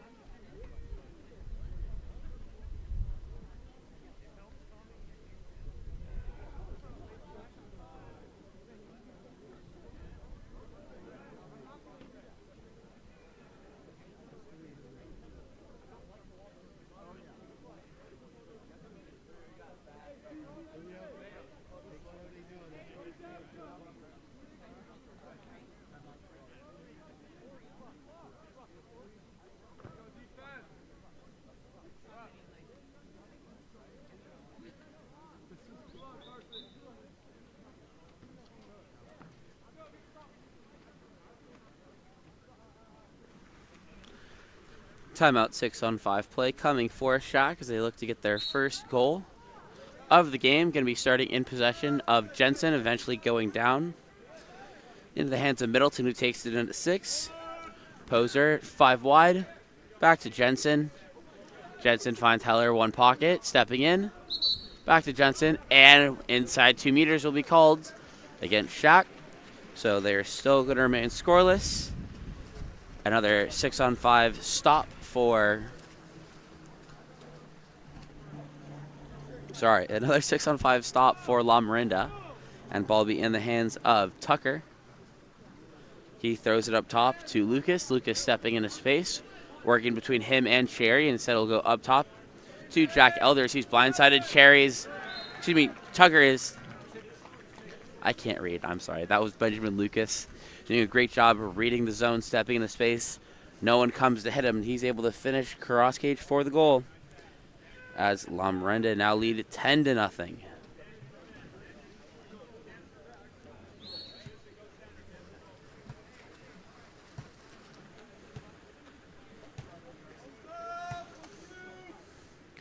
Ball in the hands of Jensen once again.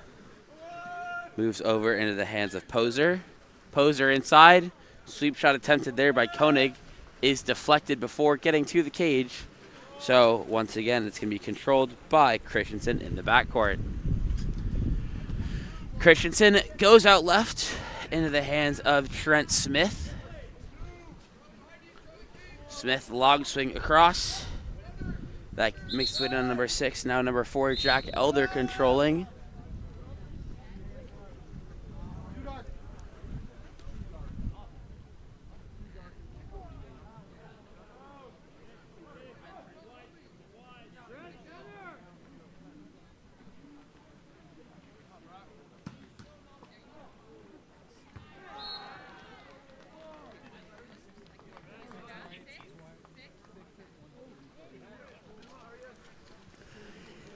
And the first shot taken there by number 15, Brock Bliss, is turned away. But Benjamin Lucas is there to collect the rebound and put away the secondary attempt to give Lamorinda an 11-0 lead over SHAQ.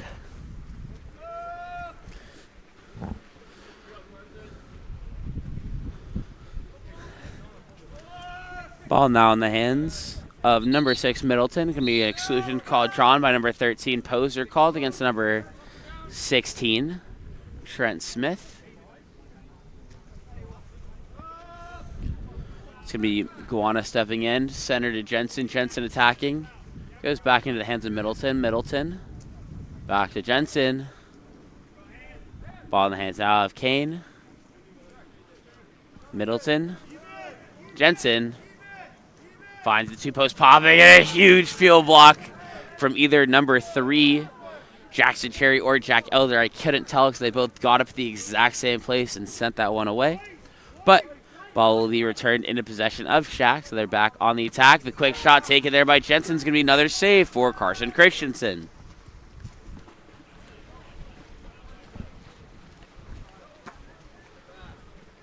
Ball going out now left. Oh. Going to be controlled by Brock Bliss down at the 1. Bliss goes over the top and finds number 8, Tristan Tucker, diving to the cage for the quick catch and shoot as Lamorinda now lead 12-0.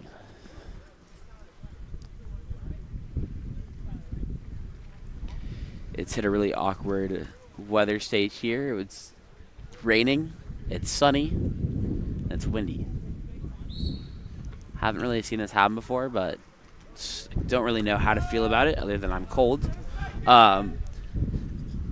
18 seconds left. It started with 18, now 10 seconds left for SHAQ to try and find themselves on the scoreboard before the end of the third quarter. Middleton being pressed away, goes down line. Last second shot taken by number 13, Charles Poser, is swallowed up once again by Christensen. So the third quarter ends with Lamorinda holding on to a 12-0 lead. We'll be back for our fourth and final quarter in just a moment.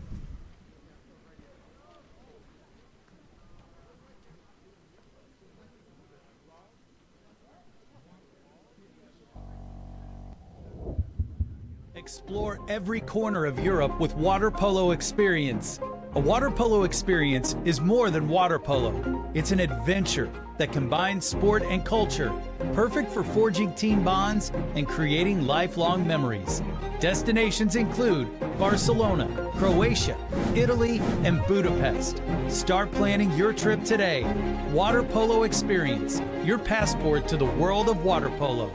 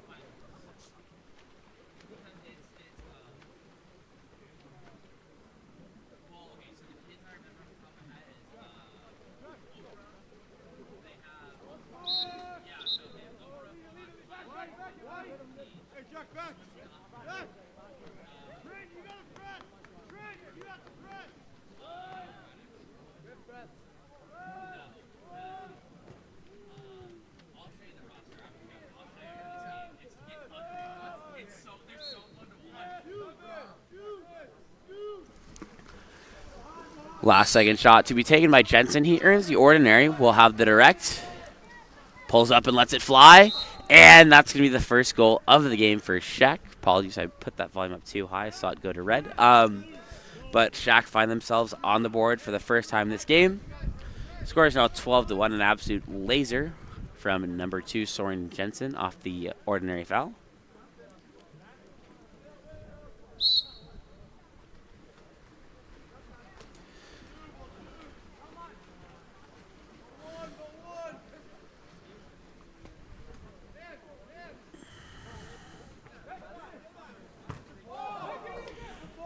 And a huge stop.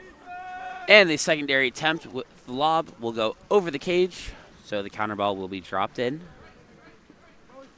Wait. Sorry. I accidentally deleted my rosters, but they are back now. Ball goes down line to Middleton. Middleton attacking in from 6. Swings across into the hands now, number 7, Guana. Guana goes down line into the hands. I believe that's Jensen once again.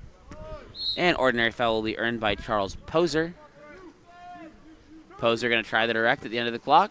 Will be field blocked first by number 12, Patrick Steisch, and then eventually controlled by Christensen in the backcourt. Christensen sends the deep pass to number 11, Griffin Tunney. Tunney attacking in, 3-on-2 counterattack. Hangs on his legs and puts it into the back of the net.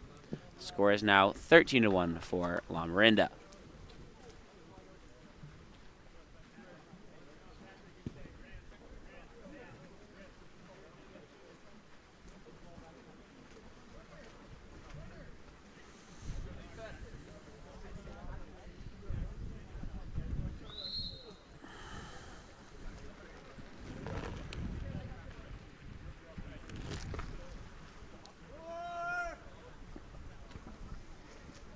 Ball in the hands now of Poser, eventually moving its way into the hands of Jensen at 2. Jensen being pressed away, gets it down line into the hands of Middleton, trying to work for Goana in 2 meters. And Jensen will earn an exclusion on the drive, called against the number 3, Jackson Cherry.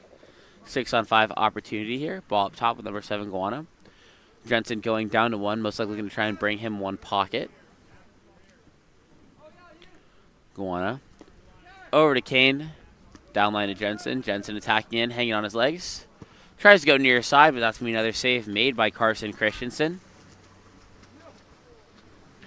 And immediately it's going to be number 15. That's Brock Blitz up on the counter, so a little bit of space.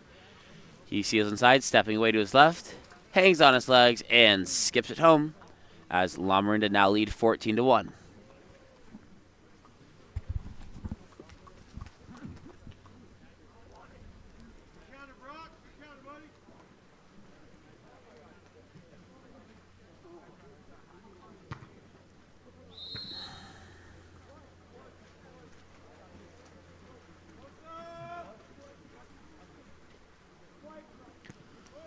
Ball moving right into the hands of number 13.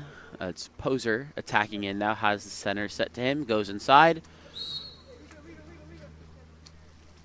Crash does get there, but is going to be a foul before the steal is completed. So, ball once again. Sorry, I didn't see what happened. There's an off-ball exclusion called on Benjamin Lucas. So another 6-on-5 here for SHAQ. Ball going up top to Guana. Now making its way in the hands of Kane. Kane stepping in from 4. Goes down line. That's going to be Jensen attacking in. Swings across to number 6, Middleton. Middleton tries to go with the skip near side, but once again, going to be a save for Christensen.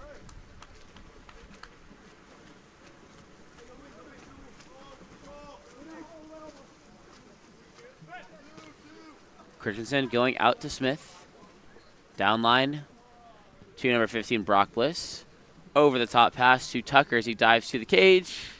And he gets the lob to fall near side corner. giving Lamorinda a 15-1 lead over SHAQ.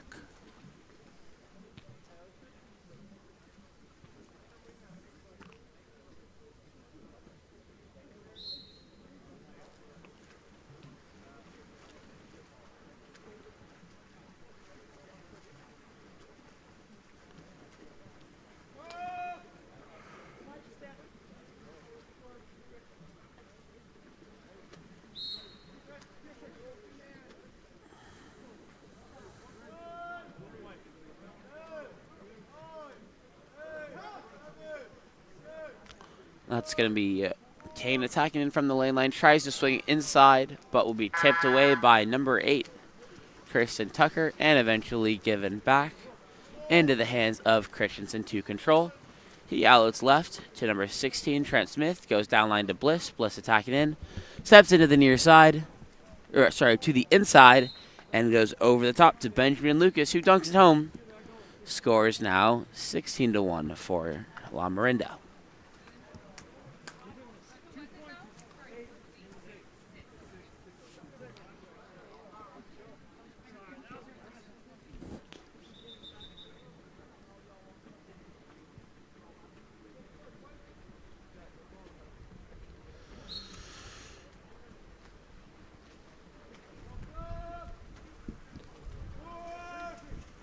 Ball in the hands of Poser once again. Going up top to number 6, that's Middleton. Middleton swinging over to Kane. Ball tipped away, but Kane is able to earn the ordinary as he tries to get to it. Kane pops live. Attacking in now. Goes over to Middleton. Middleton enters to the 3-post. Ordinary foul are in there by number 14, Nathan Greenberg. Correction, that was Poser who earned the ordinary. My apologies. Up top to Iguana. Long shot taken, and will be tipped out of play. So the counter ball will come to the corner, and a new possession of offense will start for SHAQ with 2:09 left to play in the 4th.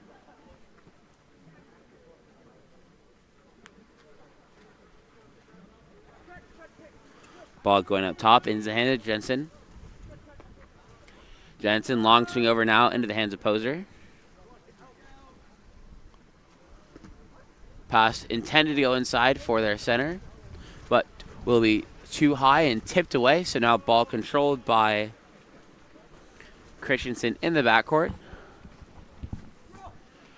Christensen eventually moving it to Bliss, downline to Smith. Smith on the counter and skips it home near side. Lamorinda now leads SHAQ 17-1.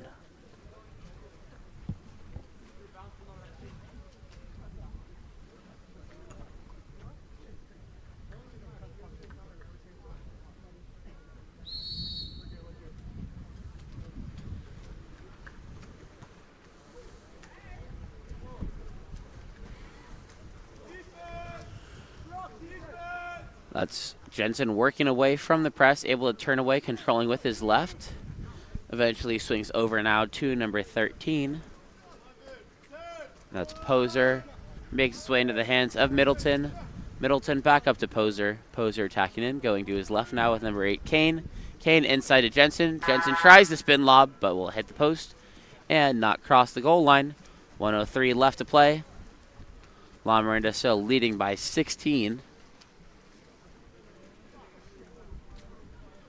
Christensen looking to make an outlet. We'll go deep right to number 4, Jack Elder. Elder leads Smith inside on the drive. Smith turning, stepping away, and lobbing over the top as Lamorinda score their 18th of the game. Oh. Never mind. Makes the score 18-1. Hit the wrong button by accident.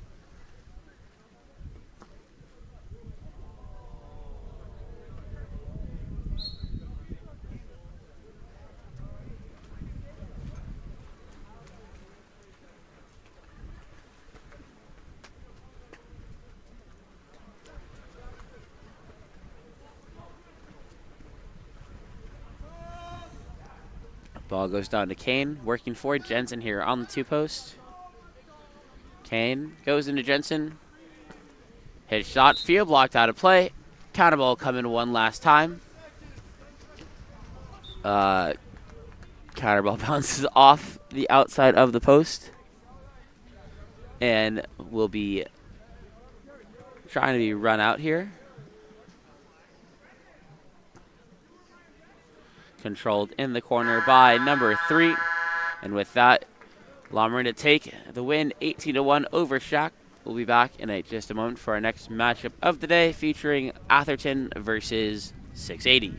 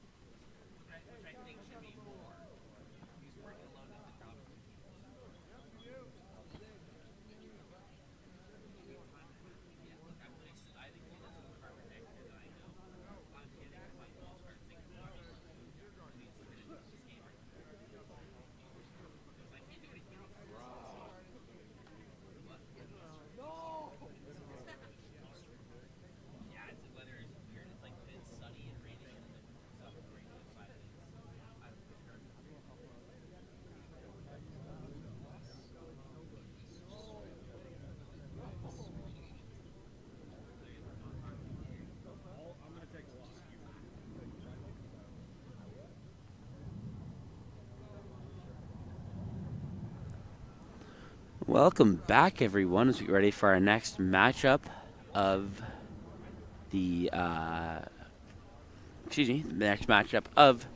afternoon, featuring Atherton in the white, 680 in the dark.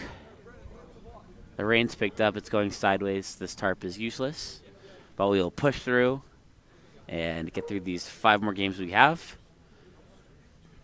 Both these teams were able to win their first game of the day.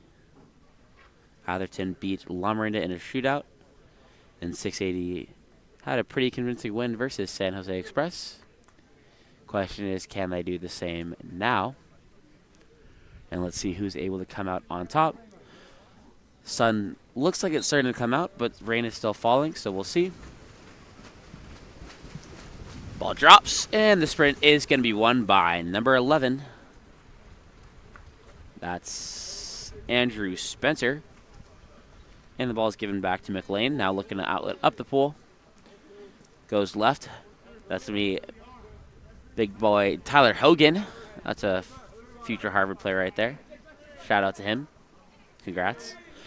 Ball. That's going to be number 14, Carrington. Eventually swing it over to the 1. Now up top into the hands of Gamble. Hogan stepping in. Tries to go cross cage and pulled down with 2 hands by Shane Parkinson. And he's going to go left into the hands of Congo. Congo long swing over into the hands of Fuchslin. And the shot off the drive from number 4, Caden Polo, is going to slide underneath the hands of McLean, and 680 lead 1-0 with 6:16 left to play in the first.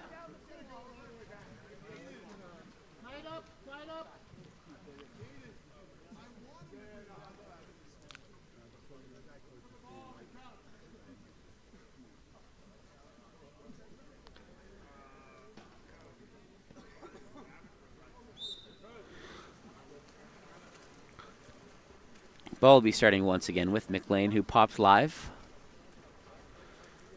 Goes into the hands of Hogan. Hogan over to number 11, Spencer. Spencer attacking in. That's going to be an off-ball exclusion called against number 4, Caden Polo, who just scored that last goal for 680. So this will be a 6-on-5 here for Atherton. Ball up top in the hands of Carrington. Carrington stepping in to Hogan. To Spencer. Spencer wrapping up in the pocket. Swings across to 1. Catch and shoot. Skip bar down from number 15, Gates Gamble. Ties the game at 1 apiece. Nice 6-on-5 attack and a spectacular shot from Gamble with that bar down.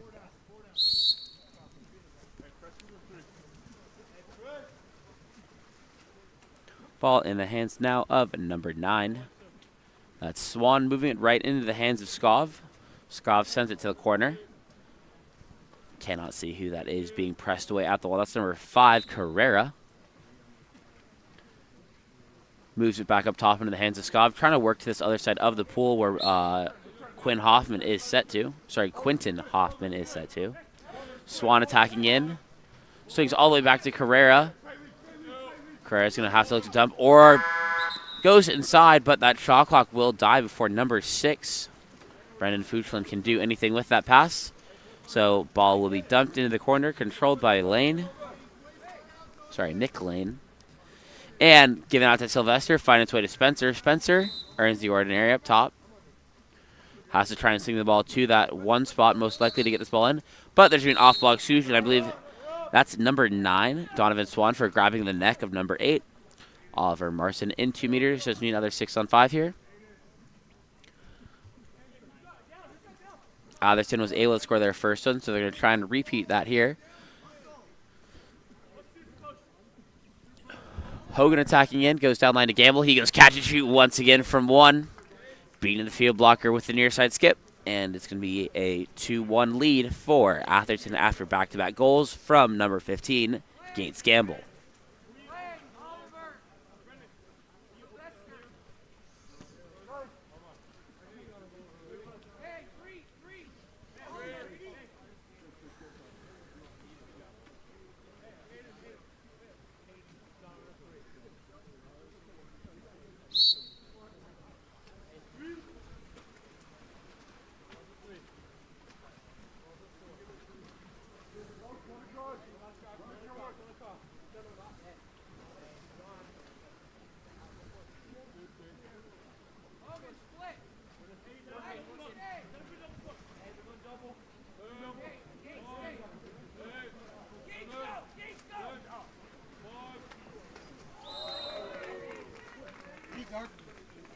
And that's going to be a goal there for number 8, David Skov, from up top. That ties the game up at 2 apiece.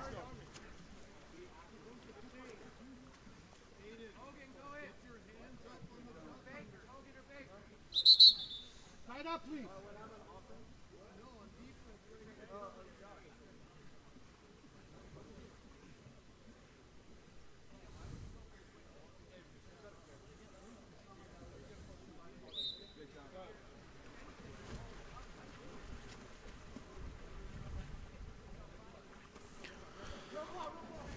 Once again, Atherton beginning with that ball being controlled in the backcourt by McLean before being thrown out left and eventually moving center into the hands of Spencer. Spencer earns the ordinary before the steal can be completed. Spencer pops live and starts moving forward with it.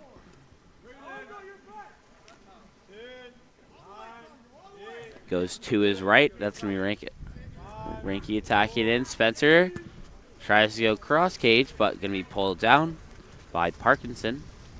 And he now looks to outlet, this time going left into the hands of number 10, Braden Congo.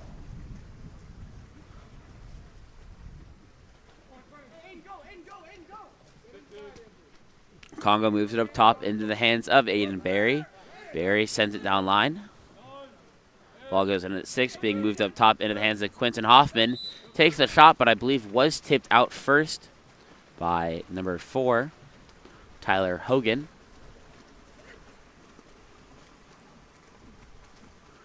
And the ball will be outletted right to number 10. Ranky quickly getting it inside to number 15, Gates Gamble, for the catch shoot off the drive. And that's going to be a hat trick for Gates Gamble, scoring all 3 goals so far in the first just under 4 minutes of play here for Atherton, giving them a 3-2 lead.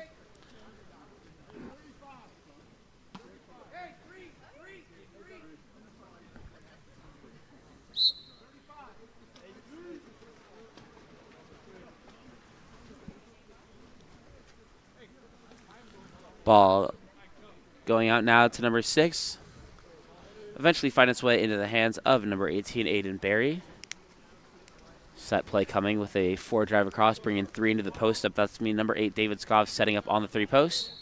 Spencer almost denies the pass. He's very much inside 6 is Brennan Fuchland, so that ball will get turned over. No goal. Ball outletted into the hands of Ranky.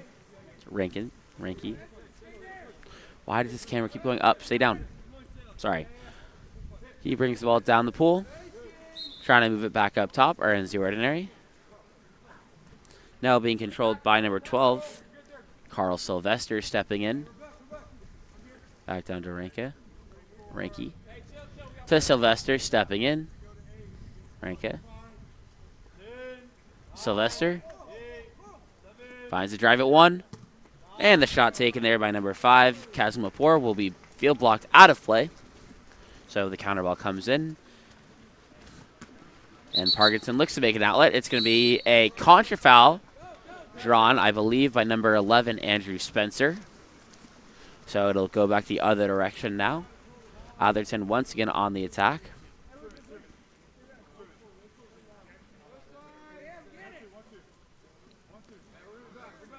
Ball swinging across now. That's going to be number 5, Kazumapur, controlling. Kazumapur stepping in from 1. Center set to him. Going to attack this 1-2 zone. Now number 9, Plasky, stepping in. Tries to go near side skip. And it's going to be tipped out of play by tipped out of play by Parkinson.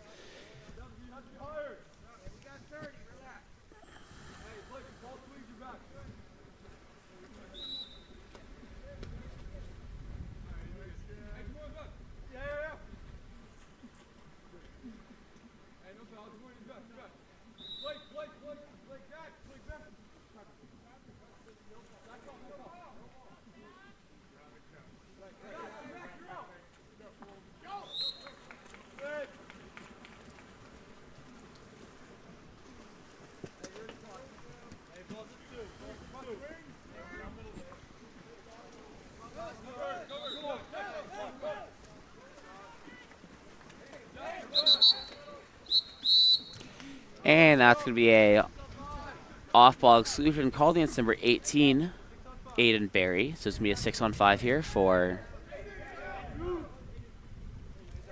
Going to be a 6-on-5 here for Atherton. They are 2 for 2 so far, I believe. Both goals coming from a catch and shoot from one with Gamble. They're bringing 2 pop now. Plaschke stepping center. Plaschke goes cross cage skip for the goal, as Atherton now lead 4-2 over 680.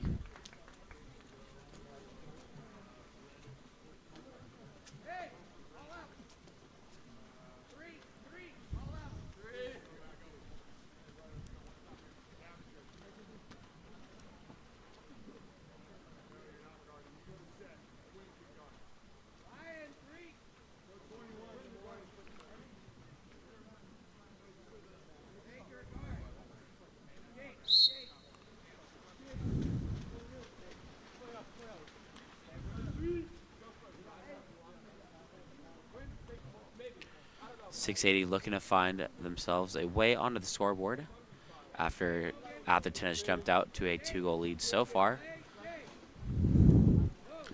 2-3-4 zone is being played right now. Quentin Hoffman going off the arm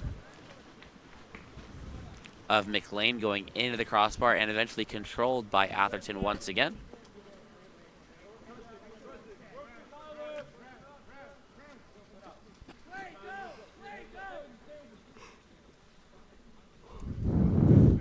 McLean still trying to find an outlet here.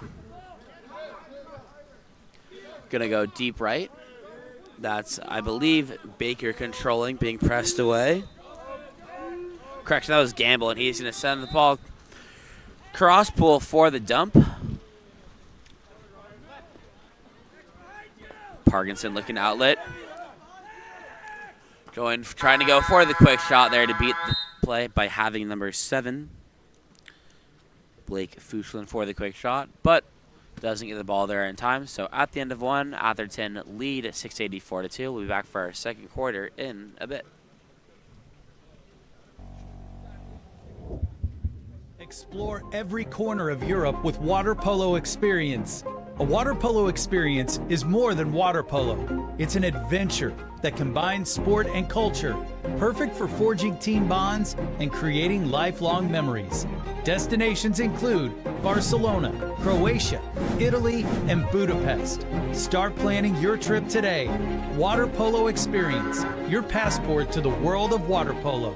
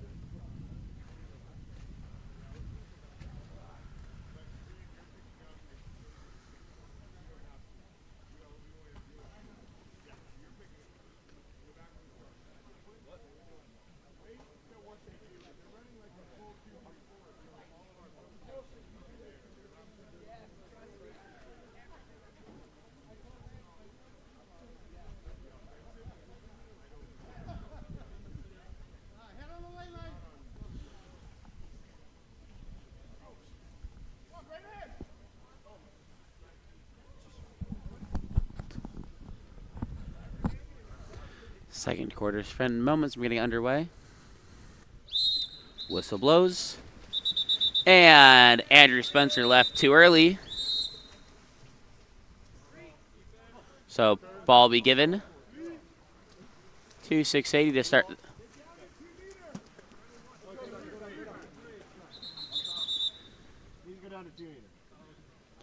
So it's going to be a corner throw here for Brennan Fuchlin, as once again Andrew Spencer left too early on the sprint. And it's going to be a 2-3-4 zone being played once again by Atherton.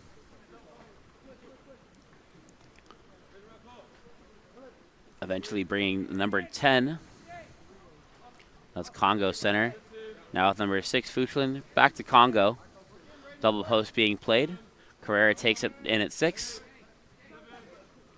Up top to Congo. Congo to Fuchslin. Counterattack the other direction. Field blocked out of play. And it's Andrew Spencer up on the counterattack.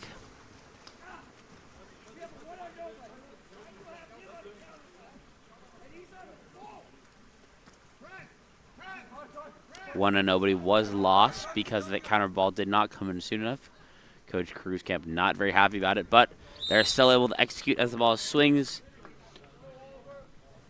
Swings from Spencer into Marson, who's able to step out inside and get the lob, giving Atherton a 5-2 lead now over 680.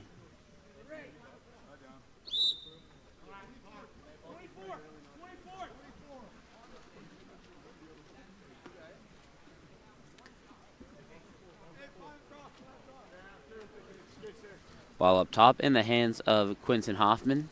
Sends it down line. Back up top to Hoffman. Hoffman swings to Carrera at 1. Carrera earns the ordinary.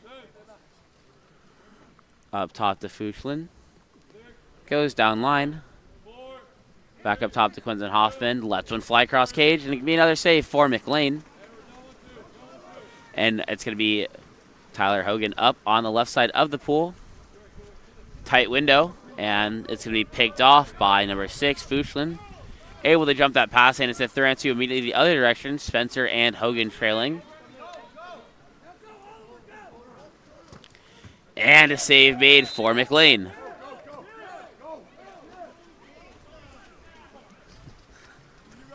Kirk Everest is not happy about that. Seemed like a pretty clear tip from my angle, but I don't think the refs agree with my perspective. So ball will be out in the hands of Spencer. Goes down line. Ordinary foul earned by number 15. Gamble at the 5 spot. Now it's Spencer attacking in from 4. Earns the ordinary. Clock dying. Goes to Hogan. Puts too much on it, so we'll be through the hands of Hogan onto the lane line. And going to be a new clock and possession here for Parkinson to start with it. Goes out left. Out right into the hands of number 6, Brendan Fuchslin. Hogan goes to press. Ball side drive is coming. Ball gets up top into the hands of Quinton Hoffman. Hoffman. This time his shot tipped out, so will be a new clock. M zone being played now. So they're going to go double post here, I believe. Carrera setting up shop on the 2 post, attacking between Polo and Quinton Hoffman. Correction, that's Brandon Congo, whose shot is blocked out this time. So another corner throw. Double post still being played. Now a 2-3-4 zone will be played. Congo gets the ball after not realizing it was thrown out to him. Throws it back down line. Taken in at 6. Back up top to Congo. Congo stepping to his right. Gets it over to to Caden Palou. Stepping in, and bars out, going near side. And counterattack the other direction now for Atherton. Going to go out to Spencer on this right side of the pool. Andrew Spencer trying to go 1-on-1, working for the back turn. Earns the ordinary.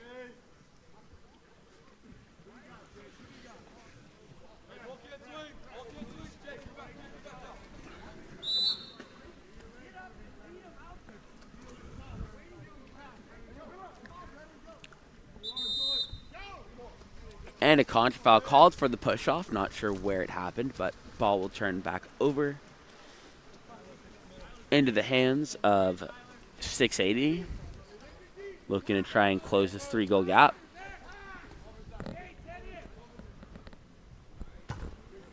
And that's going to be a bar out from number 6, Brendan Fuchslin. So once again, McLean controlling, going out to Hogan on the left side. Hogan with a little bit of space.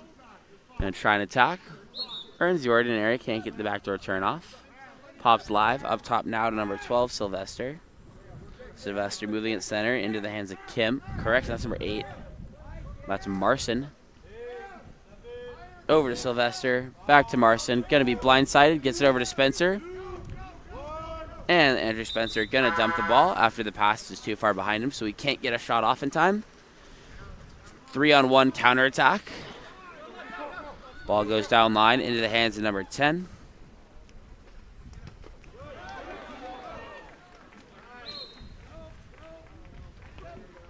So that shot, or pass went from Congo to Polo. His shot once again saved by McLean, who's able to maintain possession. Oh, sorry, the shot clock camera's frozen. I can fix that right now. Apologies, we'll be back with times here in a second. 2:32 left to play.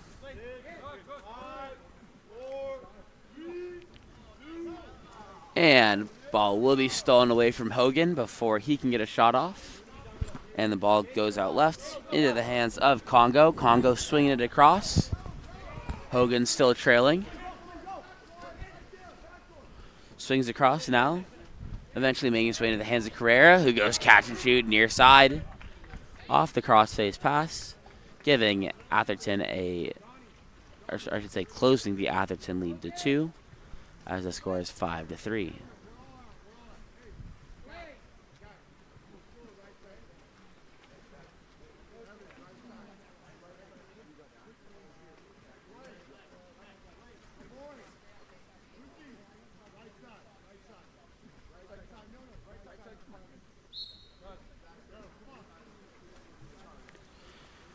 Spencer going to start with the ball here. Moves it down line to number 10. Long swing over now to number 9, Plashke. Entry pass goes in, turn and step coming out of a number 8 in 2 meters. Oliver Marson, his shot pulled down by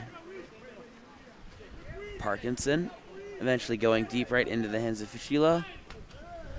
And ball be stripped away, but that's going to be won back by 680. Now in the hands of Lucas Peters. Peters goes up top to Lemoyne. Hoffman tries one long from outside, but will sail over the cage. And the counterball comes in for McLean. McLean goes deep right to Spencer. Spencer earns the ordinary at 6.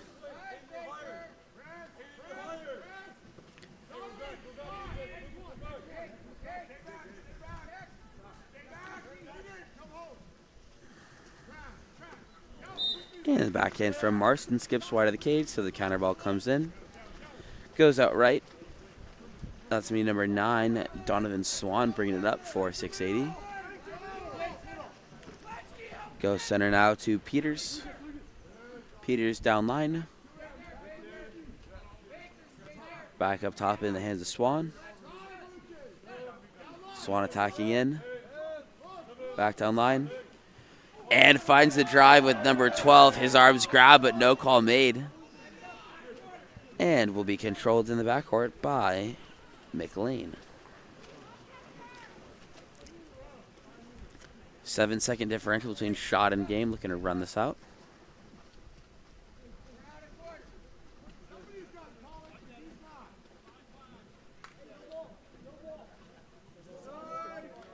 Looking to run the clock out here.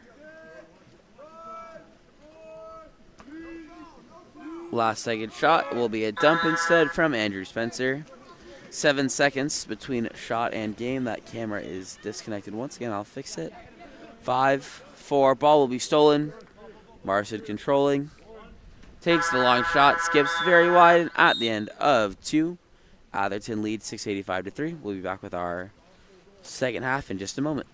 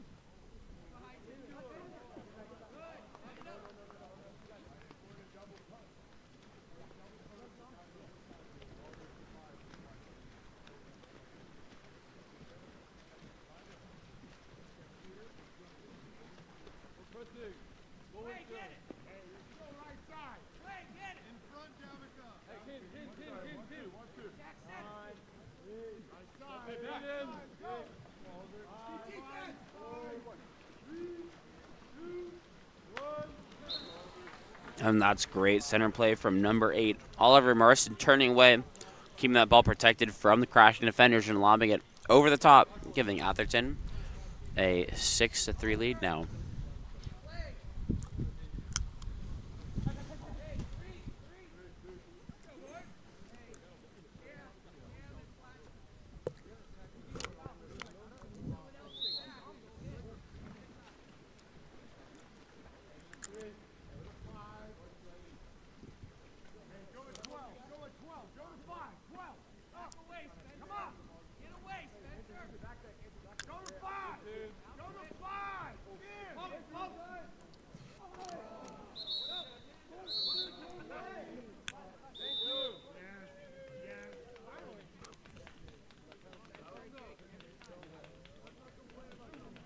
That's going to be a penalty, I believe, called on number 11, Andrew Spencer. Lining up to take the penalty here will be number 10. That's going to be Braden Congo.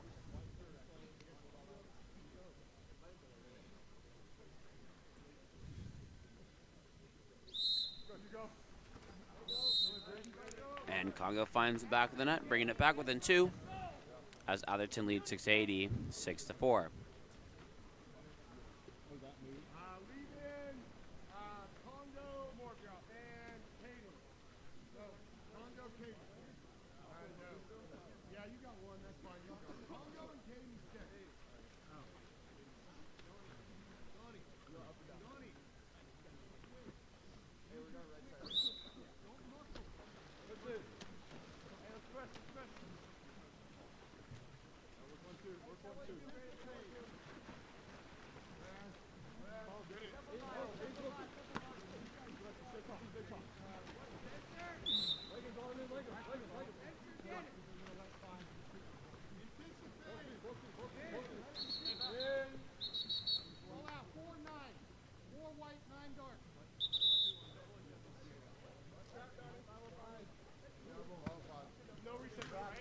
Double exclusion between David Skov and Tyler Hogan.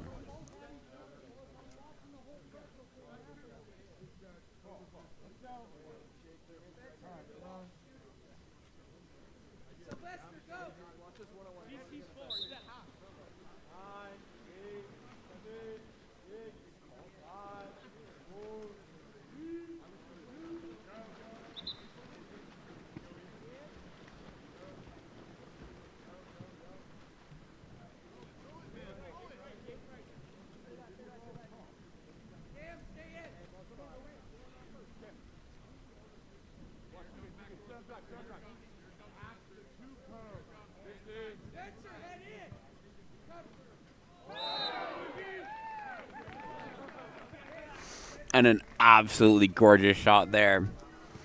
I believe that was number 12, Lucas Peters, with almost a spin shot, leaning off his legs from the 2 position, goes perfect pinch corner, bringing the game back within 1, 2 goals in a row. 4-6-8 have made it 6-5.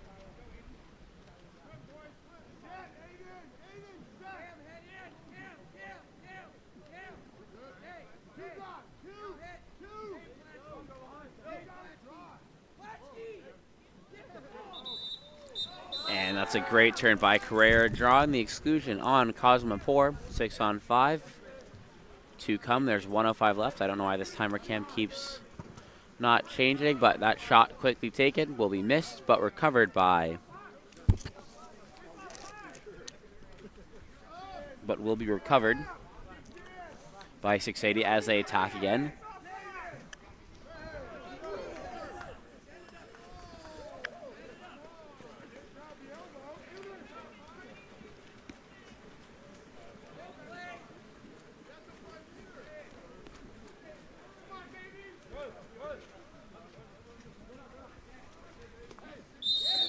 Sorry.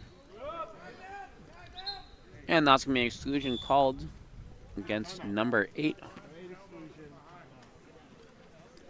David Scoff, and a timeout called by Atherton to attack the timeout 6-on-5 with 27 seconds left in the quarter. We'll be back after the timeout.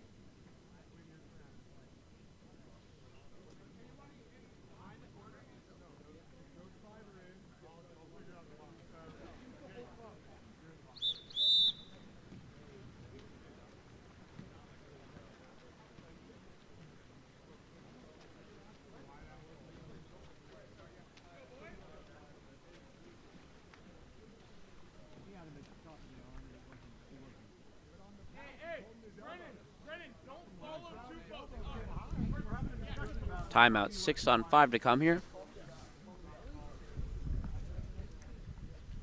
for Atherton.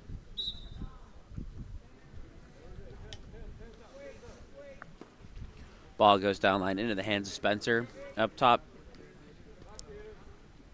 to Carrington. Gamble, Carrington, back to Gamble. Gamble attacking center, back to Carrington. To Spencer. Swings across, catch and shoot taken there by number 9, John Plasky, goes center cage. And is turned away.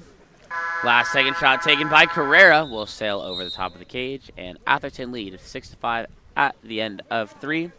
We'll be back for our fourth quarter momentarily.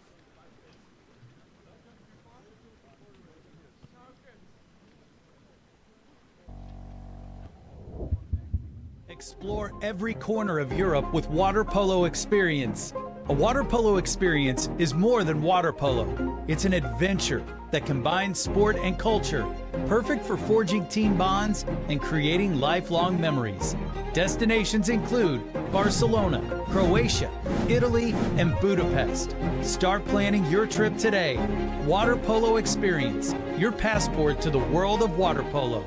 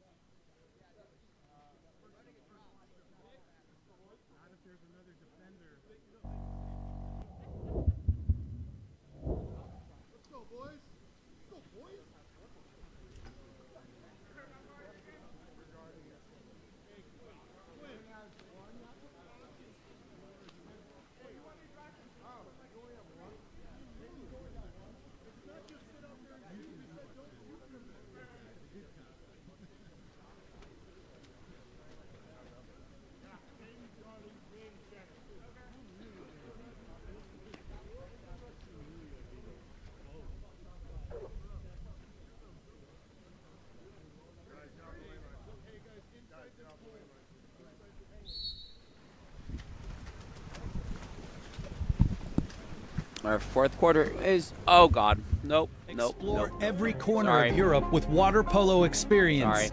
A water polo experience. Sorry about that. Fourth quarter sprint is won by 680.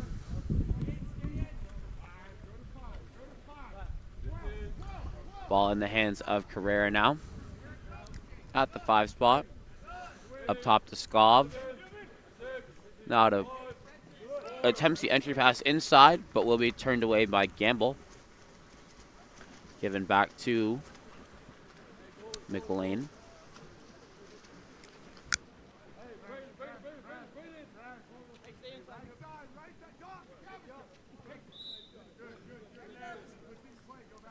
Ordinary foul earned by Spencer. Moves it up top. Find its way into the hands of Carrington, and a contra foul will be called against Atherton. So 6-8 with the ball. Carrera bringing it up.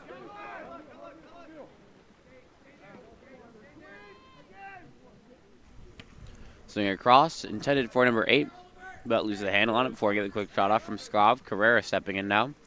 Carrera sings to 1. Now up top in the hands of Palou. Tries with a no look, but will bounce off the top of the cage, and counter ball comes in.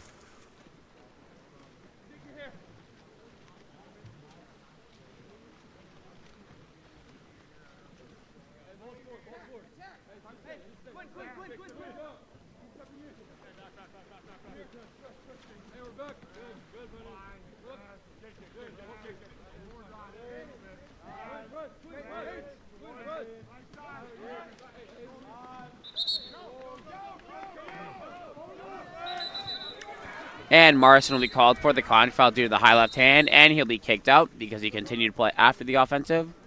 And a timeout called by 680 to attack the 6-on-5. We'll be back for the timeout 6-on-5 from 680 in a moment.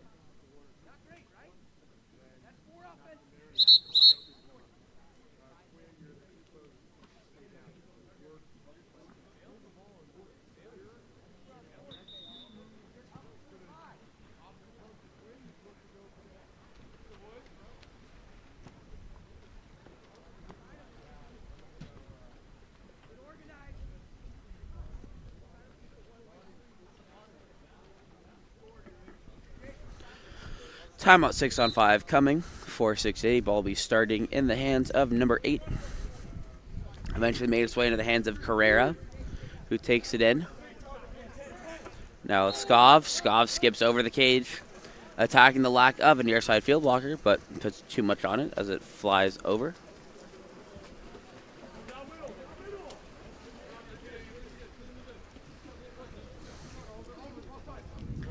Ball going out into the hands of Rank, makes its way up top to Carrington. Carrington goes back to Jake.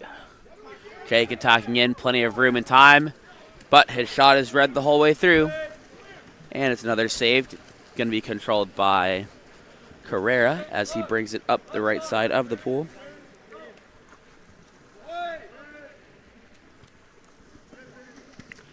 And that's another save made for McLean.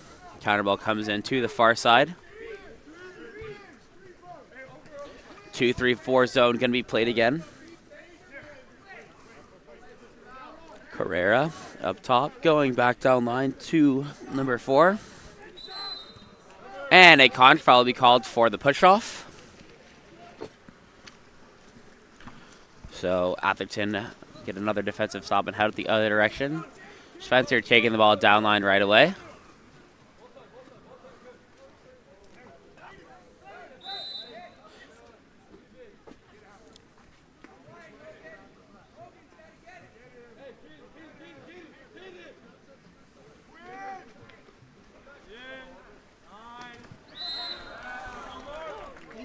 And that's the goal from number 8,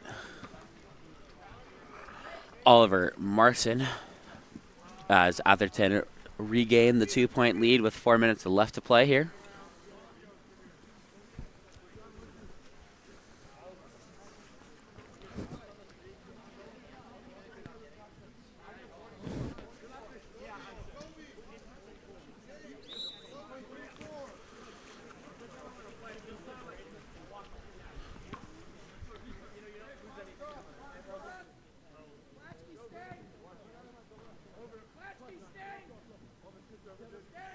Swan attacking in from 3.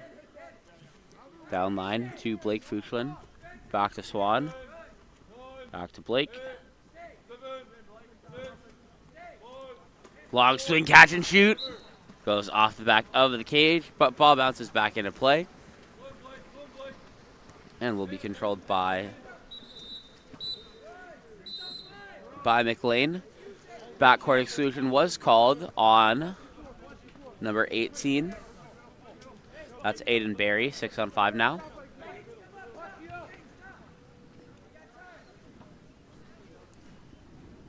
Oh God, I forgot to move the camera. My apologies. And that's a quick shot attempted by Gamble, but that gamble does not pay off as it's blocked and goes up the other direction now, with Carrera coming out of the box with it. A lot of room for him. He's attacking and stepping in. And will be excluded is number 11, Andrew Spencer. 6-on-5 opportunity here for 680 to bring it back within 1.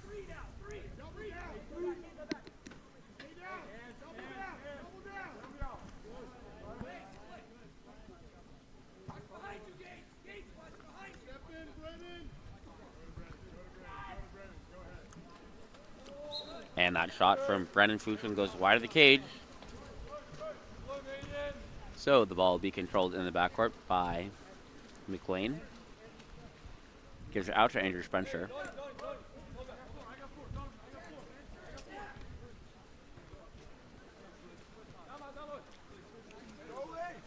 Goes down line to Carrington. Carrington earns the ordinary.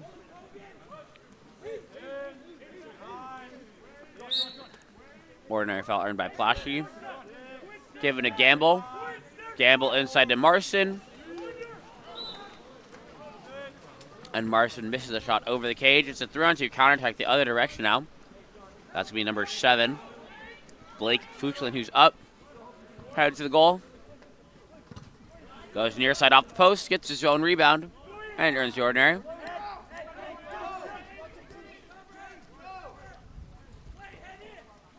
Ball up top. Into the hands now of number 9. And a timeout called by 680 to try and attack.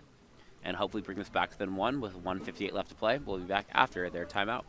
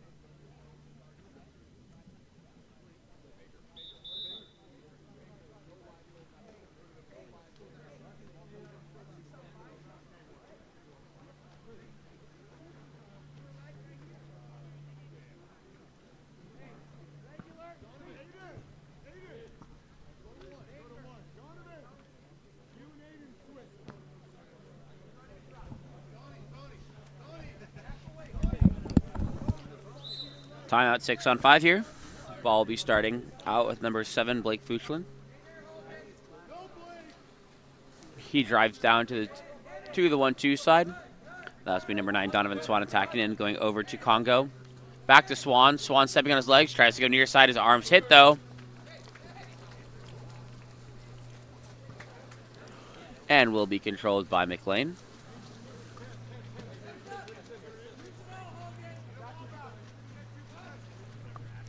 Leading by 2 with 1:30 left to play.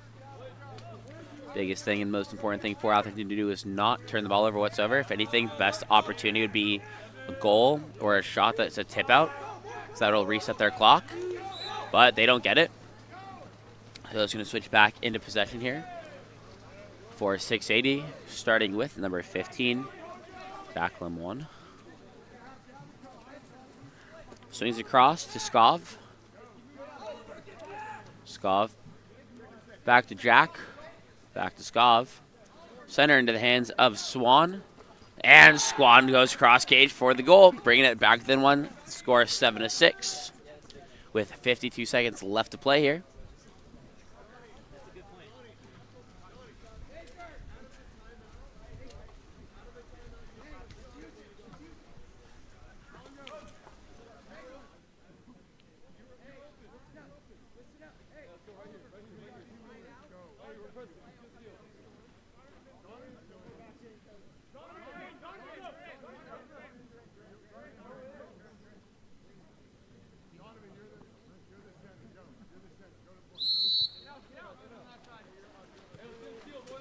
One last offensive possession here for Atherton. A goal or a tip out would be ideal here. Push up by 2 or just reset the clock and not give 680 the chance to try and even have time for the equalizer. The ball's going to go out to Spencer. Swings across into the hands of Marson to Hogan. Hogan attacking in. Hit from behind. Gets it over into the hands of Plashke. Plashke dumps it. That's going to be 22 seconds left here. Plenty of time for 680 to hopefully get something going. Ball will be in the back. Will be in the backcourt with Parkinson. Parkinson across. Swings over to number 6. That's Fuchlin. Inside to Barry. Barry earns the ordinary. 1-1. It's an ordinary foul on Skov. He's outside 6, has it erect. And it'll be field blocked by Gamble. Possession 1 by Atherton, and they're able to deny the last second attempt here, giving them the win 7-6 over 680. We'll be back for our next matchup in just a moment.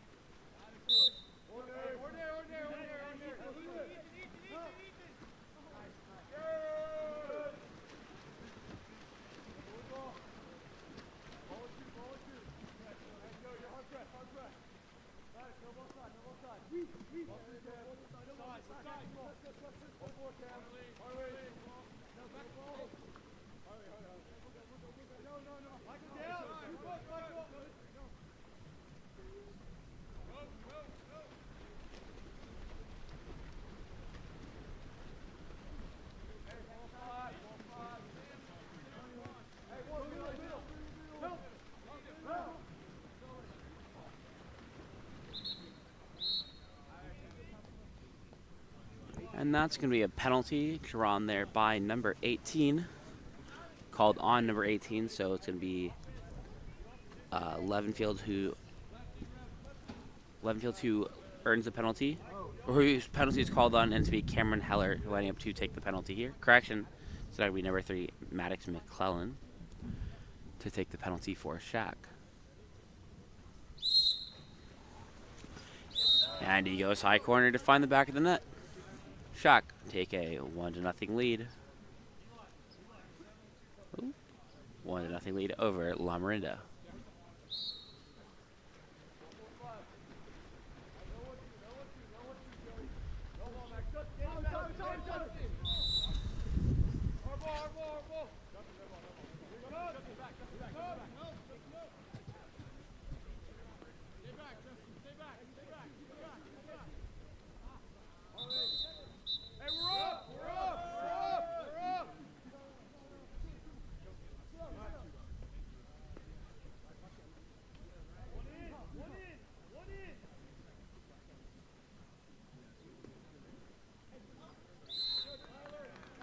And that's a 6-on-5 goal for number 2, Tyler Williams, as Lamorinda tie the game up 1-1 on that 6-on-5 attack.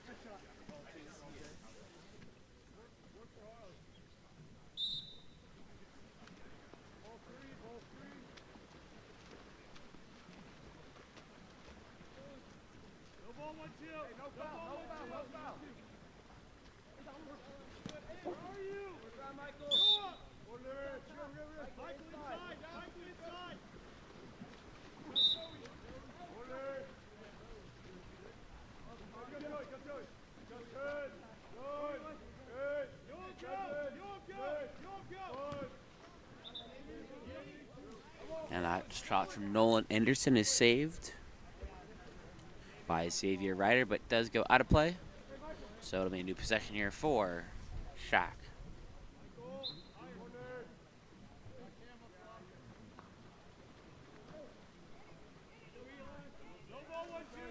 Ball at 4, moving center to 3, being controlled now by number 15.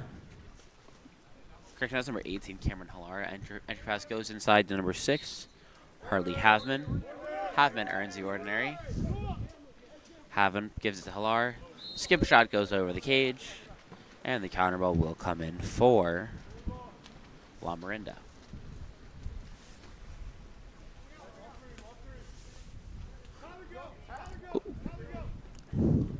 Ball in the hands of number 5. That's Moisman. Going down line now to number 12, Sokol. Sokol attacking in, goes back up top into the hands of Moisman. Being pressed away, moving it to his left. Ordinary foul will be earned by number 9, Robinson. He pops live and starts attacking back in. However, he doesn't, correction, sorry, he did not pop it live before attacking in, so there will be an offensive foul. Ball turned over back into the possession of SHAQ. Given forward now to number 18, Halar. Halar being pressed away at 2 now. Tries the entry pass, but will be too short, and it's being steal instead for number 5. Schmoisman coming off the back line as X1 to jump up, make the steal, and gives it back to Ryder before Lamorinda heads out on the counterattack. Ball's going to start with Levenfeld. Levenfeld starts attacking in, drops it inside. That's me, number 9, Robinson with the ball. Finds an inside pass beautifully to number 2, Tyler Williams, who steps away to the cage and finds the back of the net. Lamorinda take a 2-1 lead over SHAQ.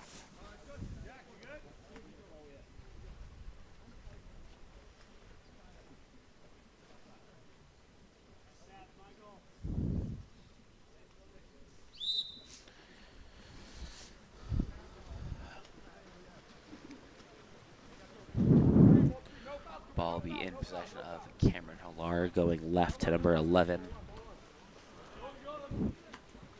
Eventually, entry pass goes in to Harley Havman. He kicks it out up top. That's number 2, Nolan Anderson, controlling. Anderson up top. Moving it into possession of Colby Rawls. Rawls stepping into space. Drops it inside to Havman again, but the pass skips long. Correction, he tried to skip it over to Hilar, but the pass skipped long. So Hilar has to elect to dump the ball instead. No shot will be taken. Popped live by number 3, Koopa, and heads out the other direction.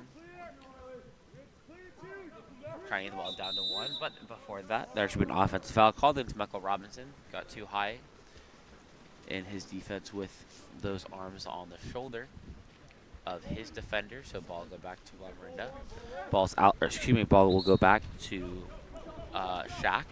However, there's a push-off called on Hilar, so it's going to switch back into possession of Lamorinda with another offensive. This time going out right to number 2, Tyler Williams. Williams drops inside, and a beautiful step out and finish from Nortel of Jack Sokol going cross cage as he leans away. Sokol giving Lamorinda a 3-1 lead now.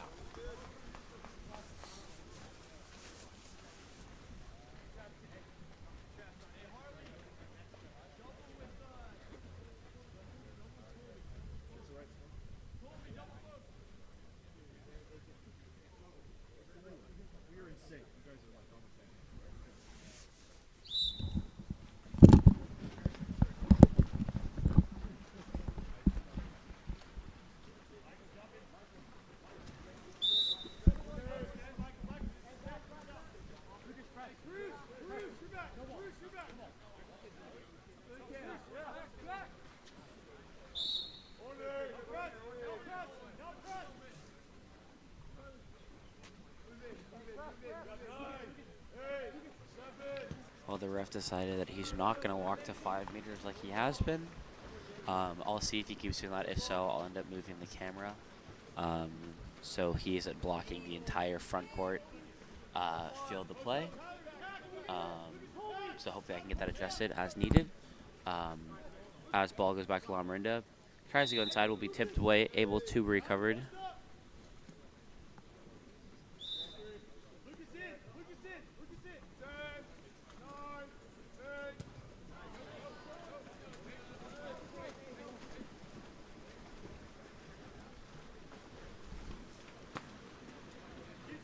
This time, pass going out deep left to number 2.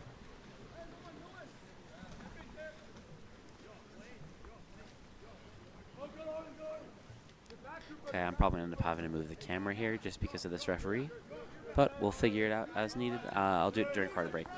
Ball now in the possession of number 6. That's Havman. Havman tries to get a shot off, but unable to do so before the buzzer sounds. So that's going to be a shot clock violation. Ball going to be starting in possession of number 11 for Lamorinda. That's Lucas Van Leeuwen eventually making his way up top into the hands of Schmoyman. Schmoisman stepping in, goes down line. Up top to Van Leeuwen. He tries to go near side with that skip. Ball goes off the post. Will be recovered by SHAQ after the ordinary foul, and they have Hilar up on the counter, but his pocket is picked right away by Xavier Ryder, who comes out of the cage to make the steal. And it's a 6-on-5 counter attack the other direction now for Lamorinda. Sorry, went too far. He tries to swing all the way over to 6, but will be picked off instead by number 11, Colby Rawls. So it's going to be in possession of Joshua Dick. I'm going the wrong way. In possession of Joshua Dixon, who throws it out to Anderson. Anderson looking up the pool now. Anderson still trying to move it. Going over the top, intended for number 6. That's Harley Havman, but the ball under will be forced. Great help defense coming from Yoav Schmoisman from X5. Getting out the other direction now for Lamorinda. 35 seconds left to play. 20 seconds on the shot clock with it. About 11-second differential. So last good offensive opportunity here for Lamorinda to take a 3-goal lead. Ball going up top into the hands of Tyler Williams. Drops inside. Koopa earns the exclusion. called against number 18, Cameron Hillar. So it's going to be a 6-on-5 with 14 seconds here. Van Leeuwen tries to go up top, but the pass will be stolen. And in the hands now of number 2, Nolan Anderson, going to try the long shot. And it will fall short of the cage. So at the end of 1, Lamorinda are leading SHAQ 3-1. We'll be back for our second quarter of action in a bit.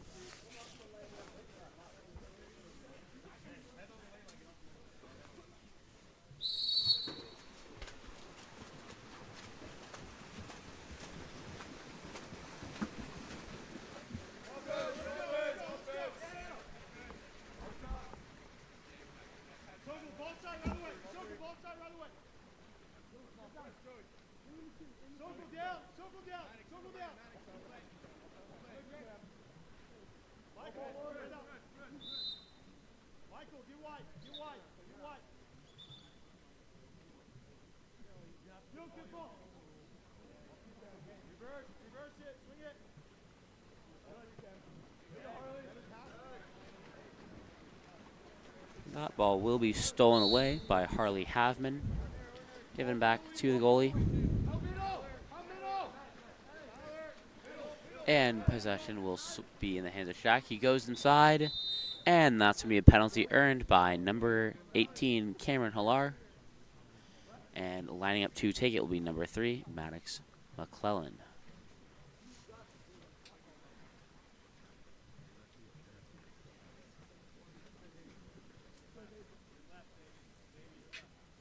Back up, two. I need you behind the cone, your head behind the cone. And Maddox scores, going just past the diving hands of Ryder. That's SHAQ's second goal of the game. They trail 3-2.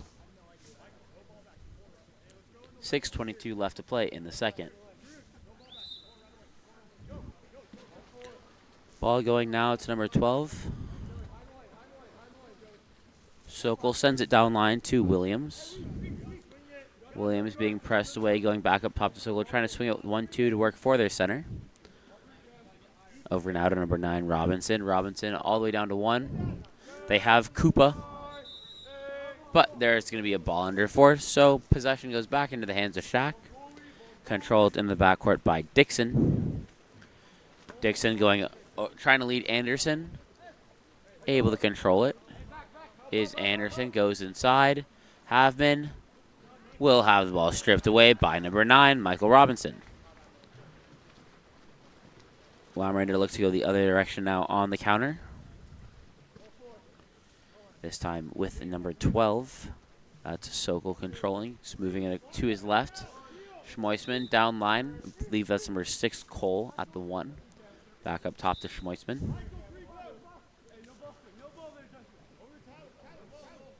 Choice. And that's going to be an exclusion called on number 4, Justin Taichiki, not allowing number 12, Jack Sokol, to release for the ball. So it's going to be a 6-on-5 for Lamorinda.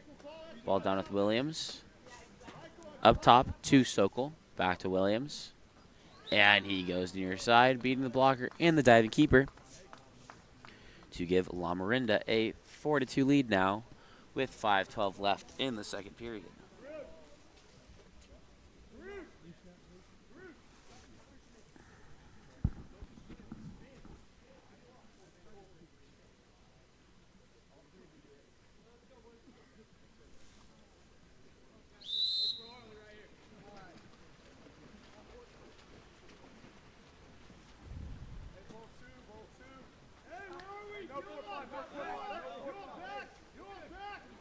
Nolan Anderson attacking in. One man's zone being played off of him so far. They're able to bring other help back from number 9, Joseph Parente. And there's going to be an offensive foul, I believe, on Parente there, as he tries to protect from incoming pressure. So the ball goes outright into the hands of number 12, Jack Sokol. Entry pass inside. Shot taken by Kubo will be pulled down. Shot was pulled down by Dixon, and then a contra foul was called in transition. So it's going to be, once again, Lamorinda ball.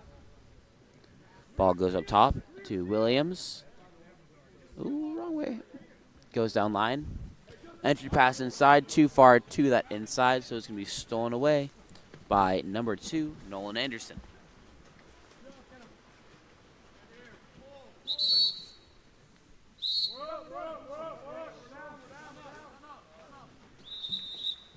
And a timeout will be called by SHAQ to attack the 6-on-5 they earned in transition. We'll be back with commentary after their timeout.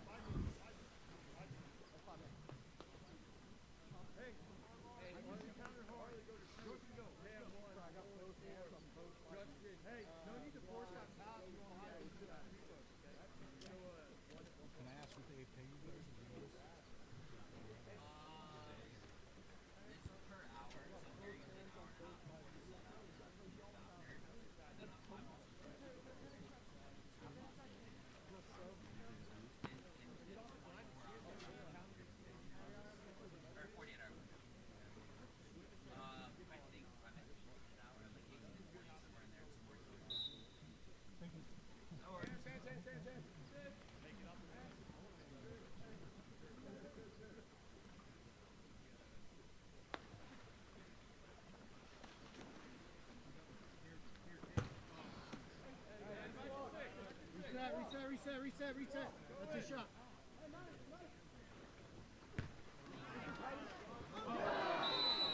And a great goal there from number 6, Harley Havman, able to recover the second attempt taken from number 18, Cameron Hillar, giving SHAQ a 1-goal deficit now with a score of 4-3, 3:52 left to play here in the second period.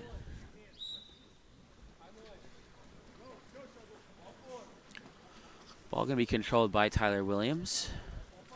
He goes down line, but Jack Sokol doesn't see the pass coming, so it's going to be picked off instead by number 4, Justin Tachiki. Tachiki gives it back to the goalie. Dixon now looking to make an outlet, goes to number 11, Colby Rawls. At 4, Rawls earns the ordinary. I need to move the camera again. I thought I moved it enough. My apologies. Well, I guess this works if it keeps going. Tachiki controlling, working for the ordinary. Doesn't get it. Goes up top to number 18, Cameron Hillar. Shot at the end. Tries the lob. Will go off the top of the crossbar. And Tachiki able to cover up for him. And a ball now going out into the hands of Sokol. At the 5. He throws it up top to number 2. That's Williams. Williams controlling again. And a beautiful skip shot there by Tyler Williams, going cross cage high off the skip, beating the extended arms of the keeper who almost got it off the water. Lamorinda now lead by 2 once again with a score of 5-3.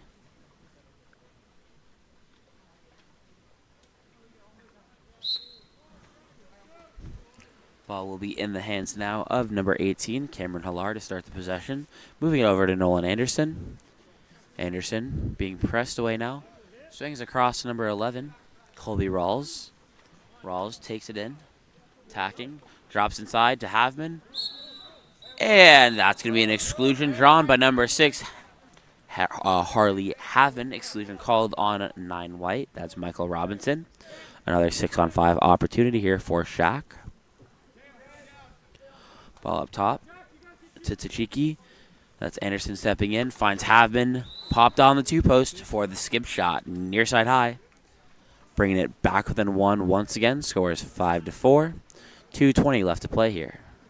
Remember, it should be a reset on the shot. Most leaving the field if possible, and then possession after.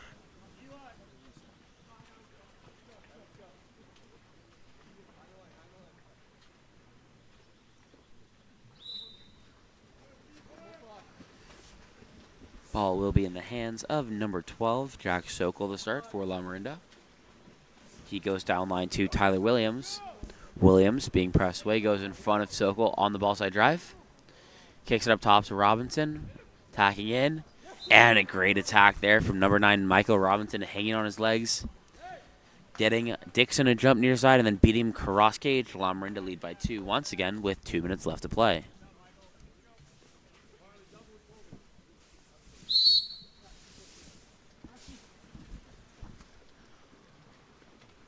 Ball starting with Cameron Hillar up top. Earns the ordinary foul. Goes left for the ordinary foul earned by number 14, Charles Bussy.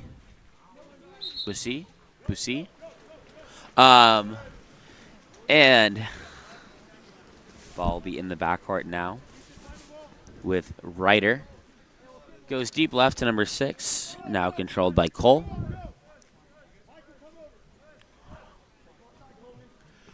Eventually going center into the hands of Robinson, who just scored that last goal for Lamorinda.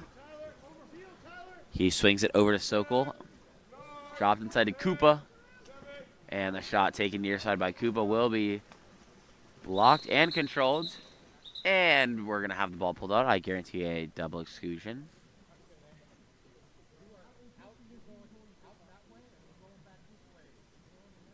Never mind.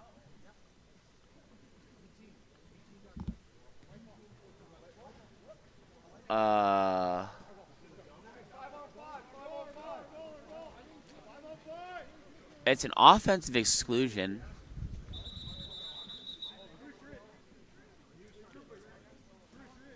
So it's a offensive exclusion for the elbow from Cameron Hillar.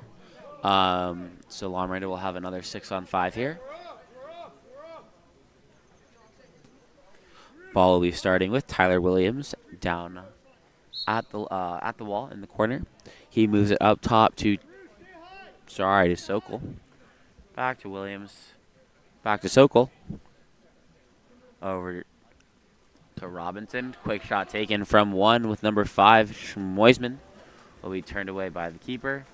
And controlled by Dixon in the backcourt.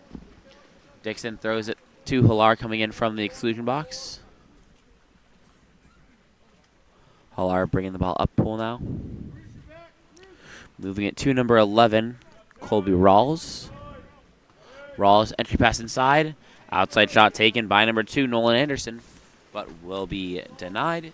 So controlled once again by Ryder in the backcourt for Lamorinda. Ball out in the hands of Sokol at 4. Goes center. That's going to be number 6, Ethan Cole controlling. And that's going to be a push-off called against Koopa, so that skip shot will not count.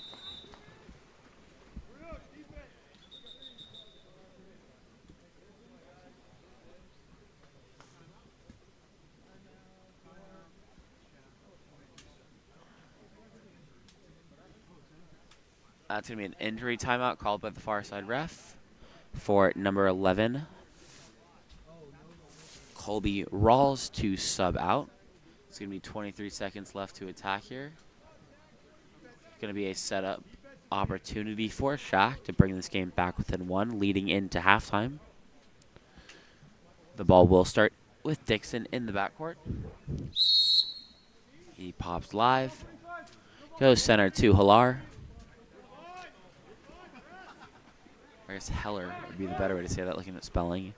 Havman earns the ordinary inside at 2 meters. Kicks it out to number 10, Nolan Andrews. Heller attacking in, going over now to Anderson. Anderson goes cross cage, perfectly placed into the corner. As SHAQ bring it back within 1 with a score of 6-5, 3 seconds left to play in the half.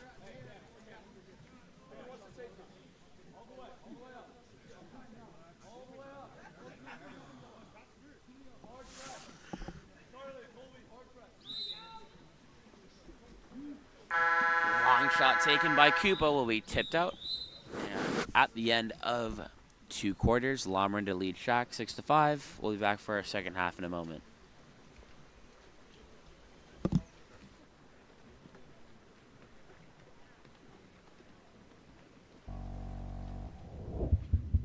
Elevate your high school, club, or tournament events? Game On Live Studio can stream a single game, a tournament, or your entire season. With Game On Live Studio, you can take your events to the next level by live streaming them to a global audience. Goals can stream any event from any location. Imagine the excitement of your audience as they witness every thrilling moment, from the intense competition to the triumphant victories, all from the comfort of their own screens at home, on the road, or at the office. Our cutting-edge technology and professional production team ensure top-notch video quality, crisp audio, and expert commentary, making each live stream an unforgettable experience. Forward, pass is coming. Reese is going to fire and hits to bring us tied. Don't just take our word for it. Our clients rave about our seamless streaming, engaging graphics, and the ability to connect with fans like never before. Don't miss out on this game-changing opportunity. Book Game On Live Studio today and let us transform your event into an unforgettable live broadcast event. Game On Live Studio. You play, you race, we live stream.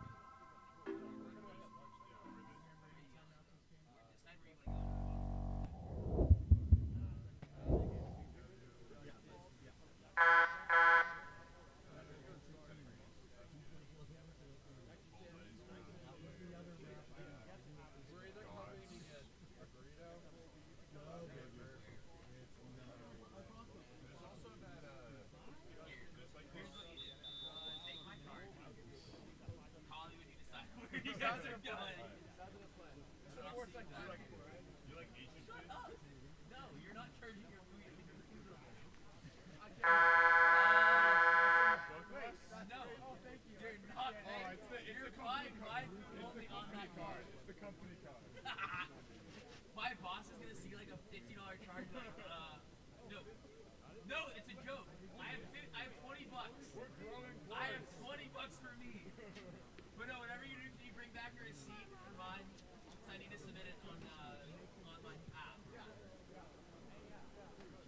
Tyler, I'm gonna kill you. Charge mine separately on that card only. You like Asian blocks? I don't. It surprised me. I need.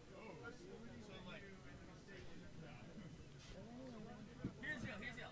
If you let me spend that at your house, we can go to a nice dinner and I'll pay for it, not on that card. So only charge my lunch on my card. Yes, you can come. So only charge my meal on that card. Jesus.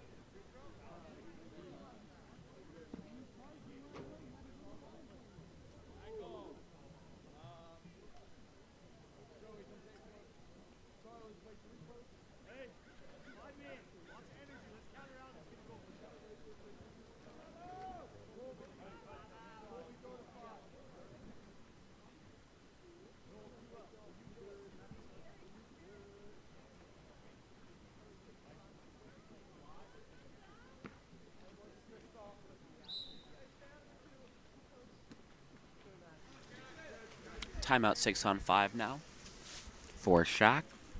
Ball in the hands of number 3, taken in at 6. Now with number 11. That's Anderson attacking in. Finds the pop on the 2-post with Havman, but kicks it out to Anderson. Gets it down, and the quick catch and shoot there from number 18, Cameron Hellar. Finds the back of the net, and SHAQ have tied the game at 6-6 with 2:39 left to play here in this third period.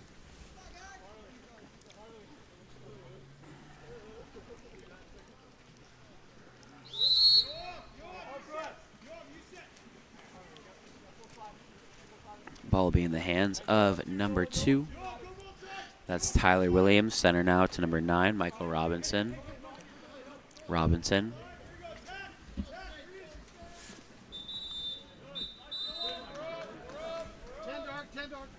That's going to be an exclusion on number 10. Tristan Tucker. Nope, sorry. Excluded players number 10, Nolan Andrews. I never moved the camera, my apologies. Going for a 1-in. Trying to bring number 2, Tyler Williams, into this center cage. And it works to their advantage as he goes catch and shoot cross cage. As Lamorinda reclaim their lead, 7-6.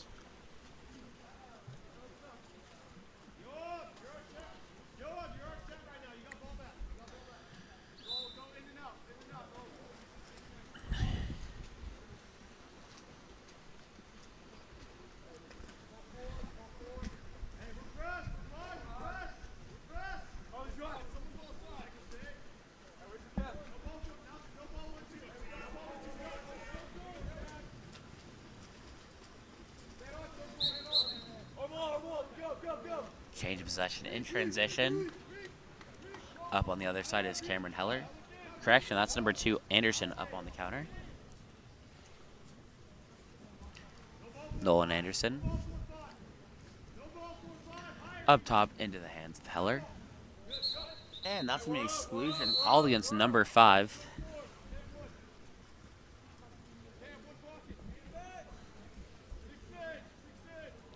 So it's me another 6-on-5 here for Lamorinda. Ball going over to the hands of Maddox McClellan, who takes in, goes up top to Andrews, back to McClellan, up top to number 2, Anderson attacking in. Finds Heller. Heller goes over his head, near side, and finds the back of the net. Once again, tying the game up for SHAQ. Scores 7-7.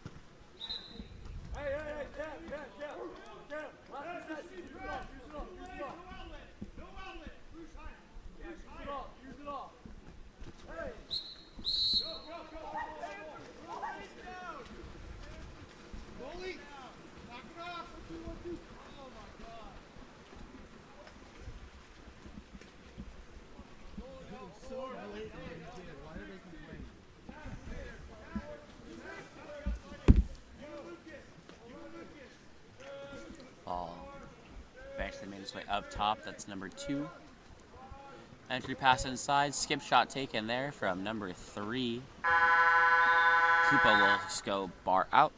So at the end of 3, we're all tied at 7. We'll be back in just a moment for our 4th and final quarter.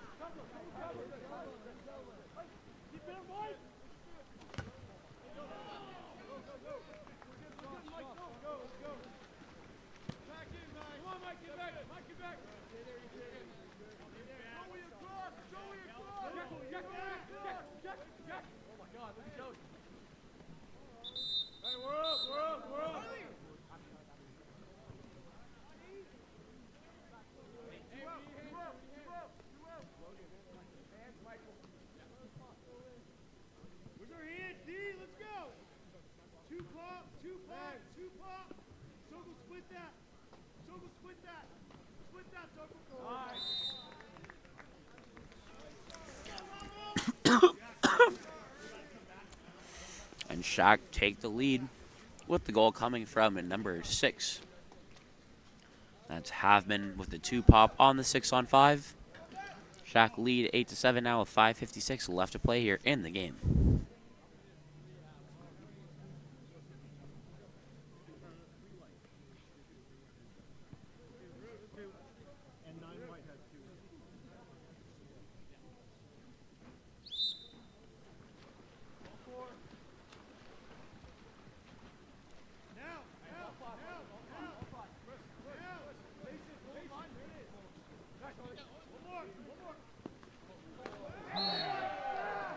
And a spectacular sequence there for Lamorinda. Ball going into number 5. Ball going into number 5, Schmoisman. Flipping it over his head without looking to find number 3, Koopa. Wide open in front of the cage to immediately tie the game back up.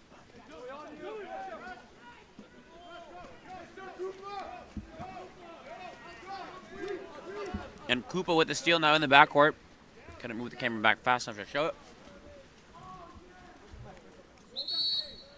However, there will be a contra foul in 2 meters. So the ball will go back into the hands of Dixon. Oh, God. Over to Maddox. Sends it cross. Willoughby lets Heller with the ball.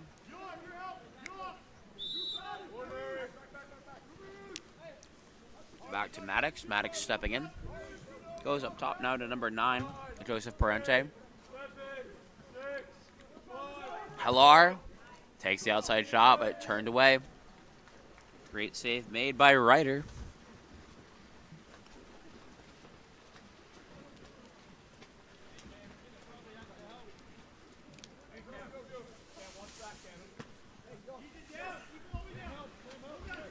Ball going all the way down, finding its way into Koopa, but Hellar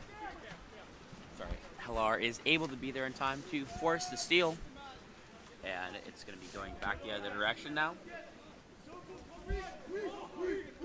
Long swing across the pool. That's Halfman attacking in, tries to go near side, but another save made by Ryder. Halfman will be the first one to it, though. So possession will stay with SHAQ as the clock resets. 4 minutes left to play. Hellar stepping in. Drops the entry pass inside. But the ball will be stripped out of the hands of Nolan Anderson. But possession will be won once again by SHAQ. Clock will reset, so they're going to try and slow down the offense and actually get fully set up here. Ball will be pulled out. Ball's being pulled out by the refs. I don't think he might say that there shouldn't be. What?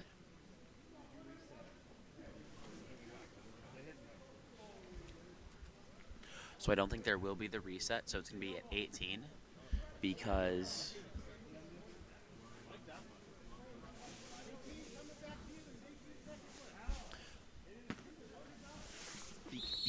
there was no full possession gained by Lamorinda. There shouldn't have been the reset. So shot clock is where you see it at. Maddox stuck with the ball, trying to get a shot off or get it moving, but he'll turn the ball over, trying to give it to Tachiki. So now the ball being brought up here by number 5, Schmoisman. Trying to move it down pool, goes across. That's going to be in the hands of Tyler Williams, working for Koopa. Goes down line, but Koopa will be refriended to the 4-5 side, so they swing it up to 3. Inside to Koopa. And great defense being played by number 4, Justin Tachiki, to force the ball under.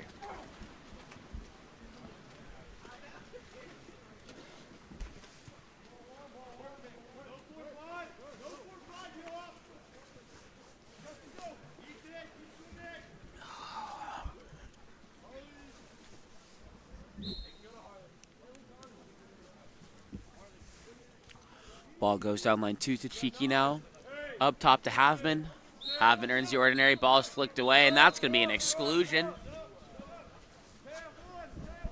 So that'll be number 6, Ethan Cole, who's excluded. So it's going to be a 6-on-5 here for SHAQ. Great opportunity for them to take the lead back. As the ball is taken in at 6 with Maddox. Eventually find its way into the hands of Anderson attacking in, and he goes top bins with that shot. SHAQ now lead 9-8 over Lamorinda.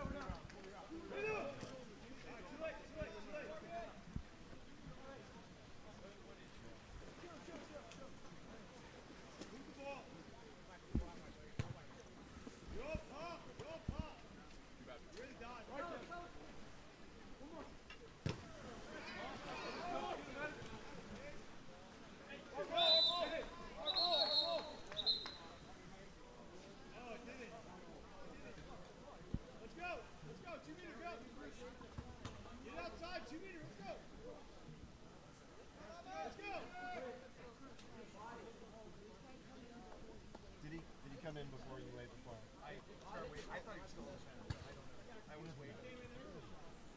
Okay. Then it's come. And a penalty has been awarded to Lamorinda. Another 20? Is he in or out? Wait, stop it. So because he came in early from the exclusion, a penalty will be awarded to Lamorinda, and a second exclusion will be credited. It's going to be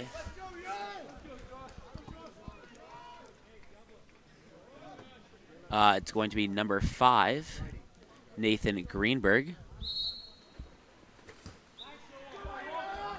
And sorry, that was the wrong roster. Number 5, Yoav Schmoisman, who equalizes the game for Lamorinda.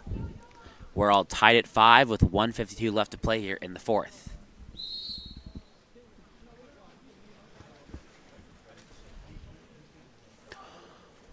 Ball in the hands now of number 9, Joseph Parente, who earns the ordinary foul. Moves it to his left now, being controlled by Anderson. Anderson center to Heller. Heller attacking in. Goes up top to Anderson. Swinging across to number 9, Parente. Heller attacking in. Over to Parente. He goes inside, and the shot goes straight into the chest of his Ryder. So it's still tied 9-9, a minute and a half, just under a minute and a half left to play here. Lamorinda back on the attack. Ball in the hands of Ethan Cole. Goes down line to Schmoisman. One-man zone being played, trying to get it inside to Koopa once again. Instead, they're going to swing it over to the other side of the pool, working for a Sokol, and it's going to be an off-ball exclusion called against number 4, Justin Tachiki, and a timeout will be called by Lamorinda to attack the 6-on-5. We'll be back from it, back from the timeout in just a moment, so that we can watch the Lamorinda timeout 6-on-5.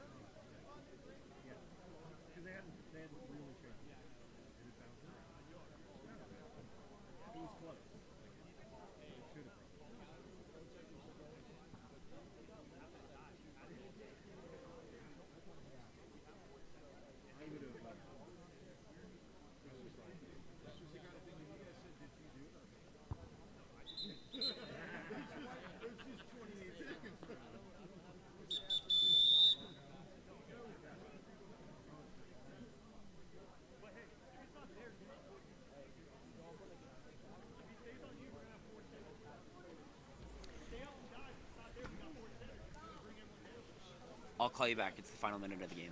Bye. And we're coming back from the timeout here. It's going to be, once again, Lamorinda up on a 6-on-5.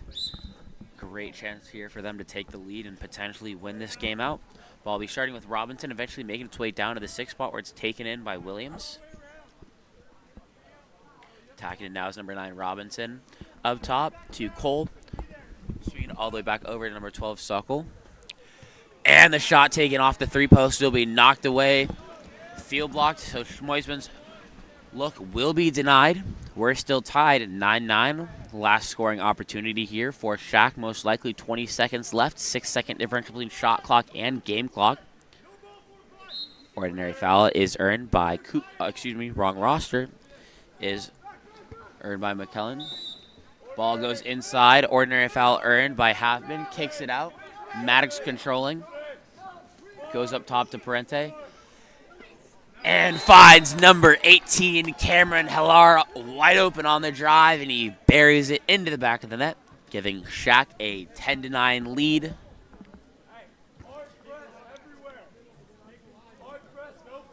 Eight seconds left here. Lamorinda looking to throw up a last-second shot, giving them, and a timeout called by Lamorinda. Did not realize, I forgot they still had one left. So there's going to be 7 seconds left for them to try and tie. We'll be back for this next timeout play in just a moment.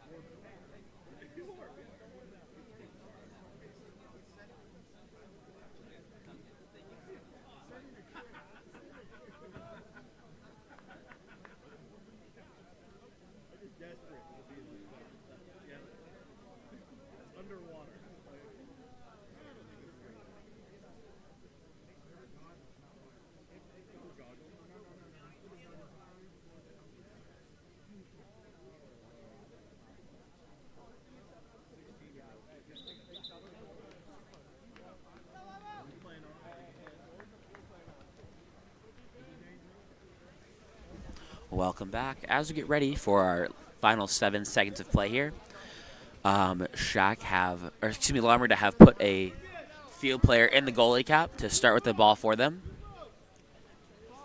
Ball will be starting up top with number 5. That's going to be Schmoisman. Pops it live and immediately starts in with it. He goes left to Robertson. And a goal from number 9, Michael Robinson. Finds the back of the net with 2 seconds left. We're all tied up, 10-10. And we're making our...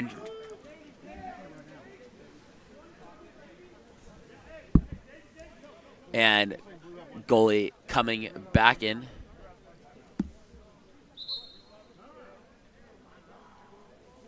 And a timeout will be called by SHAQ to attack their final 2 seconds. We'll be back for that in a second.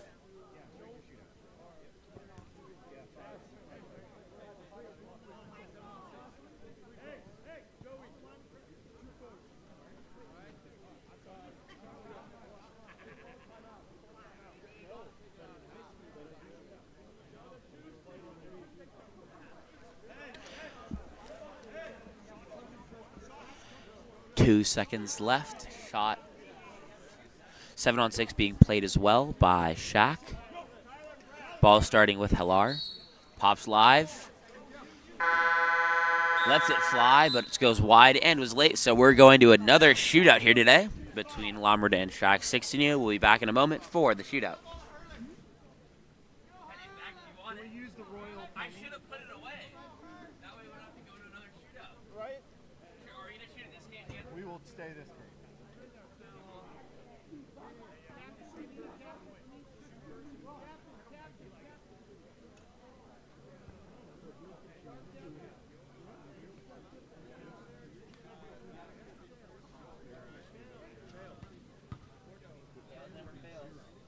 Tails.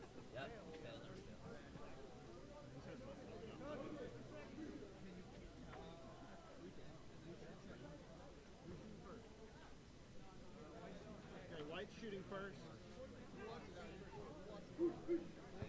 So just keep adding. We are going to a shootout. It's going to be Lamorinda shooting first. Let me reset the defaults for this. So we should be set here to 0-0. Once again, Lamorinda will be shooting first.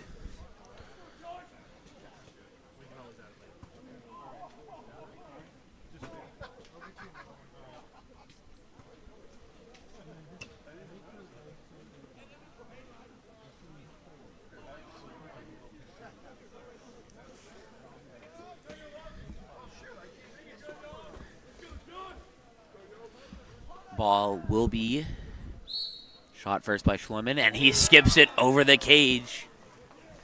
That's next shooter will be number 18, Cameron Hellar for SHAQ.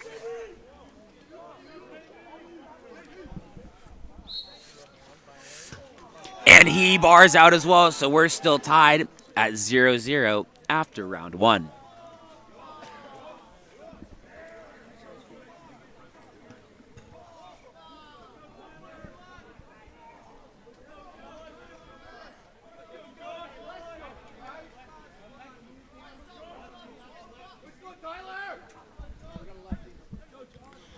Now it's going to be number 2, Tyler Williams shooting for Lamorinda. And he finds the back of the net. Lamorinda take a 1-0 lead in round 2.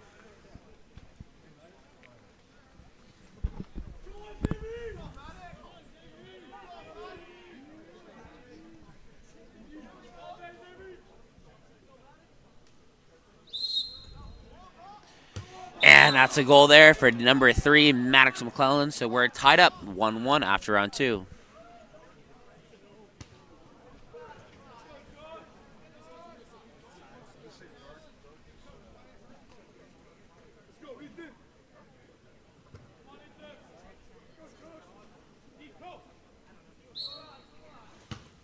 And that shot bars out. So we're still tied at 1 piece. Potential for the advantage to go to Tyler Williams now. Sorry. No. And that's going to be a goal there for number 2, Nolan Anderson. My apologies, I'd read the wrong roster. SHAQ now take the lead in the shootout 2-1.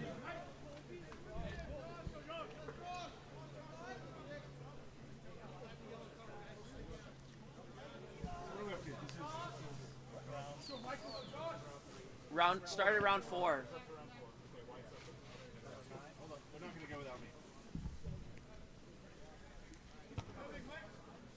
Next shooter is going to be number 9, Michael Robinson.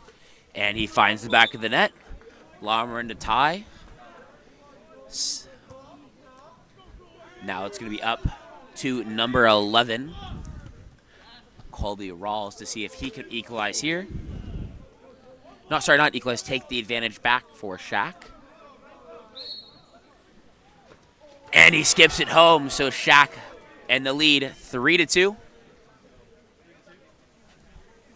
3-2, round 4.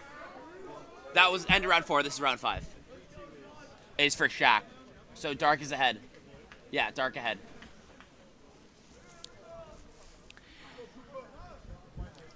Koopa needs to score here to keep Lamorinda in the game. And he does. We're tied 3-3. So it comes down to this last shot. Going to be taken by Harley Havman for SHAQ to go ahead and give them the win. Or if a save can be made by Ryder, we go to sudden death. And Havman scores. SHAQ take the win 4-3 in the shootout. We will be back in a bit for our next game of the afternoon. See you then.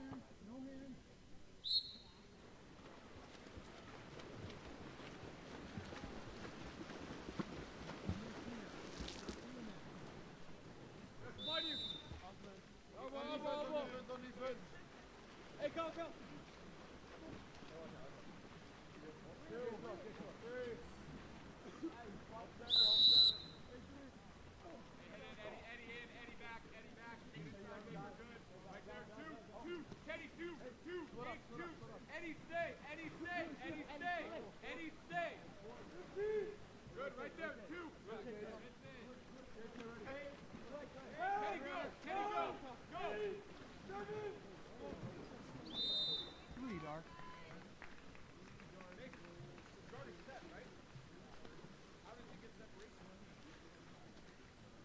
Six white, tight up, 6 white. That can't happen.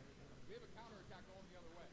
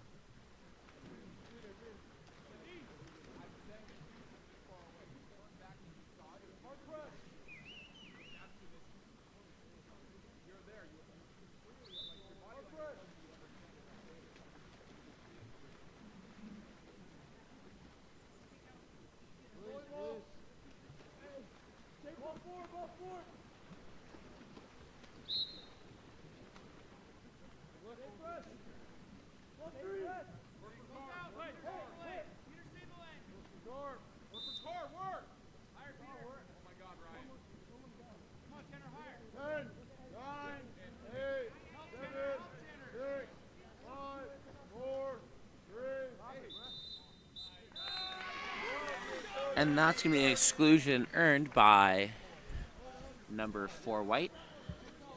Apologies here as I deal with issues, but I think we should be good to go. So that exclusion was drawn by Edelman. Attacking in now is Gamble. And that's going to be number 3, Claiborne Carrington, hanging on his legs, going cross cage low, scoring Atherton's first goal of the game as they trail 2-1 to Diablo.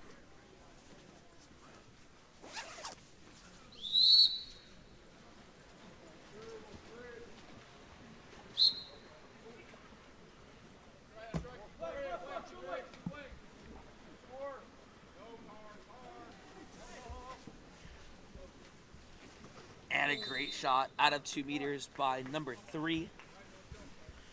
That's Sloan Brown, who finds the back of the net once again, as Diablo now lead Atherton 3-1.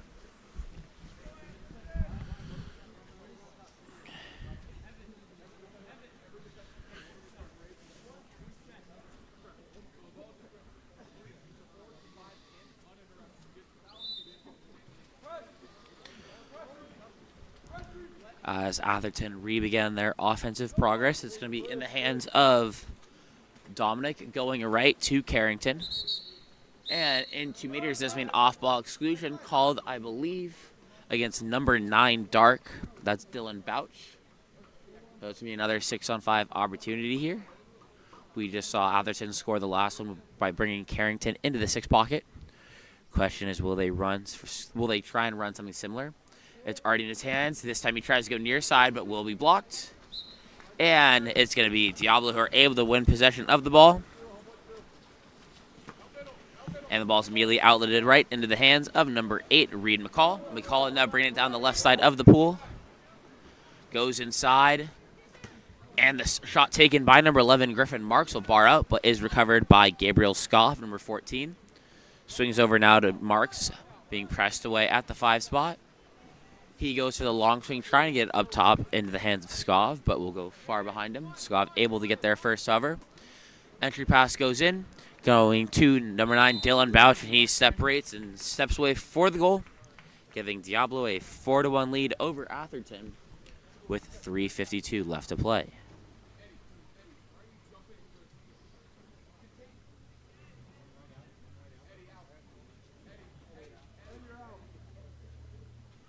Substitutions being made on the side of Atherton before we get ready to restart play.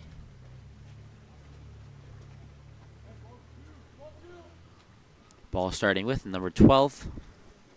That's Wagner.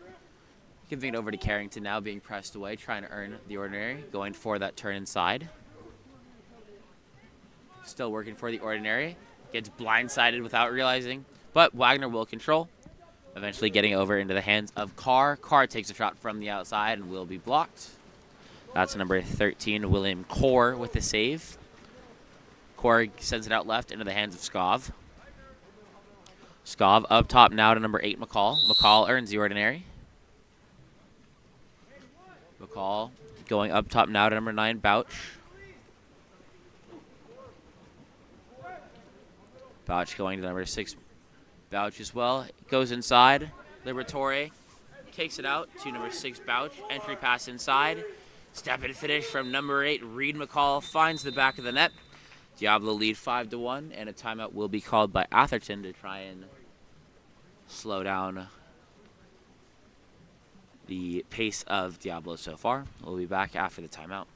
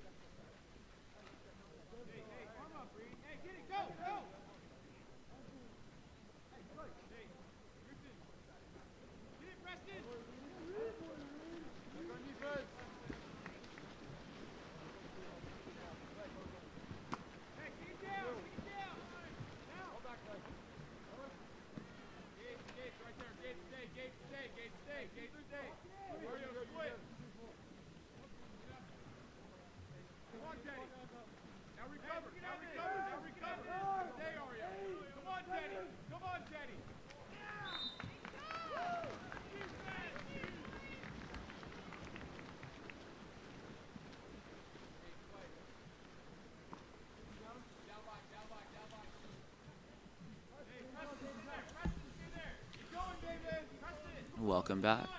Apologies for the delay, trying to deal with some issues, other things going on, but the ball will be in the hands of Carrington. Goes down line now to number 6, that's Gamble attacking in. Goes back up to Carrington, being pressured from his left. Able to keep it protected, goes back down line to Gamble. Gamble has a lot of time, a lot of space, and goes cross cage, bar in, as Atherton score their second of the game. They close the gap to 3. 2:18 left to play in the first period.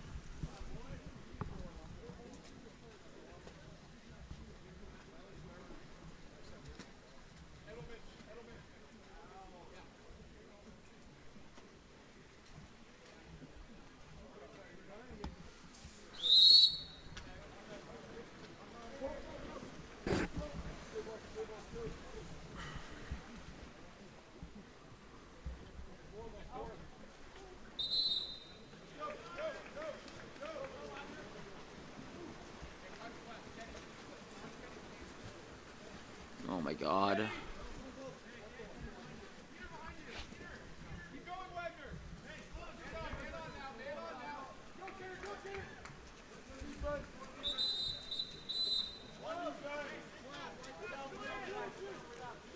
That's going to be an off-ball exclusion call against number 12, Charles Wagner. So it's going to be a 6-on-5 here for Diablo. Ball in the hands of Tanner Lustig. Goes across to number 10, Sanchez. Sanchez up top into the hands of Martel. Martel back to Sanchez, attacking in. Goes cross cage and finds the back of the net. As Diablo now lead 6-2 with 1:32 left to play in the first.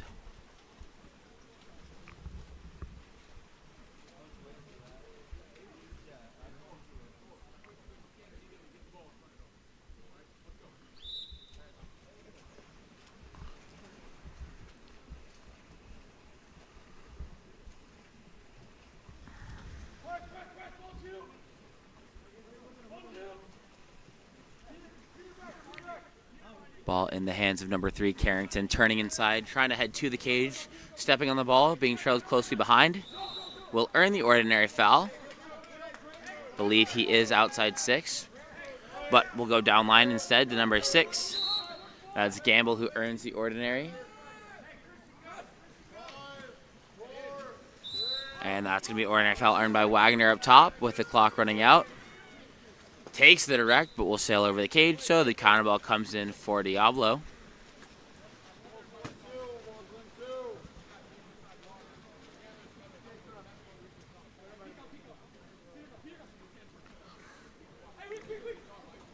They find number 2.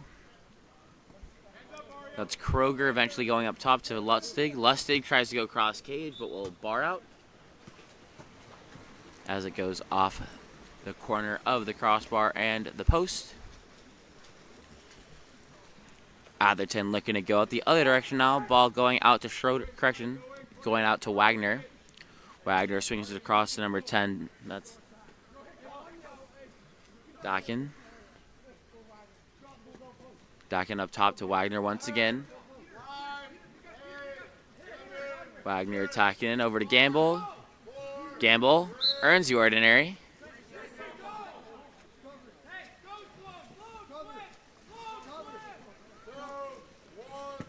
Shot taken by Dakin, going off the chest. To number 10.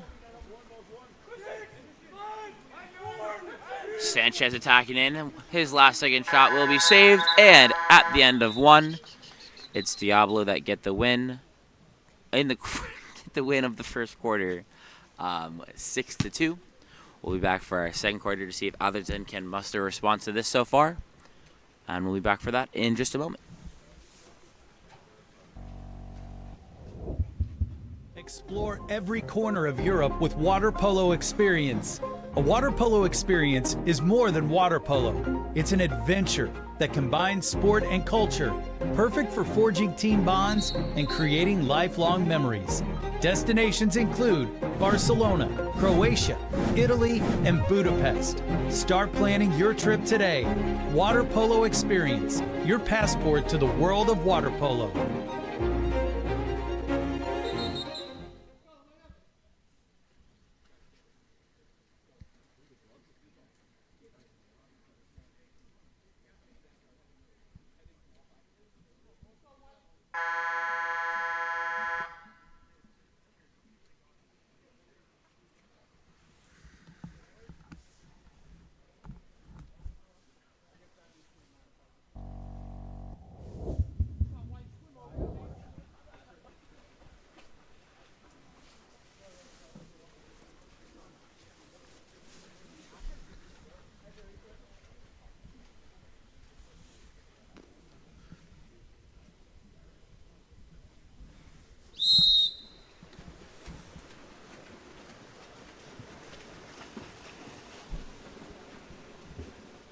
And the sprint, the second quarter sprint will be won by Diablo.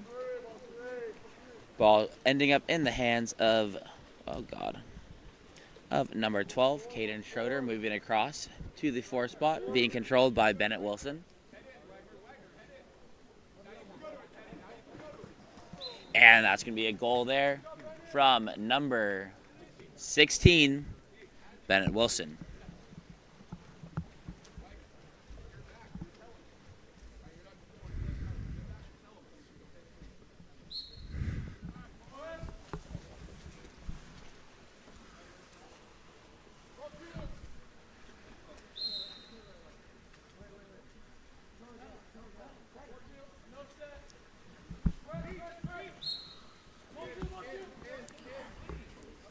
Ball going into Carrington, full turn, and that's going to be a penalty drawn there by number 3, Claiborne Carrington.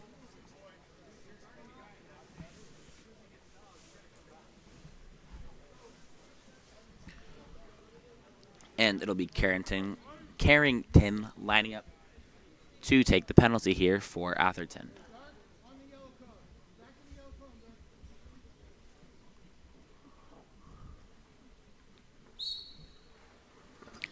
And he skips it home. So score is now 7-3. Diablo still very much maintaining control of this game as they look to get going once again. Ball in the hands of Liberatore, going back to number 12. That's Schroeder. Schroeder moving it to his right, now being controlled by Wilson. Wilson sends it down line. Wilson able to keep it protected, going over now to number 6, Preston Bouch. Back up top to Wilson. Eventually find its way into the hands of McCall. McCall makes the late entry. Shot will go off the crossbar and sit on the goal line from Schroeder, but does not cross. And the ball being controlled by Bishop in the backcourt. Bishop throws it center into the hands of Carrington. Carrington attacking down the pool now. Swings down to 1. I believe that's Wagner. Wagner up top now. Into the hands of Hamra. Hamra earns the ordinary. Takes the shot from the outside, going off the corner of the post, barring out. And it's going to be because Caden Schroeder ducked under to get to the ball first and prevent Hamra from getting there. It's actually going to go back into the hands of Atherton.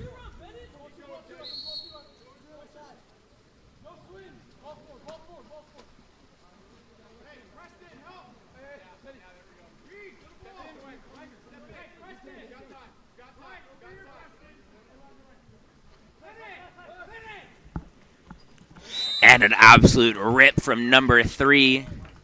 That's Claiborne Carrington, who finds the back of the net, bringing the score to 7-4. Thank you. Of course.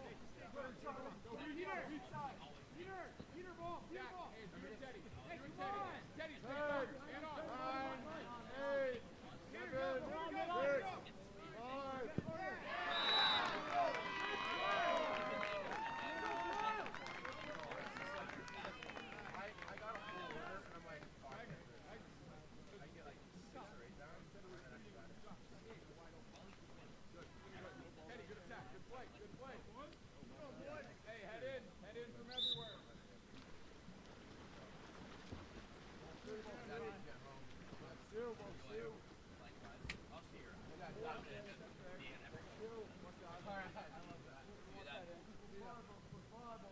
you can be a little closer. Teddy, a little closer. Play a little further. Good, right there. Teddy, now split. Hey!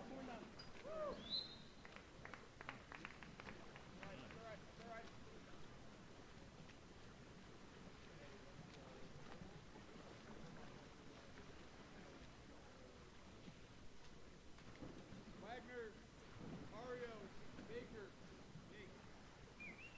Go, guys. Let's go. Come on offense. Go, get it back. No center.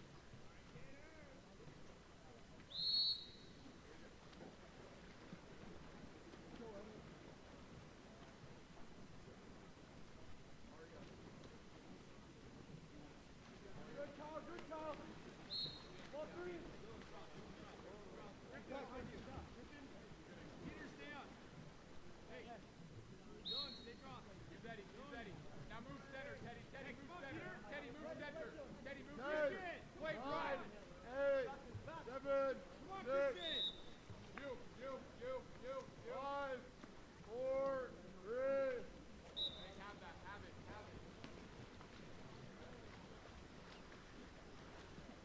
David. Push.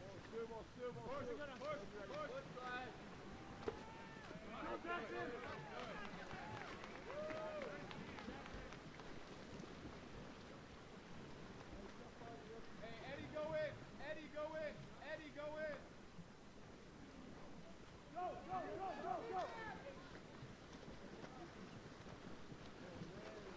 Balls on two, man. Come on, Car. Right side. Play, go. Christian, come on. Christian.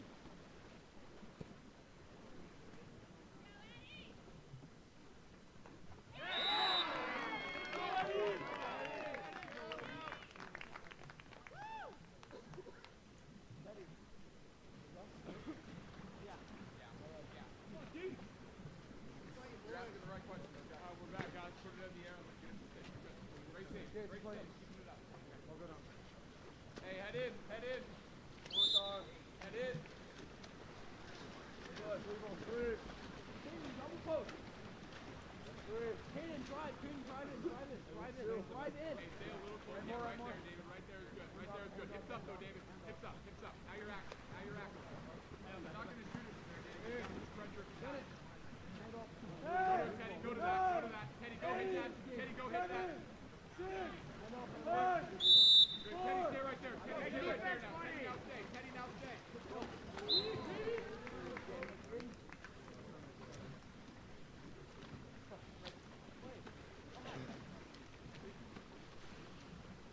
Teddy's there. We have a dropper there. We're oppressed. Go.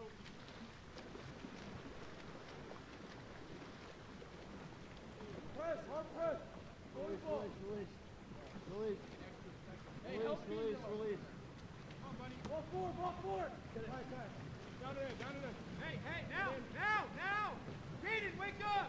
Go to this. Hold it.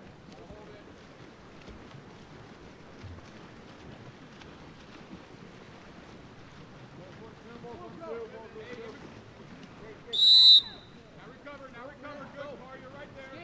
Good. Right there, Edelman.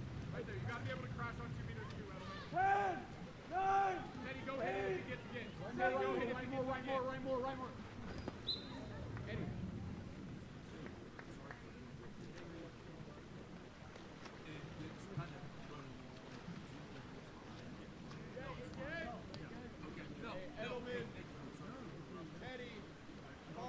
Edelman, Teddy, Car.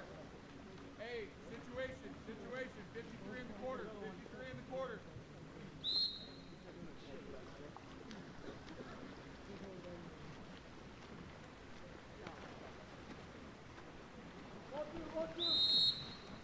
five.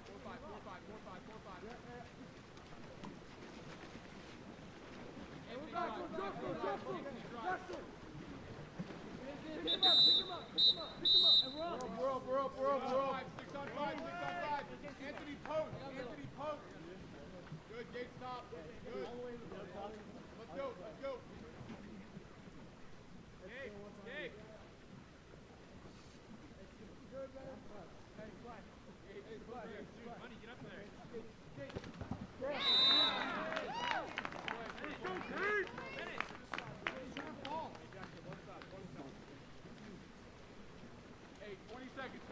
right away. Get matched up right away. Play Baker. Get everyone matched up right away. Get matched up. 20 seconds. 20 seconds. Hey, back away. Head in. Back away. Head in.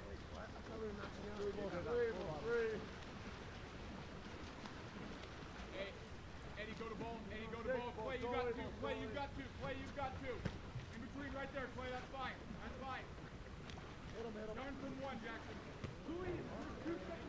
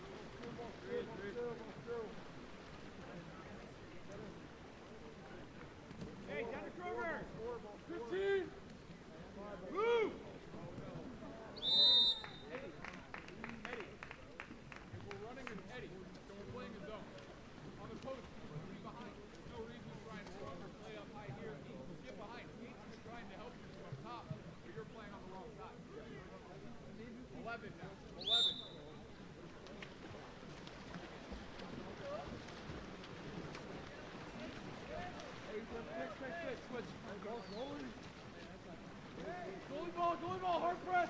All four.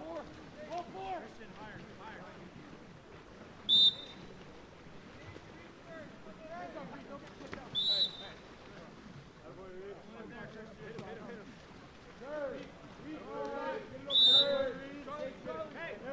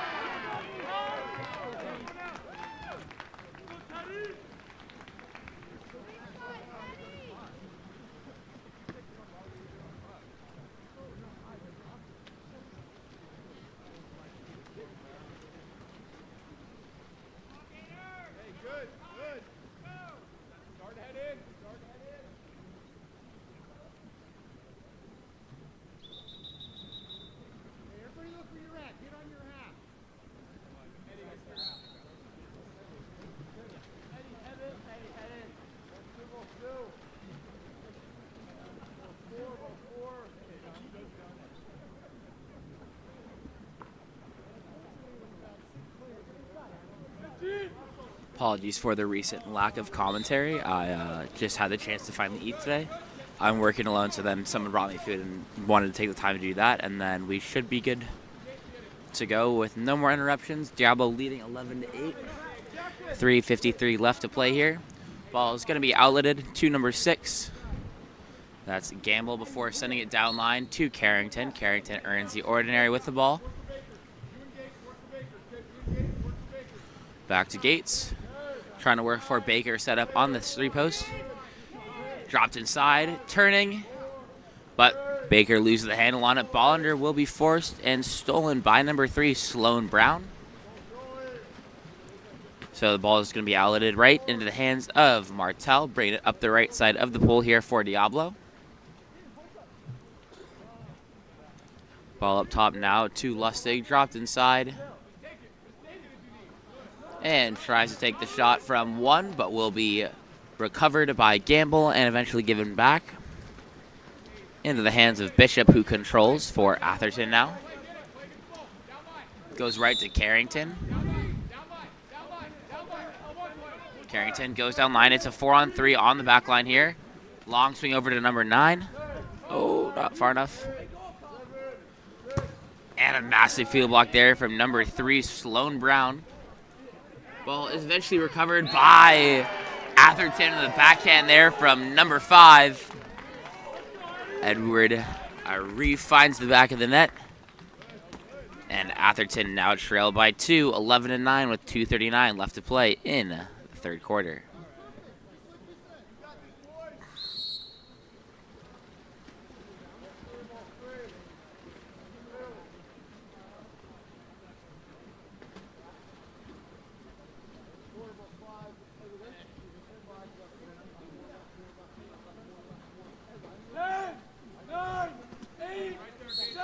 Ordinary foul earned up top there by Martel. Oh, sorry, went too far.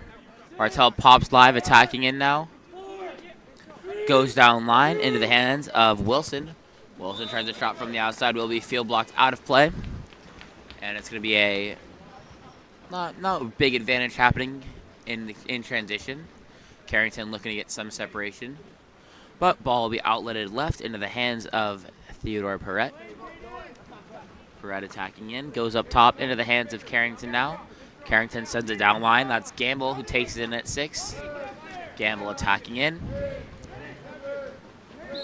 Gamble earns the ordinary. He has Carrington wide open up top if they can swing the ball to him. Swings to Carrington. Carrington turning. Trying to step away. No ordinary foul. And that shot will be blocked out of play by William Core. So it's going to be a new clock here for Atherton to attack. And it's going to be Carrington going down to the 5 spot to go start it with the ball.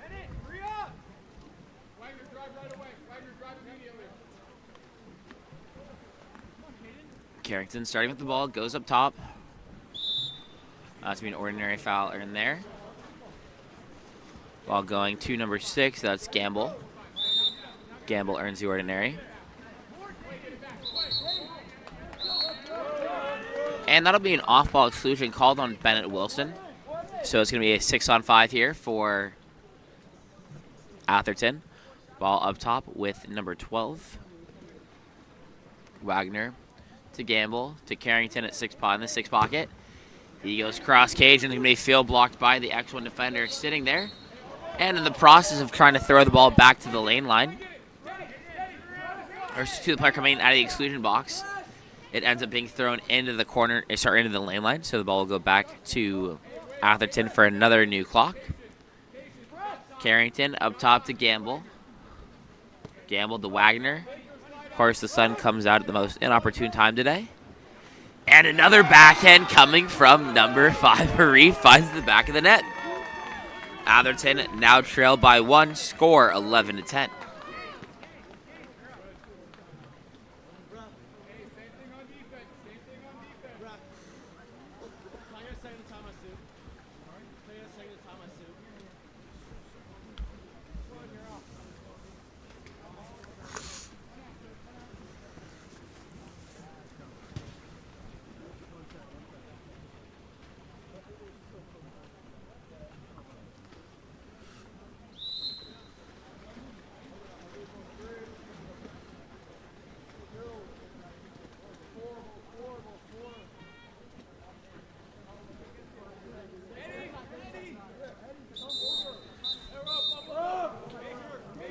And that's going to be an off-ball exclusion called on number 2, Charles Baker.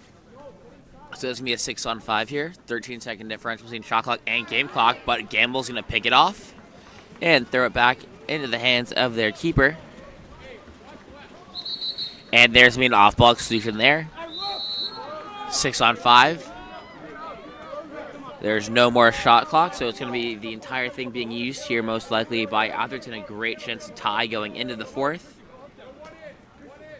They're going 1 in once again, trying to bring Carrington into the pocket.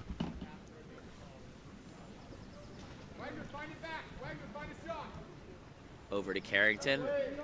Now in the hands of Gamble. Goes down line. Goes inside to the post. Ordinary foul earned. And the shot taken by Gamble at the end is field blocked out of play, and that'll end the quarter with Atherton closing the gap to only 1. We'll be back for our 4th and final quarter of action in just a moment. Explore every corner of Europe with water polo experience. A water polo experience is more than water polo. It's an adventure that combines sport and culture, perfect for forging team bonds and creating lifelong memories. Destinations include Barcelona, Croatia, Italy, and Budapest. Start planning your trip today. Water Polo Experience, your passport to the world of water polo.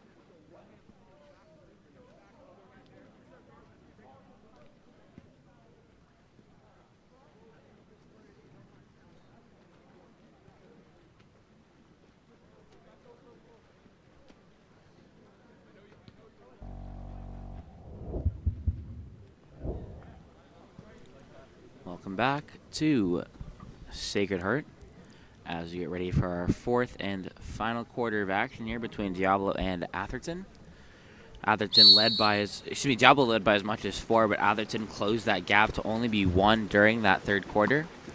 And the sprint will be won by number 5, Selinovic for Diablo. They're going to start the quarter on offense. Ball with Lustig, swings back over. Post up coming in from Liberatore. And that's going to be a penalty earned. Great setup, pass, and play. Martel finding number 3, Sloan Brown, inside to get the full back turn and earn the penalty. And it's going to be number 5, Kyle Stalinovic, lining up to take the penalty here for Diablo. And Stalinovic buries the penalty. Diablo lead by 2 once again.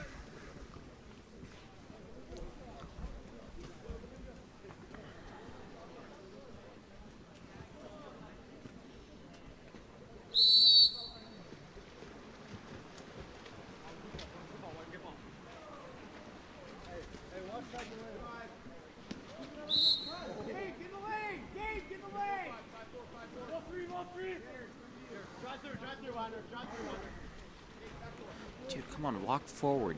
You're supposed to be on the 5-meter line in the front court. Carrington working for the ordinary foul. Looks like he got hit in the eye or the nose. He's clearly grimacing. This ref has refused to move, even though the rules state he needs to walk to the 5-meter line. Ball under will be forced by number 4, Tanner Lustig.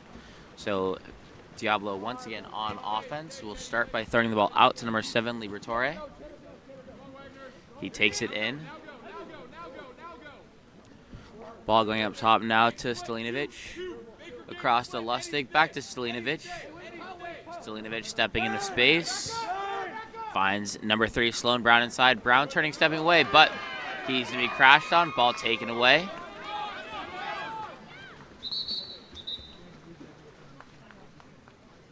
And a timeout will be called by Atherton to prevent the ball under. on the goalie, which would have resulted in a penalty. So we'll be back after the Atherton timeout in just a moment.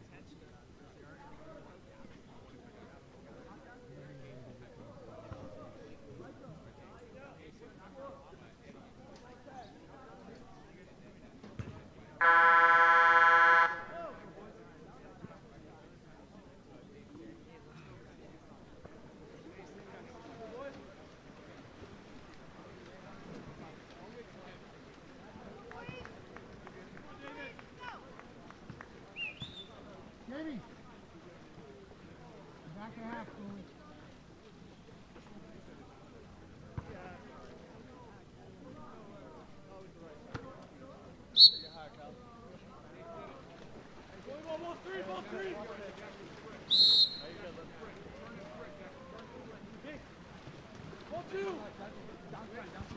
Hey, center. Get it. Hey. Now back.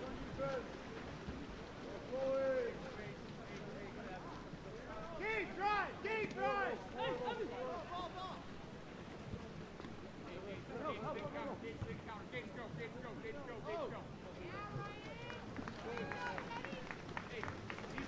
Did not realize I didn't unmute myself. Ball is going to be outletted deep right into the hands of number 6, Gates Gamble. Gates taking the ball in now. Goes up top to number 3. That's going to be Carrington, who earns the ordinary. Swings across into the hands of Parrott. Down line now to number 4, Edelman. Edelman swings back to Gamble. Gamble finds number 5, Edward Reef inside. Once again finding the back of the net. Closing it to a 1-goal game. Score now 12-11.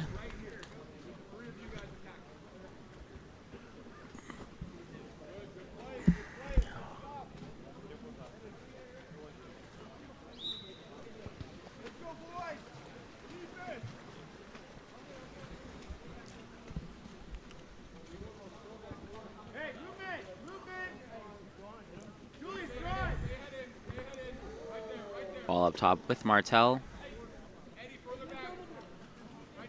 Up top into the hands of Lustig. Lustig goes cross cage low, finding the back of the net. Diablo will not be shut down.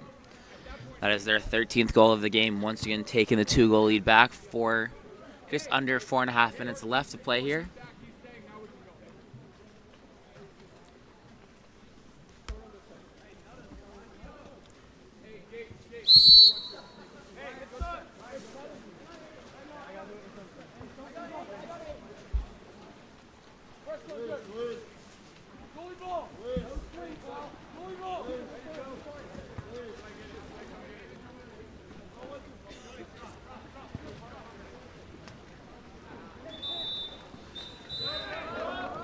And that's going to be an exclusion called on number 4, Tanner Lustig. So it's going to be a 6-on-5 here for Atherton. Ball popped live by number 4, Edelman. Goes up top into the hands of Carrington. Over to Reef. Gamble taking it in at 1.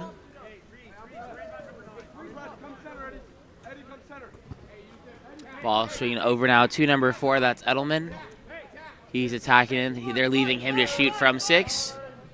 Goes up top to Carrington. Carrington center into the hands of a Reef. And he bars out. So Atherton still trail by 2. 3.5 minutes left to play. Ball going deep left into the hands of Martell.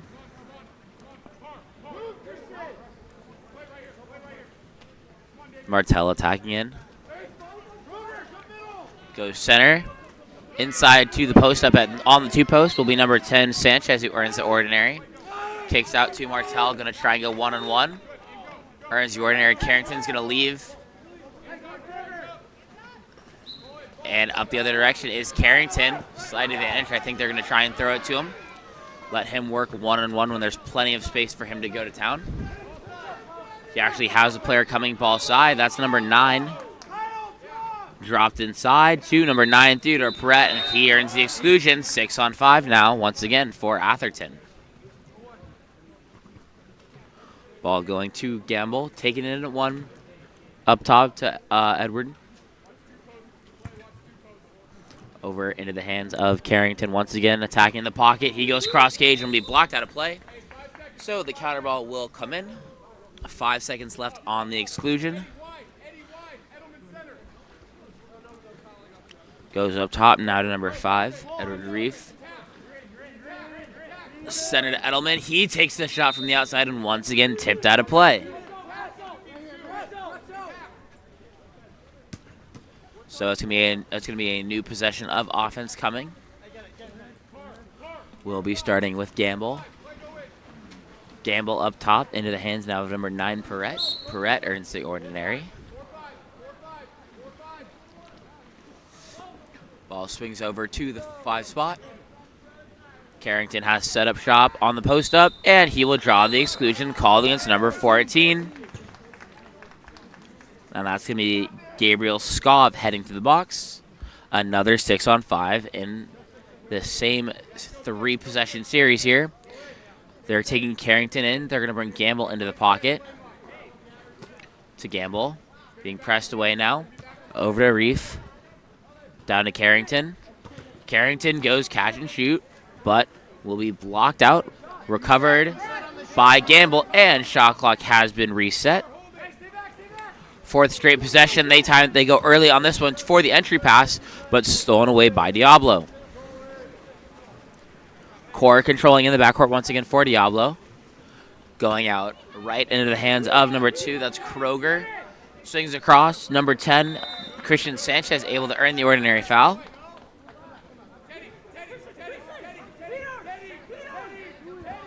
Kroger tries the entry, but ball will be stolen away by number 5. Edward controlling. Once again going out early into the hands of Claiborne Carrington. Carrington attacking to the cage now.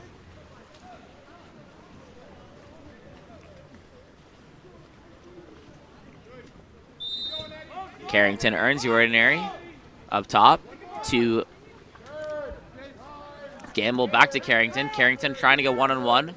Working for the ordinary foul. Does it go for it? Gets the lob going off the crossbar. Landing right in front of number 8. Ryan Carr, who collects and puts it away, making it a 1-goal game, 13-12. And it will be a 1-goal game. A minute left on the clock, so assuming 1 possession each for these 2 teams. Plenty of time for Atherton to get a chance to try and equalize if Diablo isn't able to put this next possession away.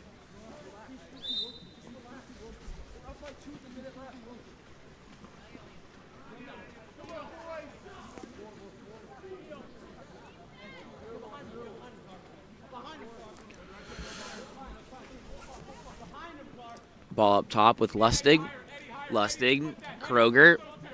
Kroger attacking in. Down line into the hands of Stilanovic. Goes across, and the shot taken by number 14, Gabriel Skov, will be field blocked. Now controlled.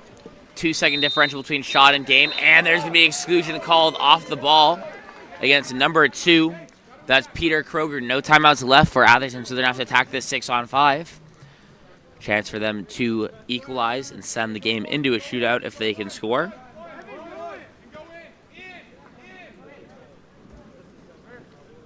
Ball in the hands now of number 8, Reed McCall, going to Carrington. Carrington attacking, and he misses wide. So with 4 seconds on the clock, the clock has to be run out. And there's the buzzer as Diablo take the win and survive the attempted comeback from Atherton with a score of 13-12. We'll be back for our next game in just a moment.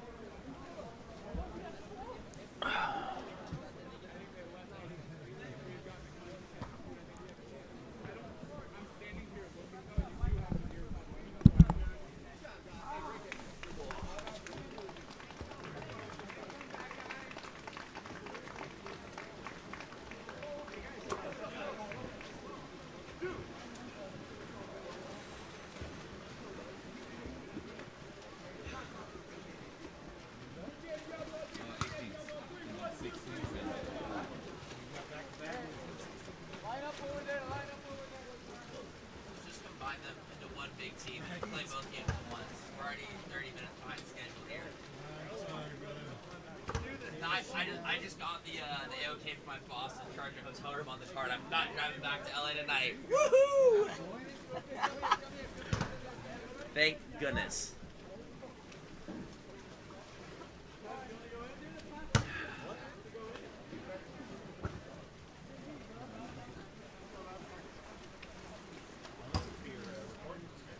Thank you. Plan is to try. So I just graduated from Harvard and I was doing the women's season over there, and I'm gonna try and start migrating to do college. And the biggest plan of this is by 2028 I want to be able to do the Olympics, because obviously in LA, right where I'm gonna be, and we'll see if that's possible. Who knows? Can I tell you, we are desperate for someone to do the play-by-play. Yeah. Because the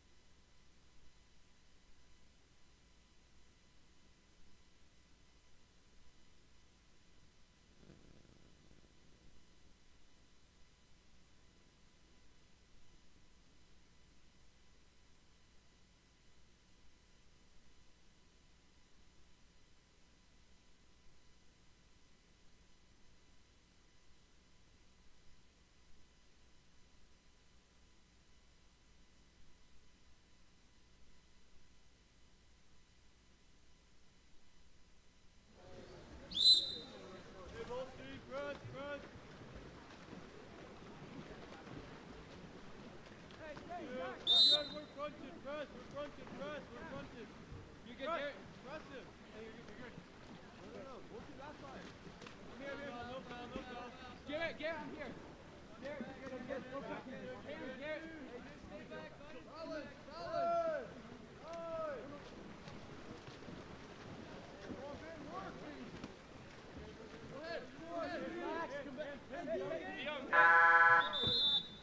Jacob!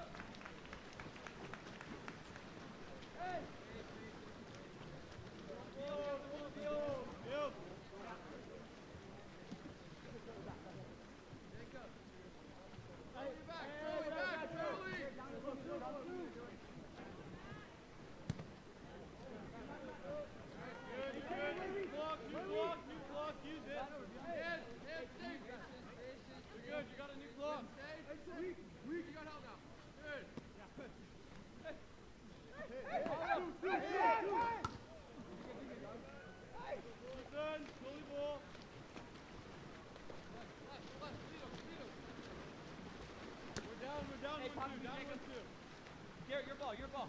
Go get him. Go.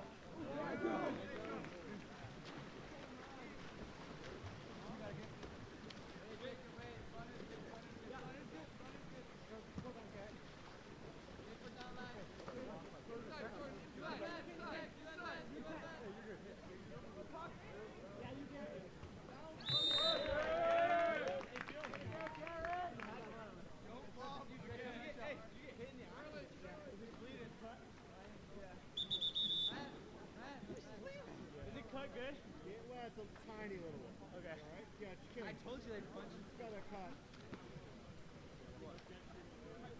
Hey, Mark.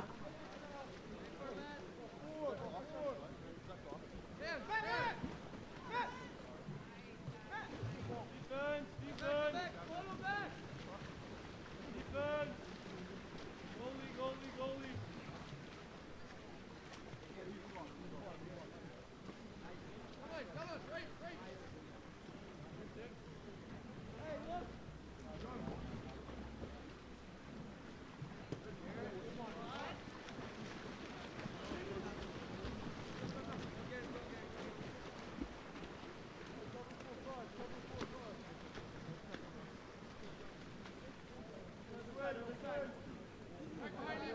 Behind you. Gunner. Gunner. Good man. Good man.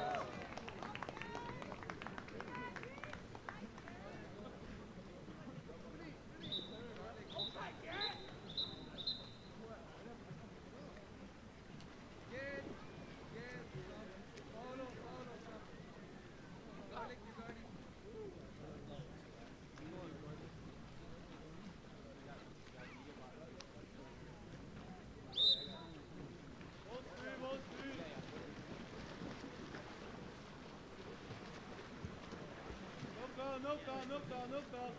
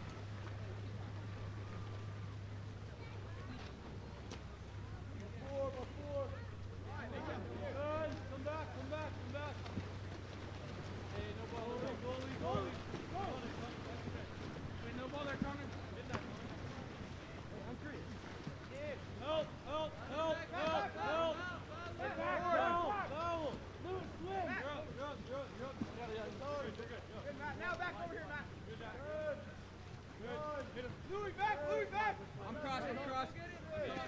Pop back, pop back. Hit, Matt, hit. Pop it, Matt, hit, pop it.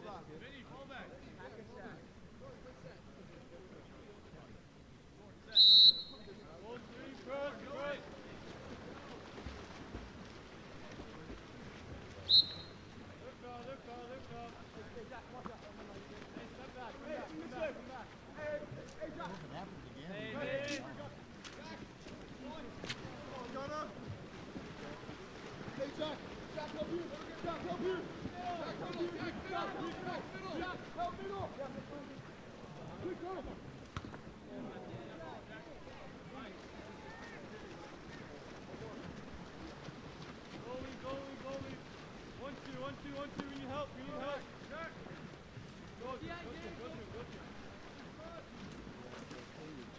Hey, help back, Mike. Go. Do it.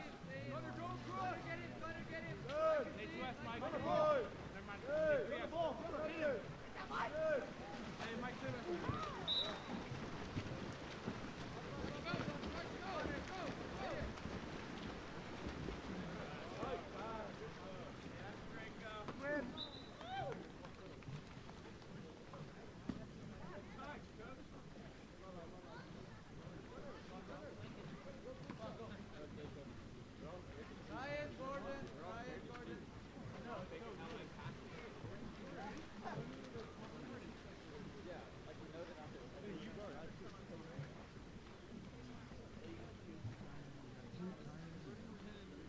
Hey, two, can we tie it tight and double knot, whatever? This is like the 6th time in this game that's come untied. Garrett!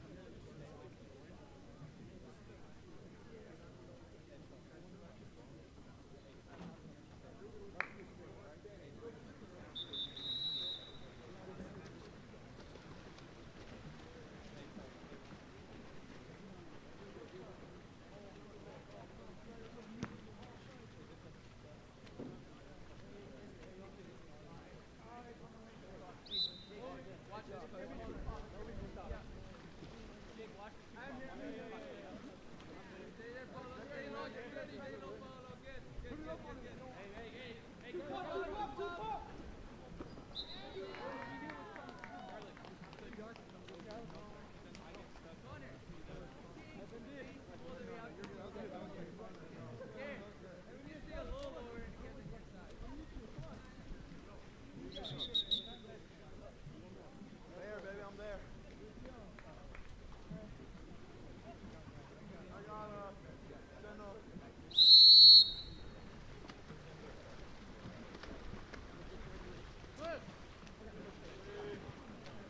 Three, ball two. Hey, in the way, You're at 6. Hey, Garrett, you're at 6. One. Get out, Garrett, get out. Garrett, clear. Garrett, no. 10, 9, 8, 7.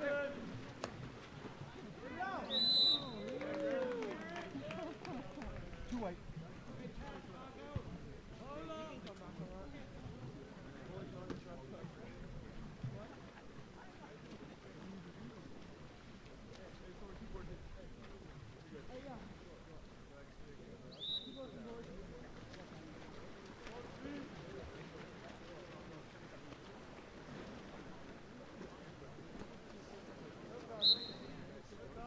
Hey, Jack, move in, Jack. Hey, behind, rock on. Hey, Gunner, go on. Easy. Good pass. Hey, Gunner, good pass. What do you want? Stay on. Hey, come back. Hey. Go down. Good ball, go.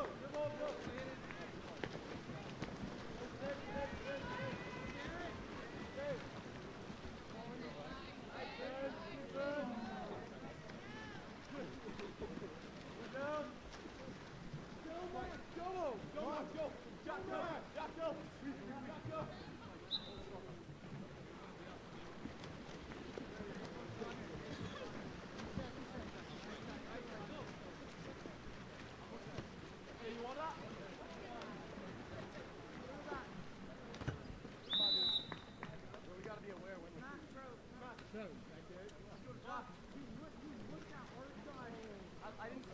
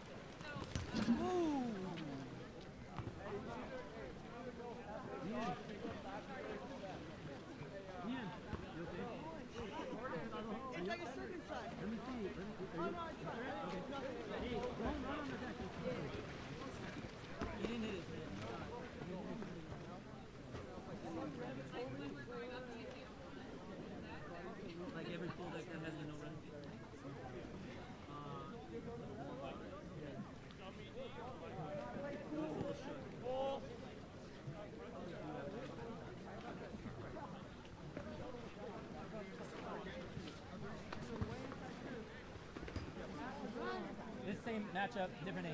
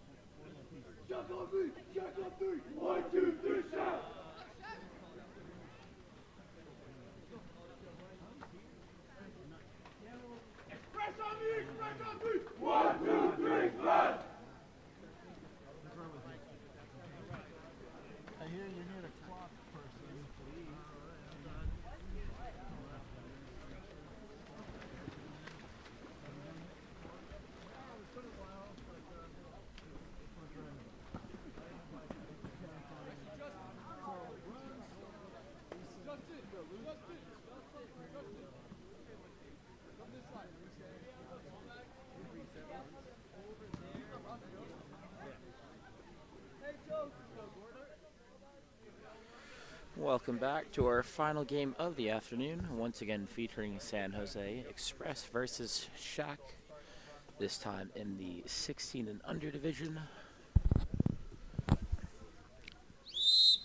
Whistle blows. Ball drops.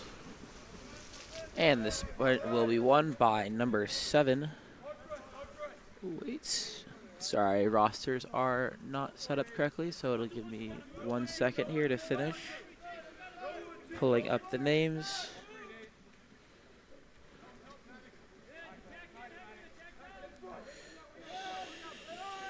Sorry. Okay. Long shot taken there will be blocked out of play by Dixon, so the counter ball will come in for San Jose Express.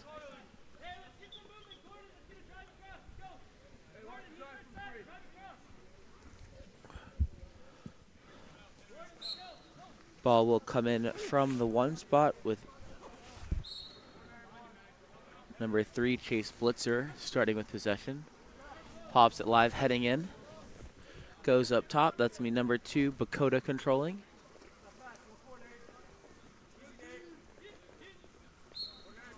Ordinary foul earned there by number 7, Descioli. One-man zone being played off of Micah Hernandez, stepping in. Goes back up top to Descioli. Turning, stepping in. Earns the ordinary. Goes back to Hernandez. Descioli gets it back. And once again, it's going to be another save made for Joshua Dixon.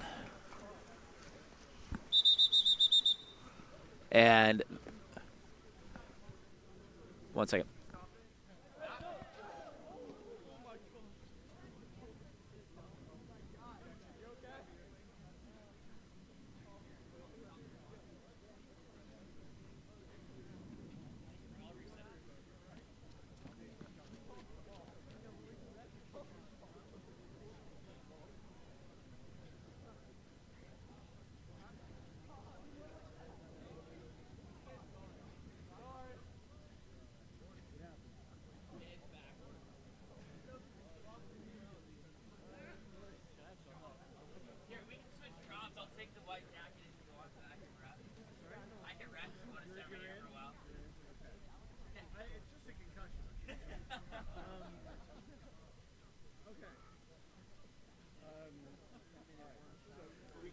So as you saw, that far clock stopped working, and then one of the SHAQ players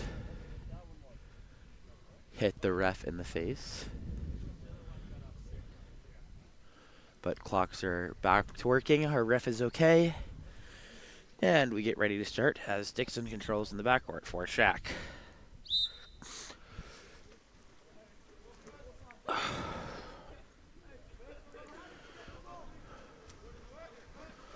Ball eventually finds its way down to the one spot. Tries to go inside. Ball will be tipped away by Blitzer. And Express head the other way now. Ball going out into the hands of Hernandez at 5. Taking it all the way to the cage. Stepping away. And gets the lob over the hands of Dixon as Dixon started to sink after staying on his legs for too long. And that's a 1-0 lead to San Jose Express to start the quarter.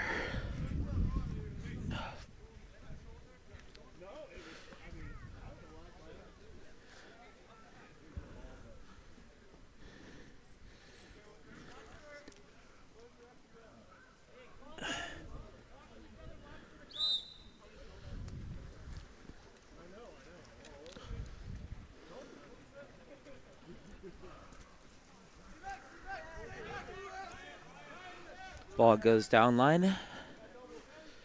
That's, I believe, number 8 is Cameron Heller. It says 18 on the roster, but I don't see an 18 in the water, and he played the entirety of the last game for SHAQ, so I doubt he's sitting out whatsoever. As San Jose Express are back in the attack, Bakota goes center into the hands of Hernandez. Hernandez stepping in, trying to work for Madsen inside. Goes up top to Vinroy. Blitzen attacking in. Blitzen earns the ordinary. And he fakes without popping live. So it will be turned over. And ball will be controlled in the backcourt. And that's Dixon going out to Anderson. Far clock is no longer working again. Hopefully it's able to resync with the system. And that ball will be stolen by number 7, Deschioli. Goes out to number 8, Hernandez. 4 minutes left to play as it's back to working now.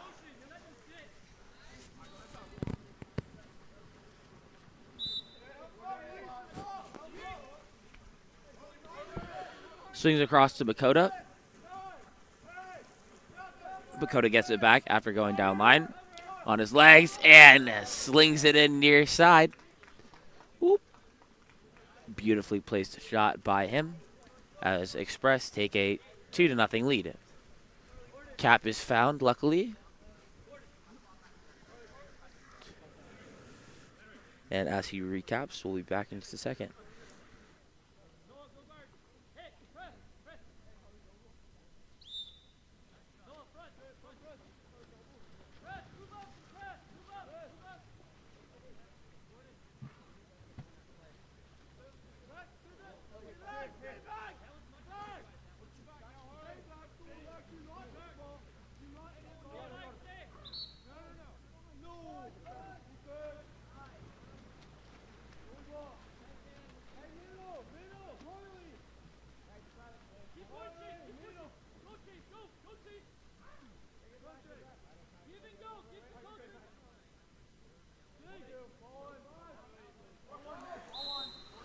That ball is awarded with an ordinary. I believe that is Bakota. Goes down line. Ordinary foul is earned there by Blitzer, sorry. Thinking of Christmas already. What's wrong with me? Descioli controlling. Stepping in, trying to get a last second shot. We'll play it safe with the dump. 2:52 left to play. Gonna take that camera off of the top left so it's not distracting with how it keeps glitching out, so we won't have it. Ball in the hands now of number 2. That's Anderson, goes down line. Beautiful entry pass inside to number 5, Nathan Greenberg, who will draw the exclusion. 6 on 5. Oh, I almost slipped. 6 on 5 opportunity here.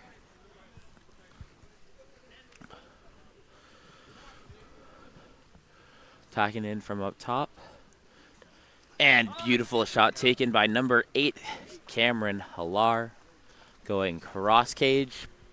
Perfectly placed around the outstretched arms of the keeper to give SHAQ only a 1-goal deficit as they find their first of the game. Now trailing 2-1 with 2:21 left to play.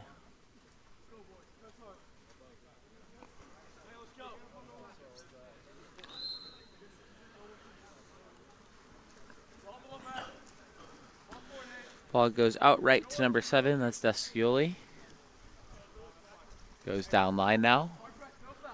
Going to be Costa being pressed away at 5. Ball side drive coming in from Descioli. Able to get it. Trying to turn inside. And the ball will be stolen away by Nolan Anderson, crashing from X5. And the ball outletted deep into the hands of Maddox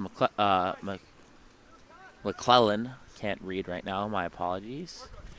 And a great finish from number 6, Harley Havman, going for the full turn. All the way around, stepping out and hammering it home. Time game at 2 with 1:46 left in the first.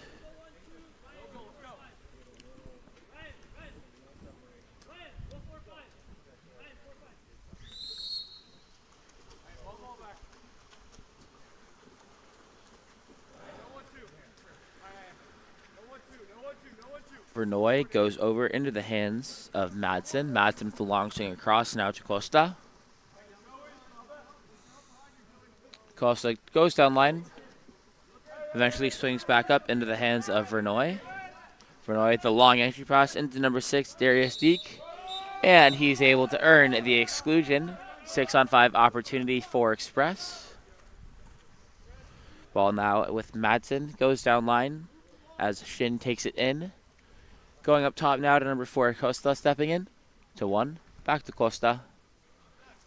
Costa to Madsen. Costa. Costa goes down line. Back up top to Madsen. Down line to Shin. Shin takes it in at 6 again. Swings to 1. And beautiful finish there by number 2, Henry Bakota. Going cross cage and giving the lead back to Express as they lead by 1 once again with a score of 3-2. 57 seconds left to play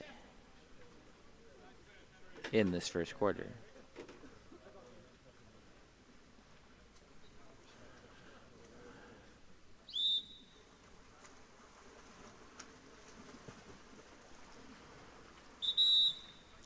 And that's me, cotton foul called against Nathan Greenberg for the high left hand.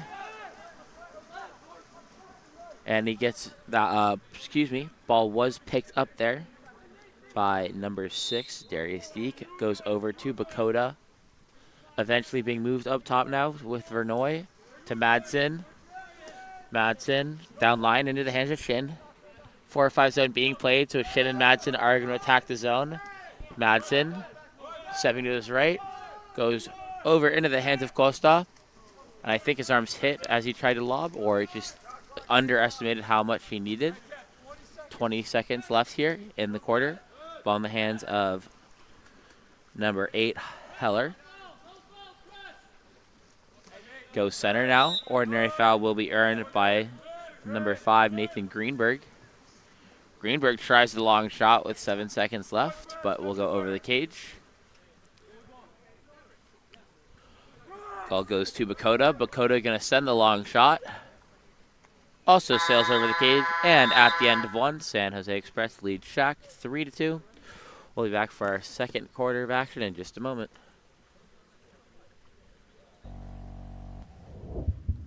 Explore every corner of Europe with water polo experience.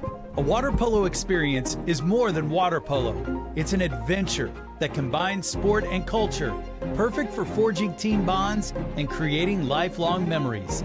Destinations include Barcelona, Croatia, Italy, and Budapest. Start planning your trip today.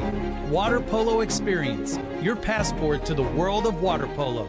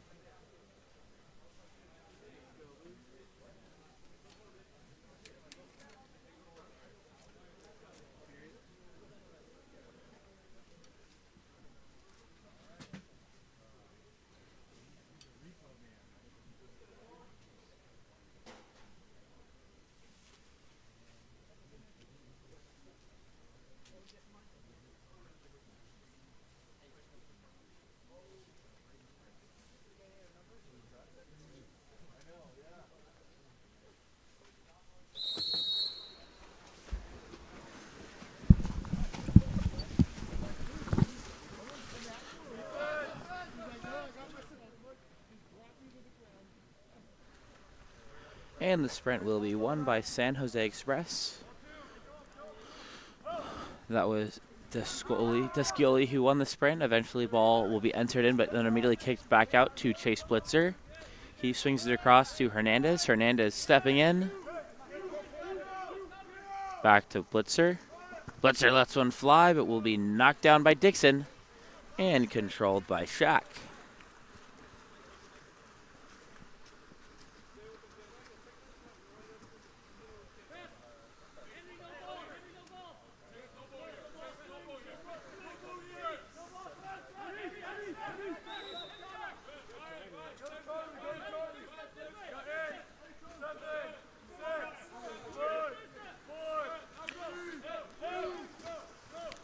And that shot taken there by Nolan Anderson will skip over the cage.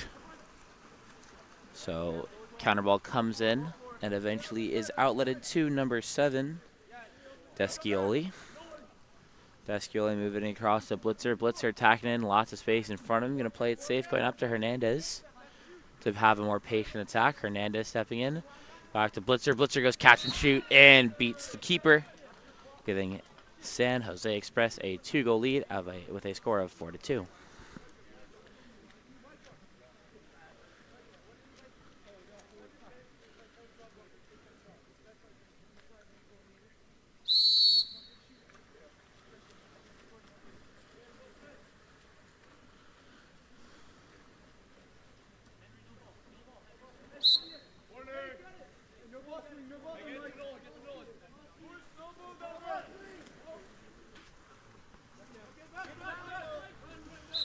That's going to be an ordinary foul earned by Cameron Heller. Pops live. Goes up top, intended for number 5, Nathan Greenberg. Goes too long, entry pass inside. And it's all hands being shown by Blitzer, so it's going to be, that's going to be number 11, Gordon Vernoy, who's able, Gordon Vernoy, who's able to make the steal. Ball sent down line, quick entry pass inside to number 9. That's Madsen. And Ryan Madsen will draw a penalty. And lining up to take, it's going to be number 3, Chase Blitzer.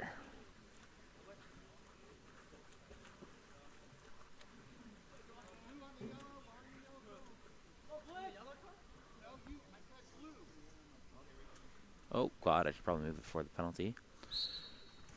And Blitzer puts it home. Express now lead 5-2.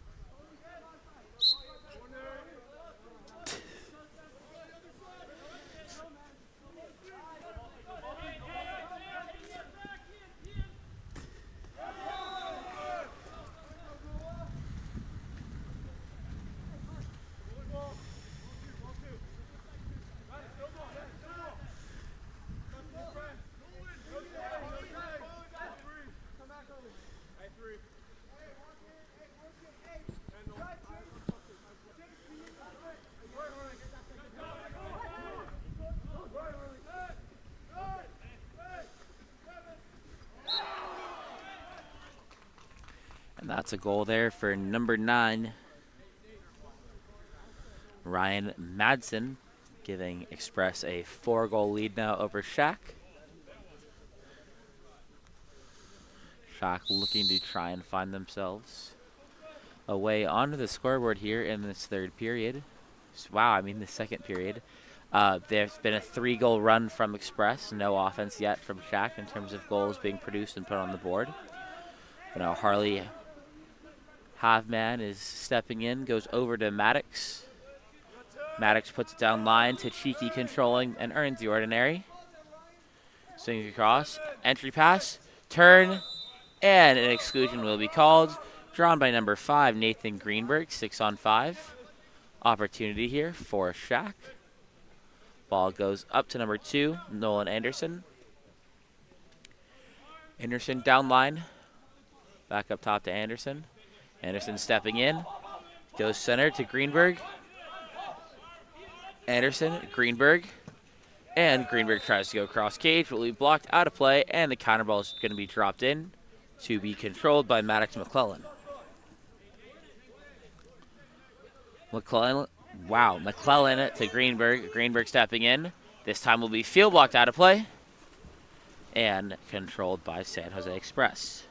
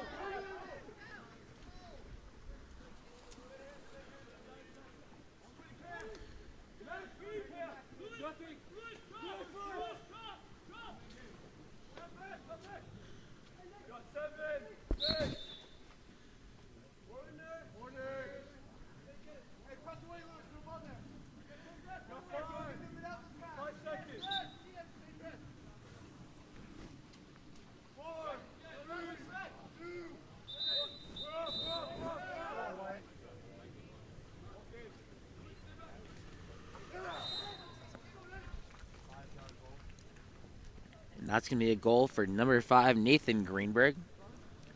SHAQ finds their first goal of the quarter. They bring it back within 3 with 2:26 left to play here.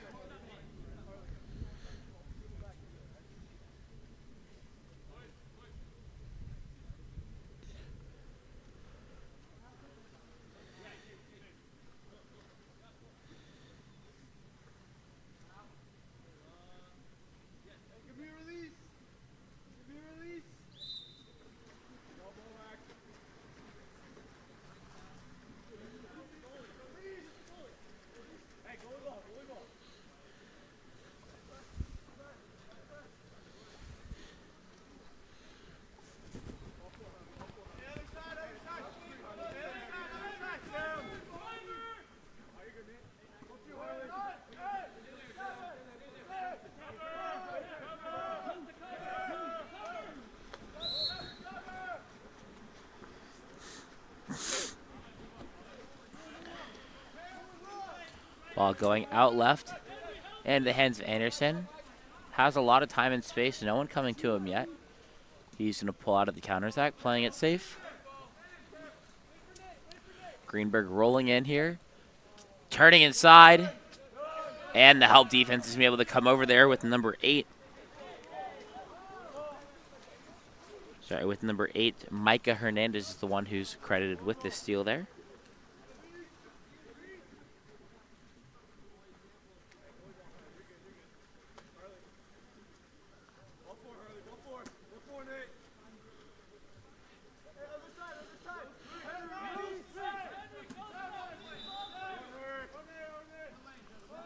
That's going to be an ordinary foul earned up top. Goes down number, eventually find its way into the hands of Hernandez at the 5. Dumping it as the shot clock will tick out. This time ball outletted left to Greenberg. Greenberg looking to move it down line. Ordinary foul earned.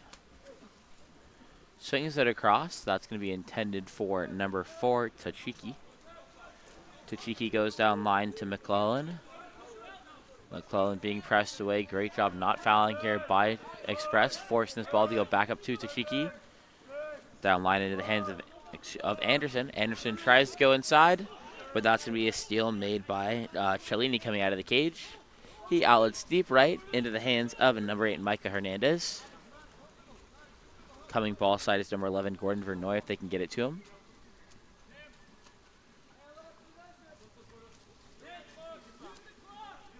And that's a full turn there for Hernandez. Going to draw the exclusion on number 5, Nathan Greenberg.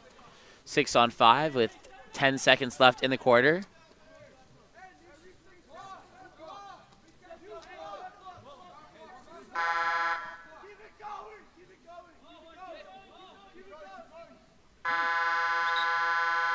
And at the end of the first half, it's San Jose Express leading SHAQ 6-3. We'll be back for our second half of action in just a moment. To elevate your high school, club, or tournament events, Game On Live Studio can stream a single game, a tournament, or your entire season. With Game On Live Studio, you can take your events to the next level by live streaming them to a global audience. Goals can stream any event from any location. Imagine the excitement of your audience as they witness every thrilling moment, from the intense competition to the triumphant victories. All from the comfort of their own screens at home, on the road, or at the office. Our cutting-edge technology and professional production team ensure top-notch video quality, crisp audio, and expert commentary, making each live stream an unforgettable experience. Forward, pass is coming. Reese is going to fire and hits to bring us tied. Don't just take our word for it. Our clients rave about our seamless streaming, engaging graphics, and the ability to connect with fans like never before. Don't miss out on this game-changing opportunity. Book Game On Live Studio today and let us transform your event into an unforgettable live broadcast event. Game On Live Studio. You play, you race, we live stream.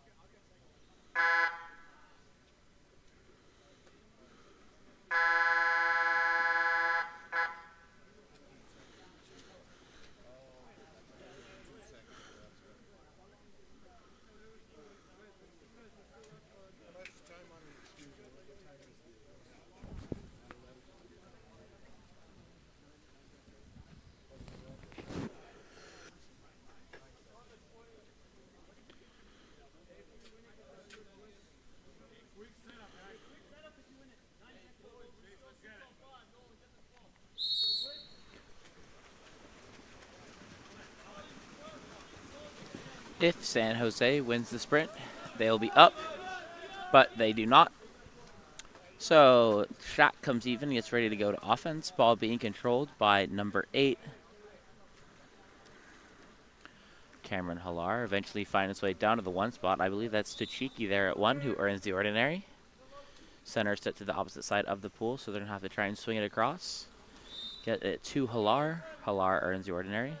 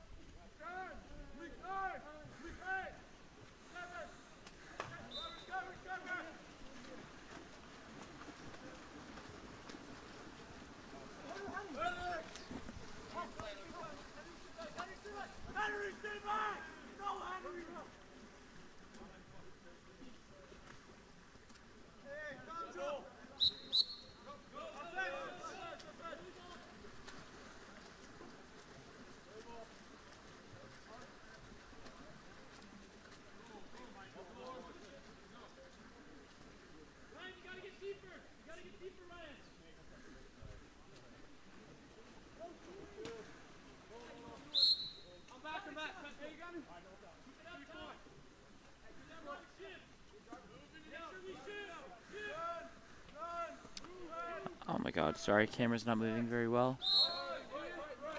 Ordinary foul earned up top by number 3. That was Chase Blitzer, who took the foul shot from outside, but was turned away beforehand. I believe it wasn't popped live, or he hesitated prior to shooting it, so therefore wasn't a legal foul shot. Ball going out to Maddox, now in the hands of Anderson. Anderson heading to the cage. Throws it back into the hands of McClellan. Up top to Anderson. Anderson stepping in. Tries to go cross cage low, but will be another save made by Cellini. And there's going to be an exclusion in the backcourt. There's going to be a... what? I think it's an offensive, actually. So SHAQ will possess the ball once again. Up top to Anderson. Anderson drops it inside, turning, stepping. And that shot coming from number 6. Harley Havman will skim wide of the cage. And it's controlled by Cellini in the backcourt.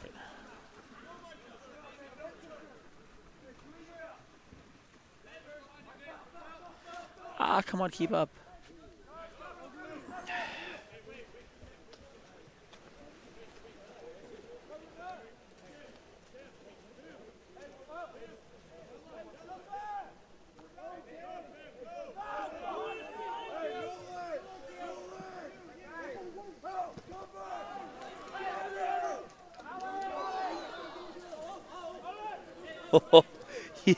They try and throw it back to the goalie. Almost goes in, but up the other way is a 2-on-1 for Express. And is able to be scored by number 8. That was Micah Hernandez, who got it from number 9, Ryan Madsen. Express lead by 4 now, with 4:15 left to play here in the third.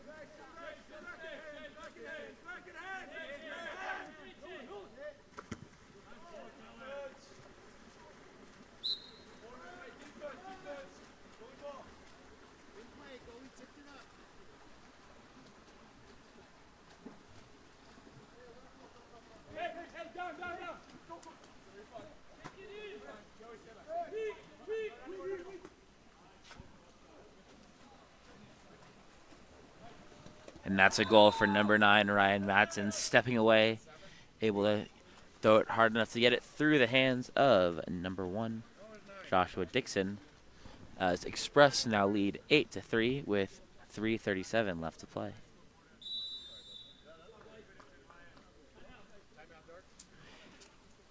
And a timeout will be taken by SHAQ to try and figure out what they need to do to get into this game, so we'll be back after their timeout.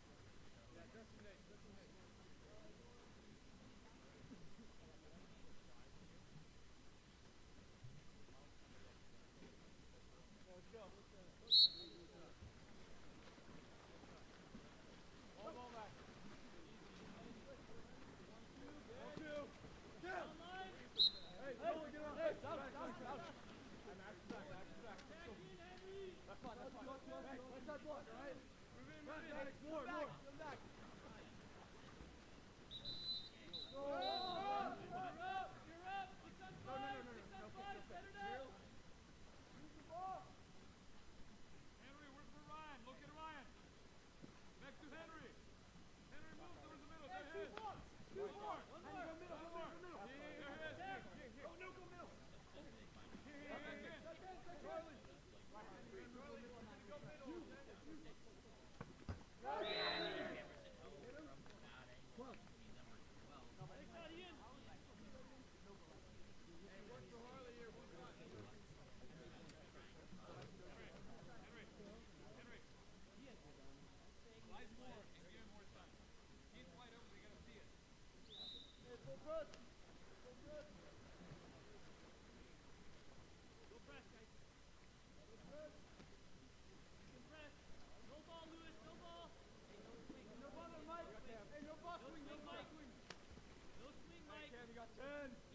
Charlie.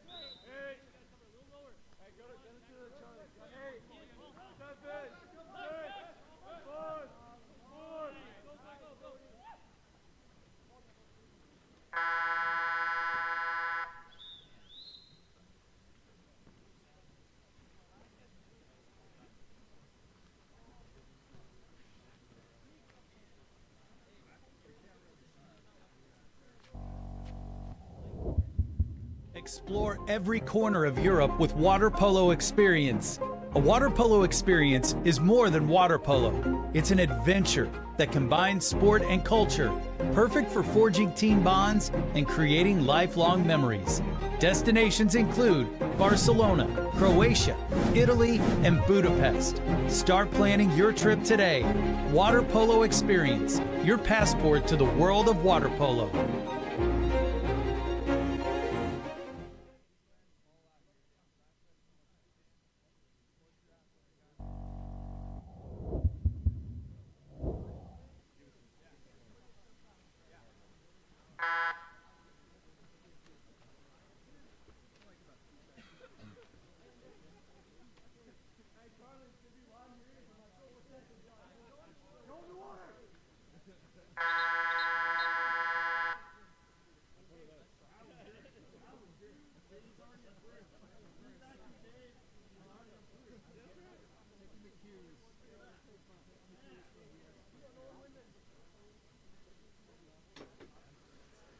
Welcome back as we get ready for our final quarter of the weekend here in our matchup. And this one is in our matchup between Express and SHAQ in the 1600 division. Express currently holding on to a 4-goal lead. If they can score a goal pretty quickly in this or keep SHAQ from being able to score for the first few minutes, they put themselves in a great possession. Wow, I can't speak this late. In a great position to be able to secure this win. But that sprint will be won by SHAQ. Potentially the start of some offensive momentum for themselves, giving the ball over into the hands of Maddox McClellan. Now, McClellan being pressed away. Center is set to his side. He gets it down line to Anderson. Anderson stepping in. Goes to... I can't see who that was, but it was a great little backdoor drive from one, but doesn't get on his legs to finish, so it's going to be swallowed up instead by Cellini. That was number 8, Cameron Heller, whose drive was turned away. Ordinary foul earned down at 5. Ball side drive is coming here from number 7. That's Luis Descioli. Stepping away. His arms hit, and that'll be a penalty earned by him. And it's going to be number 2, Henry Bakota, lining to take up the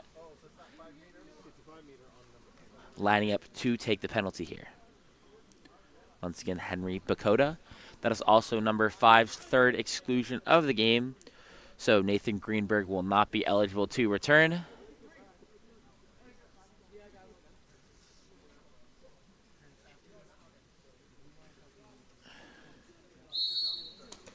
And Bakota hammers it home. Express lead by 5.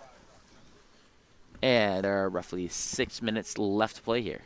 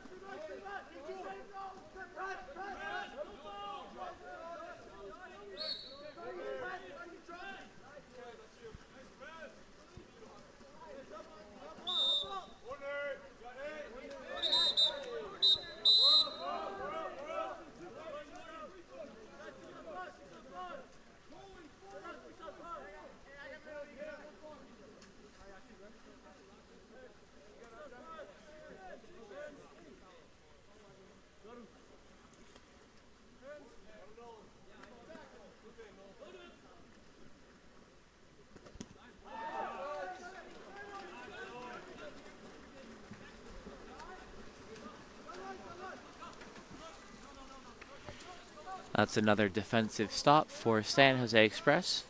Ball's going to swing across now to number 3. Oh, correction. That's number 8. Micah Hernandez bringing the ball up. Trying to work it to Darius. But that ball will be stolen. Great defense played there. I believe that's number 8. Halar, who jumps up, getting out to his suit to make that steal. Gives it back to Dixon, who throws it out to Maddox. I keep being unable to say it. McClellan. McClellan center to Anderson. Anderson attacking in now. Goes back to McClellan.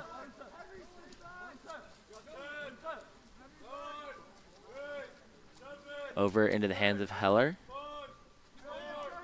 Working for the Ordinary. Is able to get it. Takes the direct. And will be blocked out of play. So it's going to be a new ball being thrown in. And a corner throw here for SHAQ.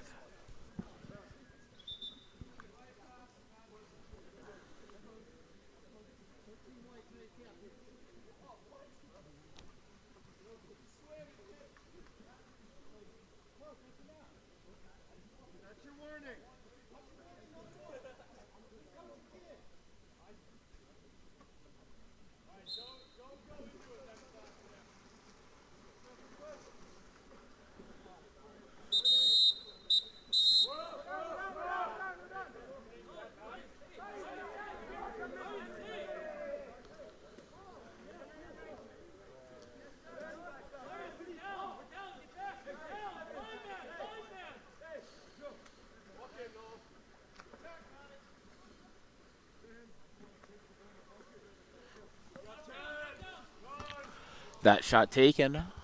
Once again, cannot see the number based on the angle of the lights bars out, but he's able to get his own rebound.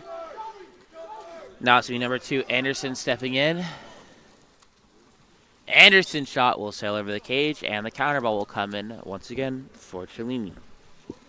4:08 left to play here. Ball will be going outright. Timeout called by Express so they can set up an attack. So we'll be back after the timeout.